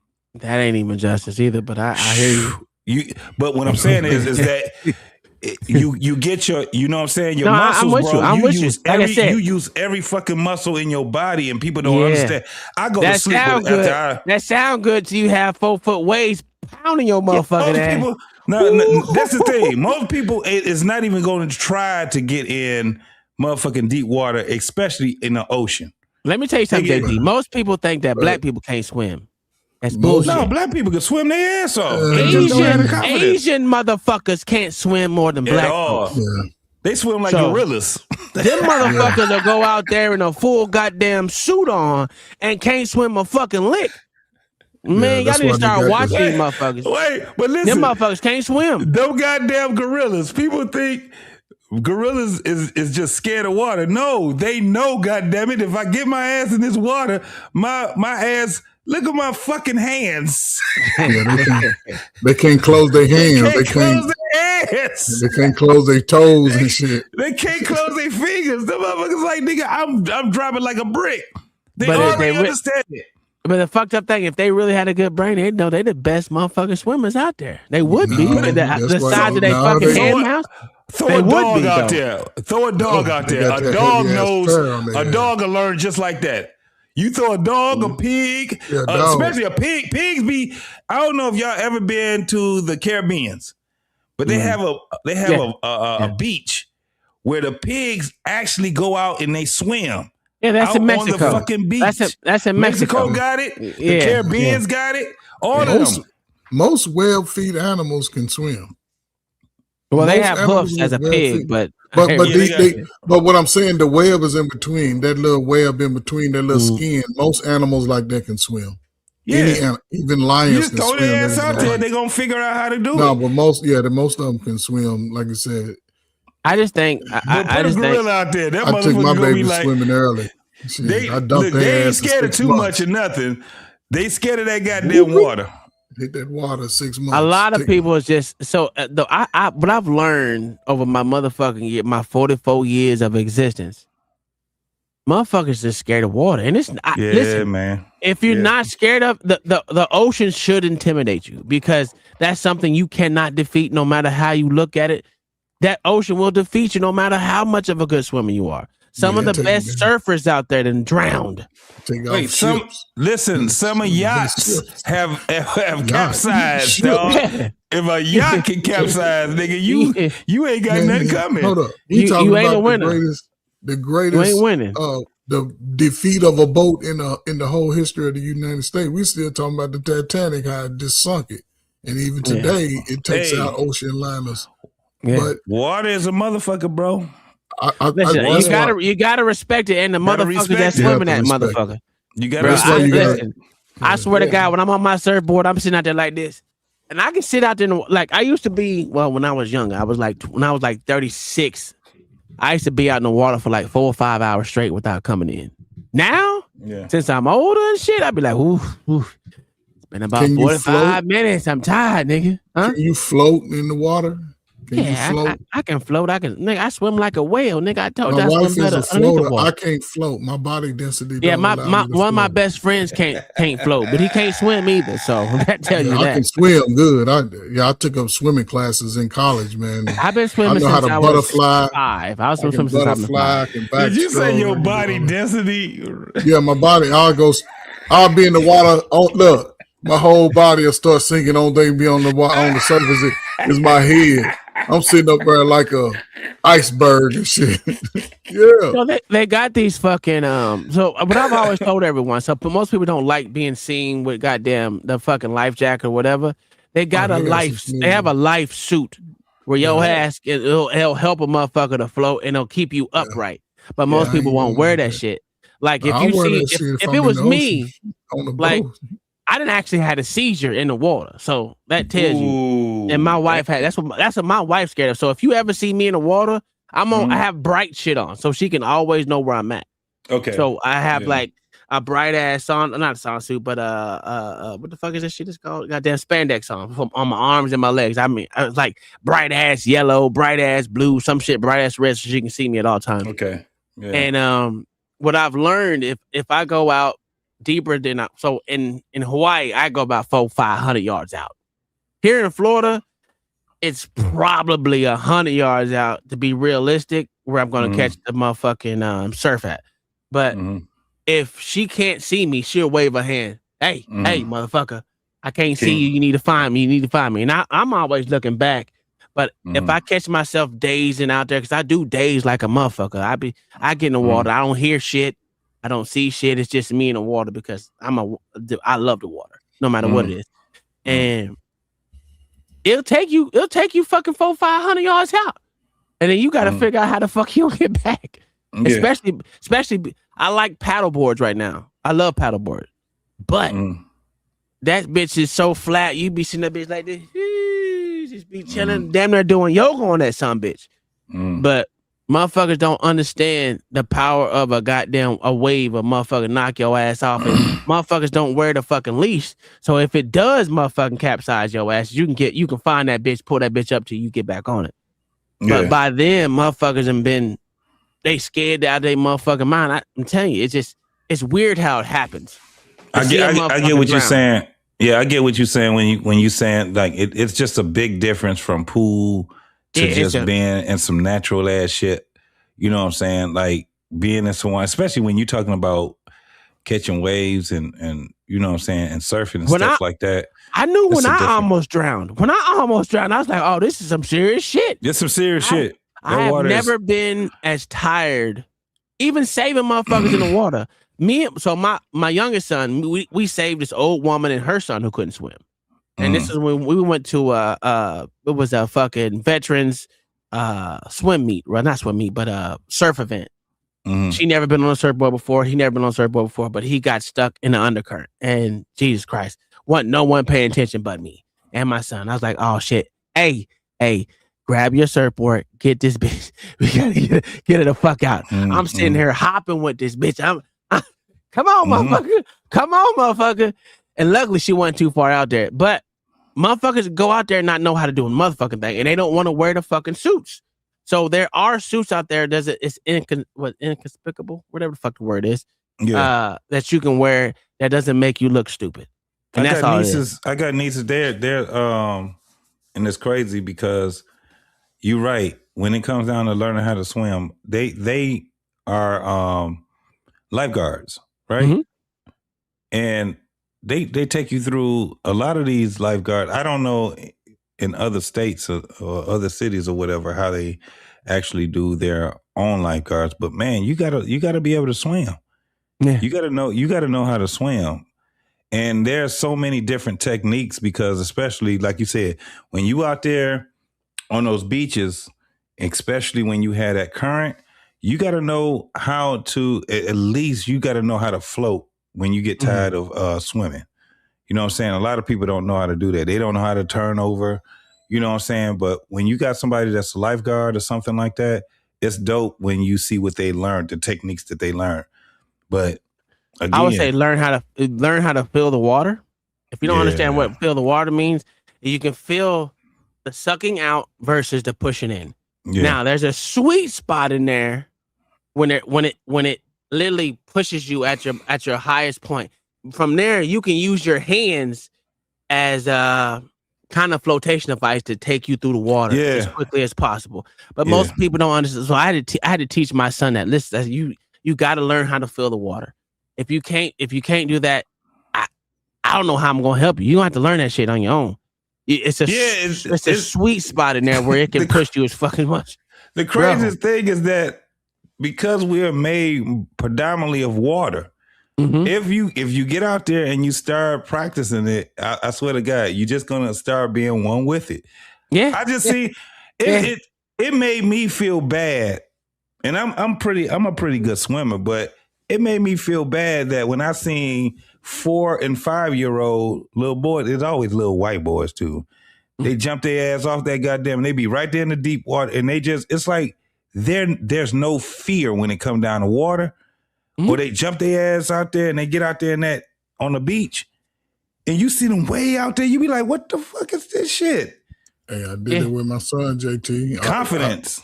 I was taking him, I think he was about 6-7 months. I took him to the swimming pool first over in the baby pool. So I said, I kept telling myself, today's the day my baby gonna know how to swim, right? So I took him out there, I'm out there riding around in the water. So the first thing I did, I held him, let him feel in it. Then I put him up under for about 2 seconds. Bloop. He coughed up all this little snot boogers. I'm like, yeah, he good.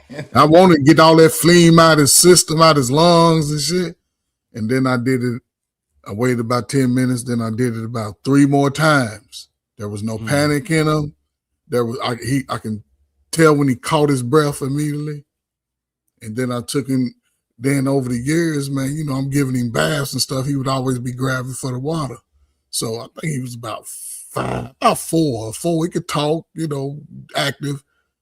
So I said, I'm going to give him a little bath, boom. I ran some water enough. I probably put more than enough for sure.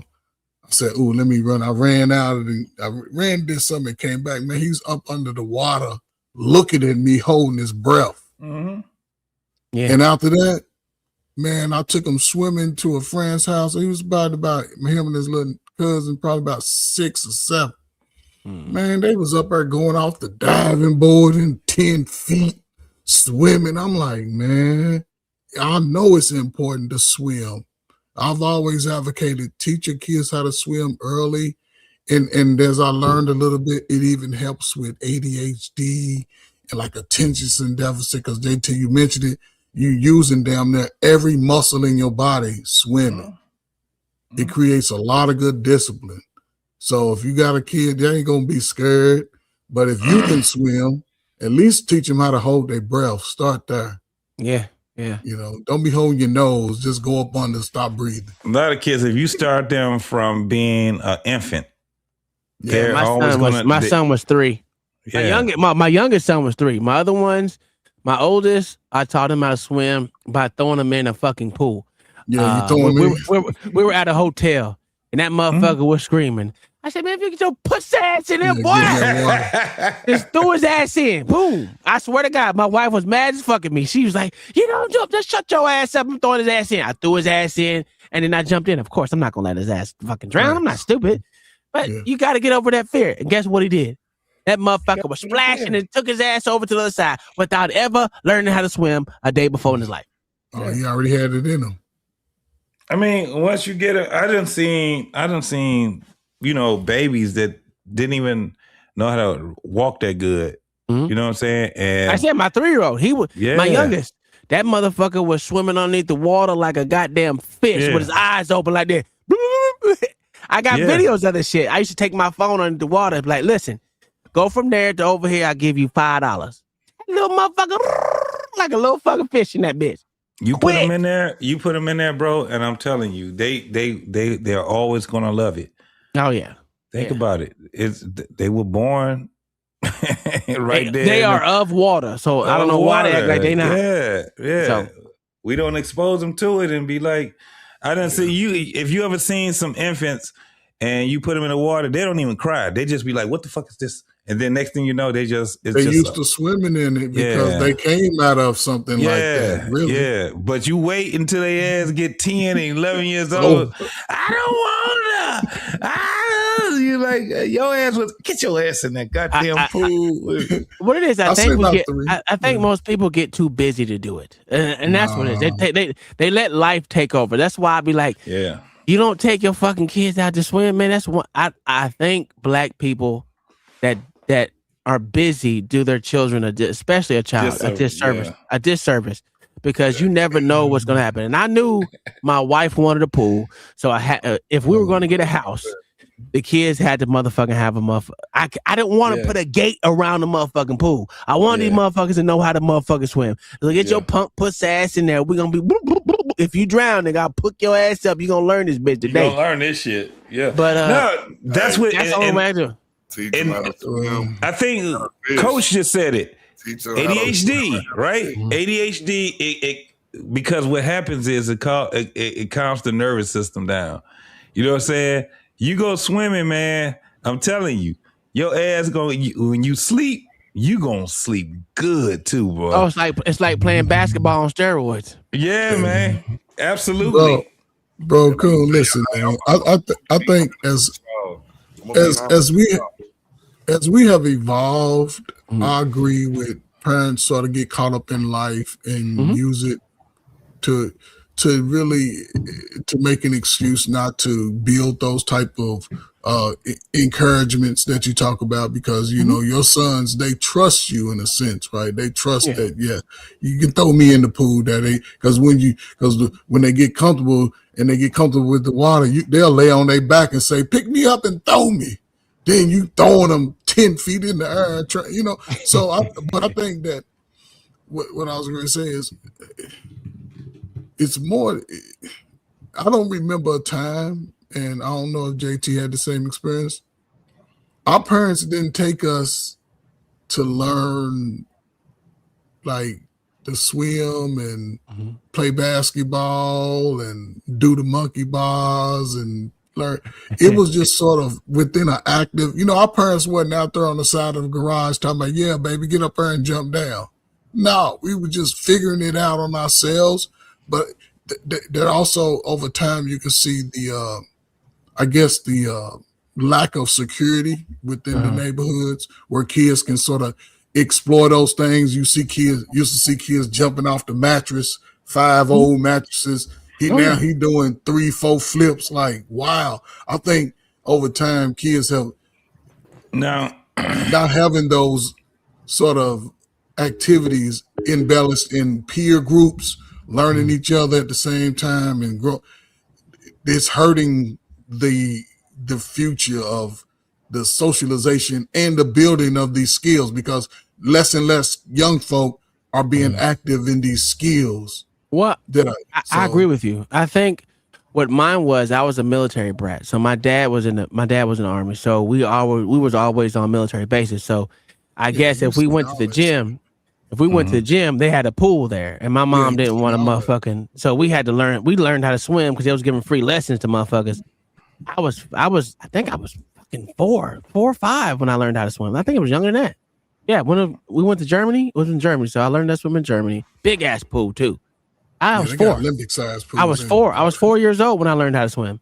So, and my dad always encouraged it, but my mom was the one that actually took us to lessons.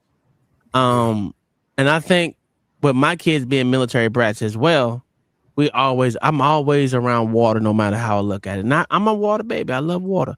And nigga, you I was think surfing, nigga. I don't know no nigga. I didn't learn how to surf. But here's the problem. I didn't learn how to surf until I was 24. It don't matter, nigga. Who you know else surfing besides you? You right. You right. But and shit. That's the problem. So most people look at me like, oh, you like doing white people shit. I learned how to ride steer. I learned how to ride horses. It's nothing. I didn't know any. How to surf too, I didn't know any black person. Any black people that was fucking riding horses. Learned how to rope I was on the steer roping team. I was steer roping. Now that's dope too. So this is the thing.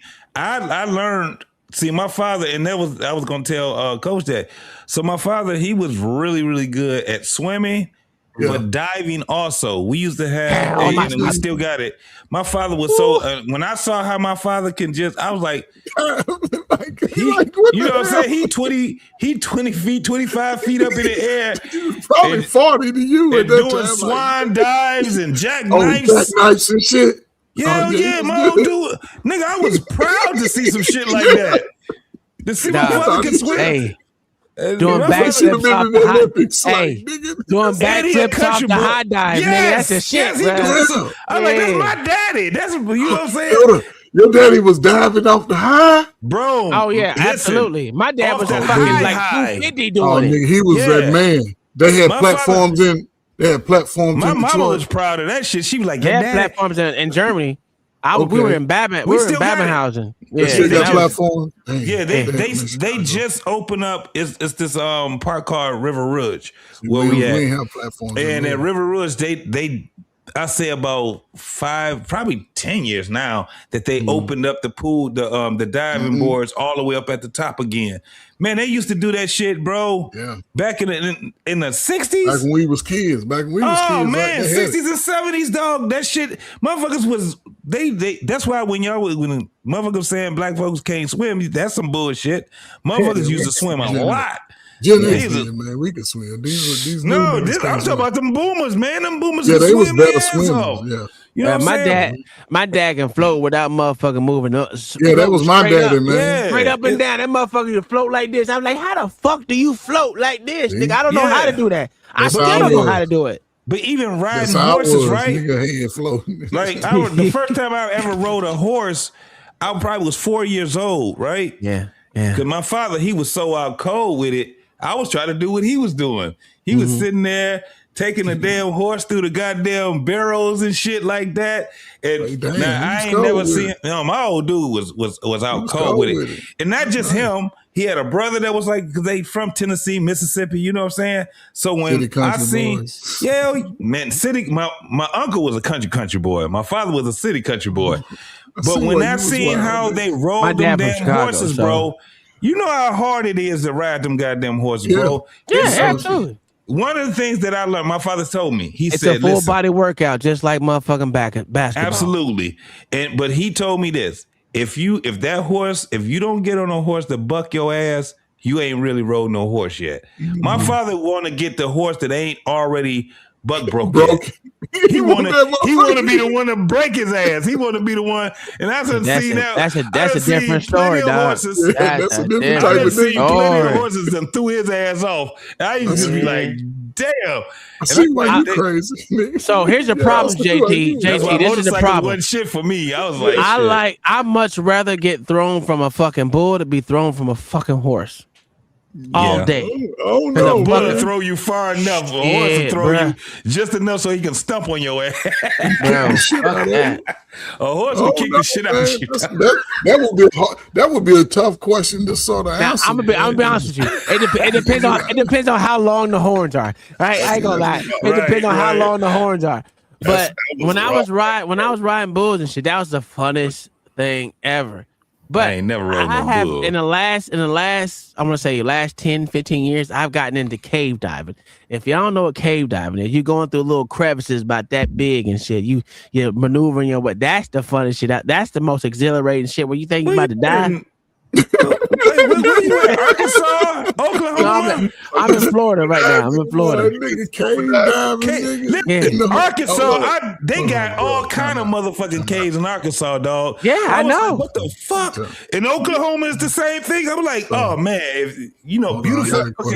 Y'all got those stories. See, I got taught how to duck hunt and dirt hunt and all of that shit when I was 5. Yeah, man. And shit. So I got ejected shooting a damn shotgun because they wanted to tell you, make country niggas great again, dog. My great grandparents. He's trying to aim a goddamn shotgun. All right, watch this shit, y'all. Hold it all loose and shit. They dislocated your shoulder, boy. You know how they had a little padding and shit on you, and they say, "You shoot." Boom!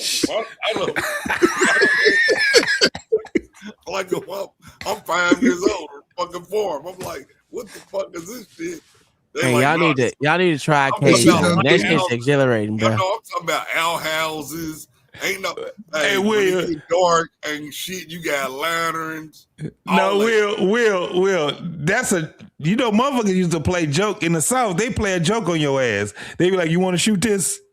You be like, yeah. They be like, they ain't gonna even show you how to do it, dog. They gonna just let you do what the fuck you do, and they be like, watch this shit, y'all. Everybody get back. Watch this silly motherfucker. It's usually with a motherfucking Desert Eagle and shit. Motherfucking is dumb as shit. I was wondering why I had all this. You thought you done shot yourself. You know what? I was wondering why they had all this padding on me. They put padding on you. Have it on your shoulder, right? You know if you get anywhere else, that's popping in your face. Oh yeah. Man, I got ejected. I seen many motherfuckers get their tooth knocked out doing that shit. They're like, this nigga is about to hurt himself. Only thing I haven't shot, I want to shoot is the elephant gun. One of them big bitches. I want to shoot one of them motherfuckers. That's my next goal to shoot. Cause I shot a 50 BMG. That's 50 BMG. If y'all understand, shooting a 50 BMG is exhilarating. That shit is the most.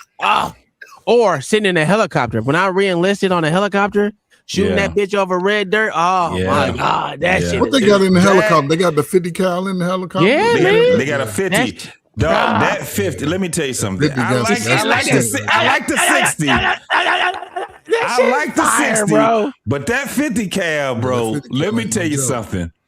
You just I'm telling you right now, that 50 cal is that shit right there make you just want to shoot all goddamn day, bro. Yeah, that man. motherfucker make you want to shoot all goddamn day. Hey, what you do? You waste the government money. Don't waste your own. Waste government money. Waste that shit. And you need 2 hands on that motherfucker too. They talk about some goddamn. Talk about chopper, nigga. That's the real chopper. That's the original chopper right there, boy. Get to the chopper. Look, that'll take a whole neighborhood out. I've always been in love with Gatling guns and stuff like that, and Tommy guns. Never shot a Tommy gun. Ever. Well, the ones they got out now is not real because they're not automatic. They're just semi-automatic, which is boring and it's just like a regular 3-round burst shit. Is that what it is? Well, they're semi. They're semi right now. Unless you can get one that was grandfathered in, which they won't be. They pretty much destroyed majority of them. But if you can find some that are fully automatic, that's the shit. They collector's items over somebody's house. But it's a dope thing when you can. I do want to get me a Desert Eagle though. No, you don't. It's just that's a waste of motherfucking money. Oh no! It's just because of the optics of it, y'all. Yeah, just put it in the case. Hey, look, you buy it and put it in a case just to let somebody know you got it. Because you are not walking around with no goddamn Desert Eagle. Gold one. See, I seen this gold one. I'm like, ooh. Gold one, nah, man. Don't get no gold. They got the gold one, and they got motherfuckers be buying that orange one. That motherfucking orange Desert Eagle. If I get a Desert Eagle, I'll get two. I'll get. Man, give me it's only for. Hey, let me tell you something. You're looking at probably about. Yeah, you're looking probably about $2,700. Yeah, easy. you can get one if you get it in the auction, online auction. I can look at it right now. $1,800. I got you nothing get it for but about goods. $1,800. They sell them here though. Yeah, you can get buy them anywhere. Listen, you can buy them anywhere. If you in Kentucky, let me tell you, I done bought three guns, but I did it online. My ammunition, my gun's been stocked up since Obama era. Yeah. But shit, I ended up Gaddafi. I was scratching my head going, what the fuck? My Springfield, I got a Springfield. I got it from Kentucky, from Louisville. I got Springfield is a bad motherfucker. Yeah, I got Springfield, man. I got ambidextrous, man. I love that, and I got hell yeah. Hey, if y'all need to get an echelon. An echelon? Oh, that bitch is nice. I've seen those. I haven't. Yeah. Yeah, I got. But bro, that Desert Eagle is only for the range, bro. You ain't.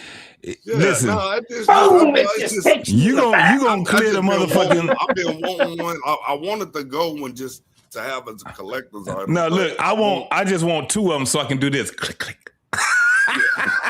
Like they do in the movies. Now, see, I'd have had the 9s and the 380s, twin guns, whatever, you know. That Desert Eagle, dog, that's a cannon right there, bro. Motherfuckers say, you want it until you got that motherfucker, bro. You get it. You like, I can't put this, there's not a holster for that bitch. No, you gotta get one of those, you gotta get one of those things to put right here so you can put it up in here. You know what I'm saying? You like, and that motherfucker be hanging.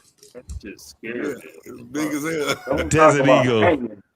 You know, You see motherfucker be trying to. I got an AK, and that's old shit. No, listen, that's the real chopper too. Now, AK, let me tell you something. Yes. I had an opportunity. If I was like a criminal motherfucker in the military, I had an opportunity to trade my M16.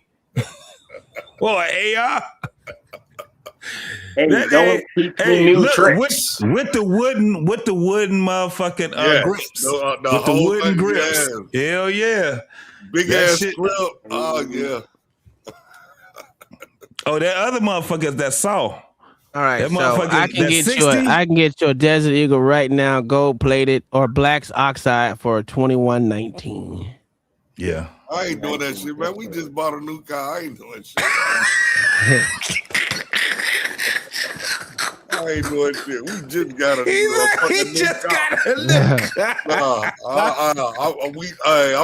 I'm done. Look, y'all, it ain't even next month ain't even. I'm done for the month.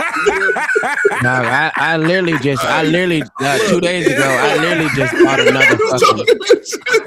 Look, Roger's gonna have to wait on this shit. Caltech is literally down. Caltech is literally down the street from my house. Literally, it's less than a mile away from my house. I can go to Caltech and buy a motherfucking gun tomorrow. Don't do nothing on my Don't do nothing on my We'll say, nigga, we just got this new car, nigga. We try to figure the budget out again. Nah, fuck that. Look, you can't never buy enough guns. You tripping, dog. I buy a gun almost every 2 weeks. One thing I can say I'm proud of, all of my bills I pay for the next 6 months.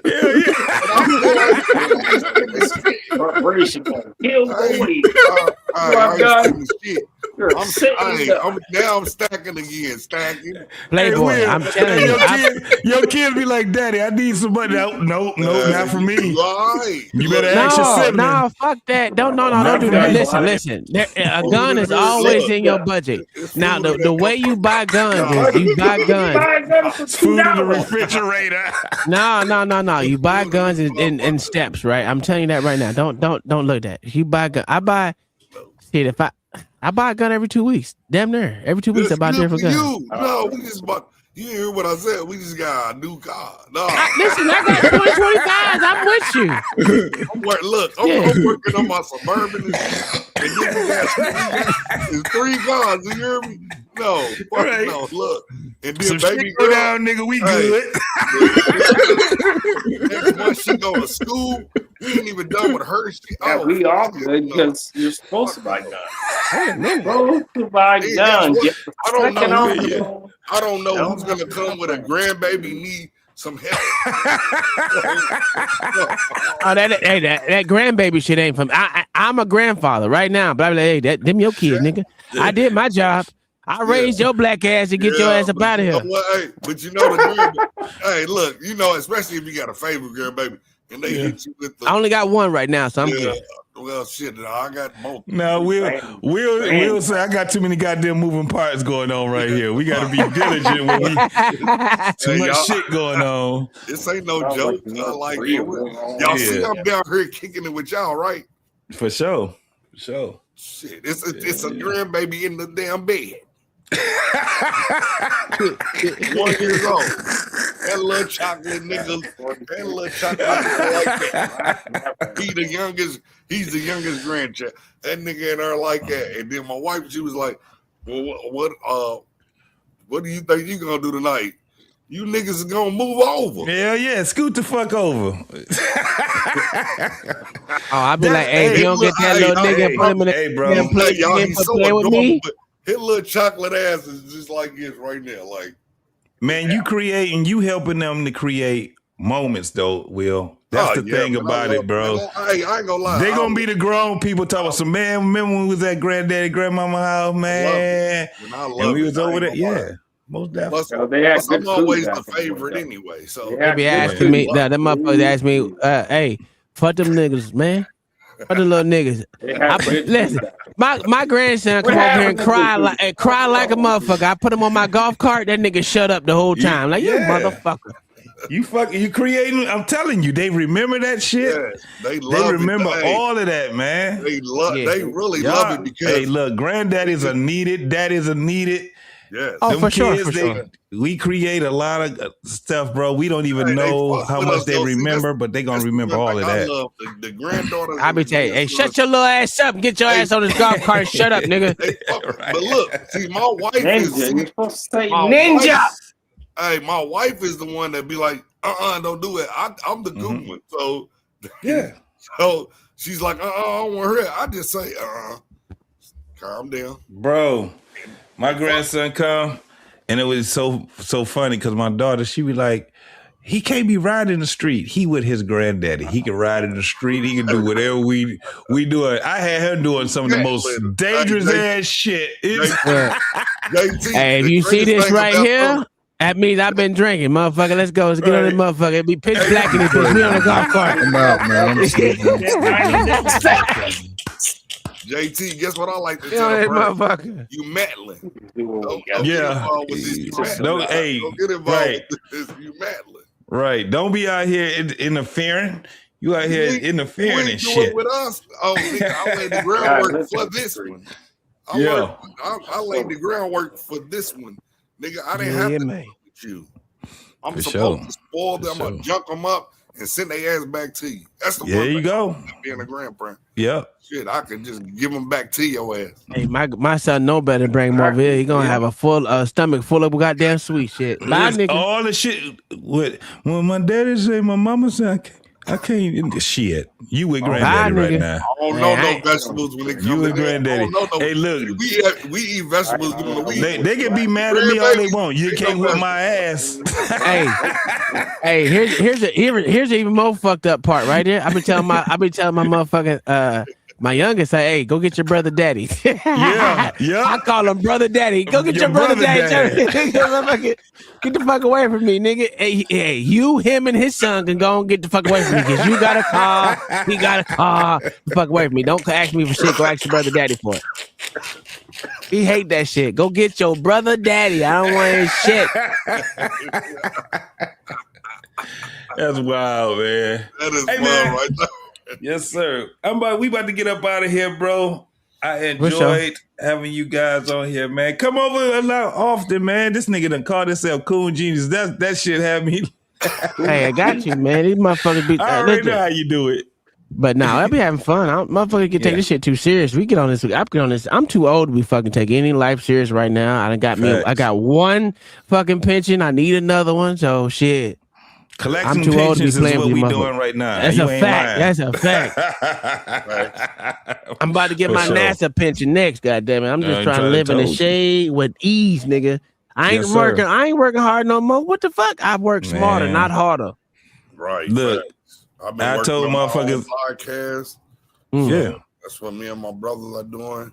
So hopefully in the next 2-3 weeks we are running.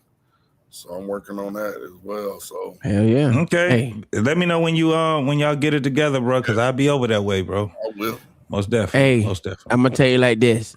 Use your motherfucking podcast as a motherfucking business. Get your LLC. Put it. I don't give a fuck what name is on it. Yep. Use that bitch as a motherfucking tax write-off. Nigga, I wrote off 60 grand off motherfucking YouTube. Don't play with me. Come on, man. Don't play with me. Don't play with me, nigga. Don't. Hey, if there's a loophole out there, I'm gonna exploit that bitch, nigga. Yes, sir. Yes, sir. Yeah. All right, y'all. Y'all have a good one, man. To do it. Most definitely, man. Hey, y'all brothers, man. Y'all take it light, bro. Yes, sir. Everybody in the chat. Hey, man. I appreciate every one of y'all for laying with us over here on the Black Man Unfiltered and over here at What We Know Podcast. We simulcast. That's how we get down. I appreciate everybody for coming. We out of here, man. Peace. I feel like I'm losing my mind. Is everybody in the world blind? Please, Lord, give me a sign, a sign. I feel like I'm losing my mind. Is everybody in the world blind? Please, Lord, give me a sign, a sign. I wanna be the great